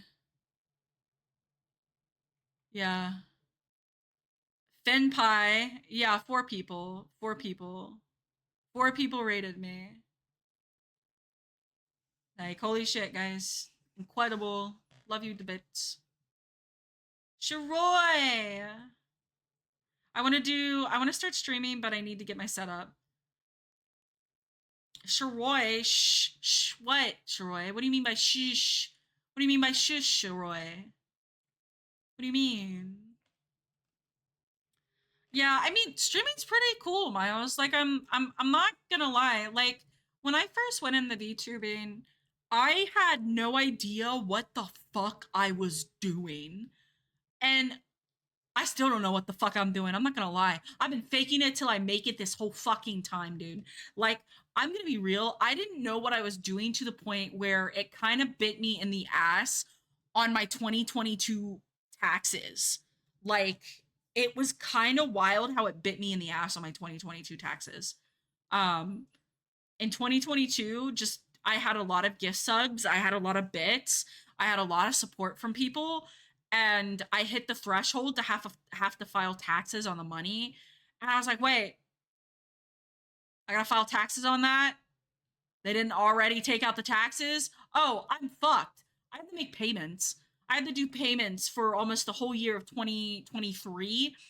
And then they took the rest of what I owed out of my 2023 taxes because I couldn't pay it off all the way. Like, I had no idea what the fuck I was doing. Taxes aren't real, they can't hurt me. I had no idea what I was doing. I did it all myself and I did it very poorly, so I owed all the money I made because I didn't claim any deductions when I could have claimed my PC setup, I could have claimed all the games, I could have claimed the gun skins that I bought on stream and was using on stream when I was playing Valorant. All the games that I played on stream and bought. Like, holy fuck. I Sleepy, Night Night, Night Night, Nova. Like, there was so much I didn't claim that could have like made my life so much more easier, but I didn't do it. So now I'm just sitting around like, if I ever have to file taxes, I can claim my setup. I can claim a whole bunch of stuff. Like, I know what I'm doing now. I got a lot of advice from, some tax people, um, you know, and now I kind of sort of know what I'm doing. I still don't know what I'm doing in terms of like content. I'm just doing what feels right. I'm not gonna lie. Like, don't get me wrong, when I first started, Valorant was my niche. I was very niche in the Valorant, and I'm just not too big into playing comp right now at the moment, and I've never been much of a big comp person. So it's just one of those, like, I don't feel like, for me anyways, it's not suitable for long form content. That's why a lot of bigger creators for Valorant have kind of strayed towards like Dota 2, or they're playing RPGs, or they're doing other FPS games, which there's nothing wrong with using Valorant as your only form of content. If it works for you, then keep doing it. Me personally, I've realized it's just not something that's good for me in terms of long form content. Um, I kind of like playing cozy games a little bit more. I like playing RPGs. Um, I don't mind playing a little bit of Valorant here and there. Um, but yeah, I'm just, this whole year is basically gonna be a new me. I'm gonna be playing a lot more RPGs. I'm gonna be trying to be playing a lot more cozy games. We'll still see Valorant content. I would love to do more just chatting streams, and I also want to do more YouTube content. I want to do more YouTube content. But no, Vixen, while you're here, if you're still here, my darling, I'm gonna show you the toggles. You haven't seen my toggles. I have toggles. I have toggles I want to show you. Toggles are important. Is my Angie toggle?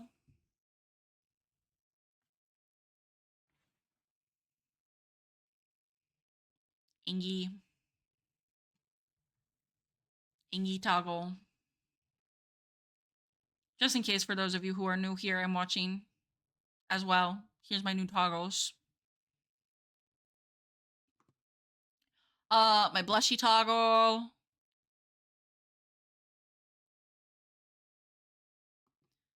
I gotta have this toggle. This one's important. You gotta have the shadow toggle. My resting bitch face is mad, bro. I got some mad resting bitch face. Am I happy?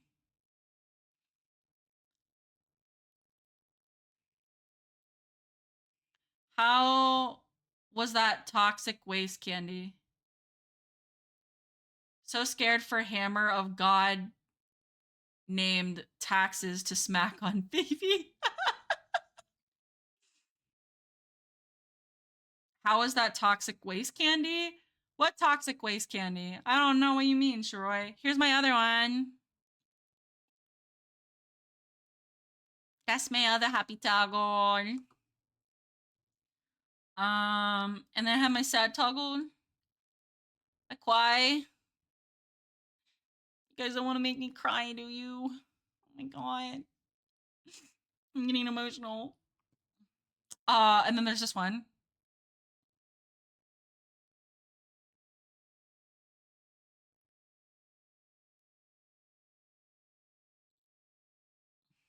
I've been doing this one a lot. Nani the what? Your angry face makes you look like you had a sour candy. That is true. There's also this one. Hi. It's just jam. I was trying to make a peanut butter and jelly sandwich, and jam got all over me.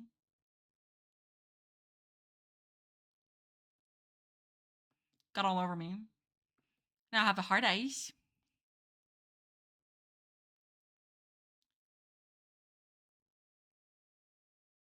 The hot. And then the ears can come off. I must go. Sleep is calling me. Okay, Garden, enjoy your sleep. Enjoy your eep. Make sure you're not eepy. Get your eep in. The ears do come off, but they stay on. And then the biggest one, I turn into a chibi. I can barely see over the desk. Oh God, barely over the desk.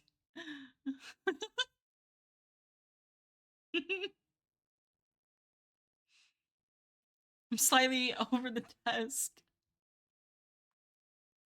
No, I'm not. I'm back to normal. It's all back to normal, guys.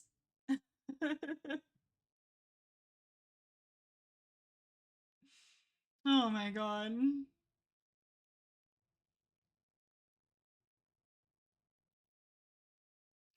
Um. Whew. Give me a moment. I need to drink water. I'm thirsty.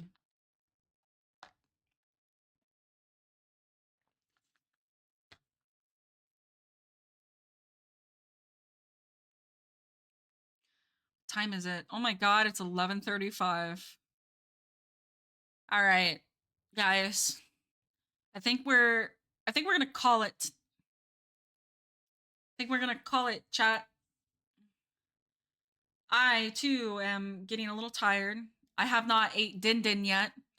And if the boyfriend found out that I didn't eat din din yet, which he's now finding out, he's gonna insist that I go eat. Yes, Ember is wanting me to eat din din. Din din is required. Um.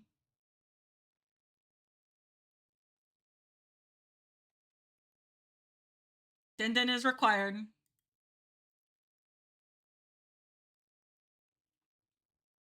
Wait, you will? Can I get nuggies? Wait, you DoorDash me din din? Yo, Ember, give me nuggies. Holy fuck, you can't just sit here and say I will DoorDash you nuggies. Where's my fucking chicken nuggets? Where's my fucking chicken nuggets, Ember? Give me my nuggets. Give me my nuggets. How much does it normally cost? I don't know. Like $20? What if I know? Send me your PayPal. Like 20, 22 bucks? I don't know. He promised me nuggies. He said he'd give me nuggies.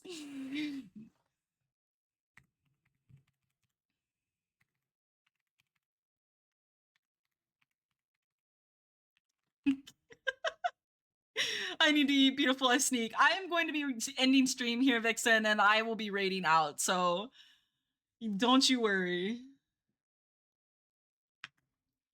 There's my PayPal. Get fucking nuggets, bro. I can get chicken nuggies. Bro, I'm so excited. I've been wanting nuggies. I've been wanting nuggies for so long. Oh, I've been wanting the nuggies. Give me the nuggies. The nuggies. It's like $20, $22 for like nuggies from McDonald's.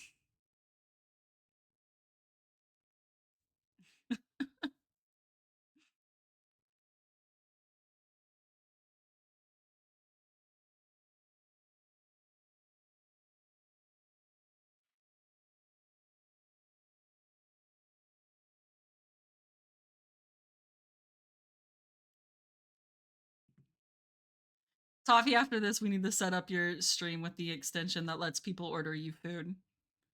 Dude, see, no, here's the thing. Here's the thing with that. I don't like that extension because it tacks on a huge ass fee.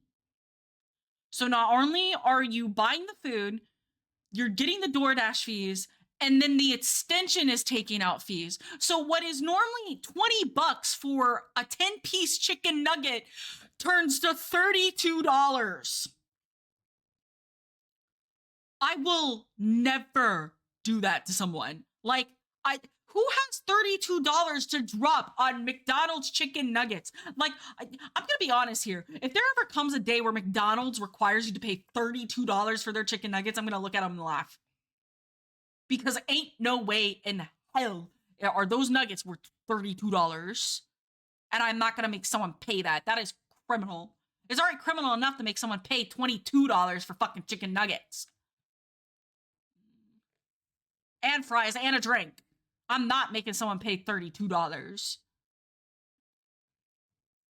As much as I would love to set that up, I've seen other people use it and I've tried to do it for other people. And it's like, bro, ain't no way. I'm not paying that much money for that. I'm not paying that much money and I'm not expecting anyone else to pay that much money, bro. Like, that's wild. Like, I appreciate the thought that people want to buy me food, but I could never imagine. I could never imagine. Oh, the subathon timer is broken. You guys actually have way more hours on it. Interesting. It's fine. It'll fix itself.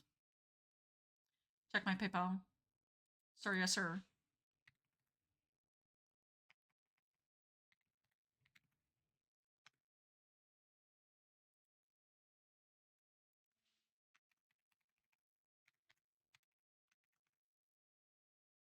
So, yes, sir. I got it. Let's go. I'm gonna get nuggies. I'm gonna give me some fucking nuggies. All right. Eat my nuggets. All right, chat. You had pizza. Ooh, pizza sounds good. We're going to look for someone to raid. Let's see here. Oh, there's a lot of people I can raid. There's a lot of people I can raid. I'm gonna go get Bedge, leaving up a lurk. Okay, we raiding. Okay, yes, we are raiding. We are raiding. I think we're gonna raid Magic Cat.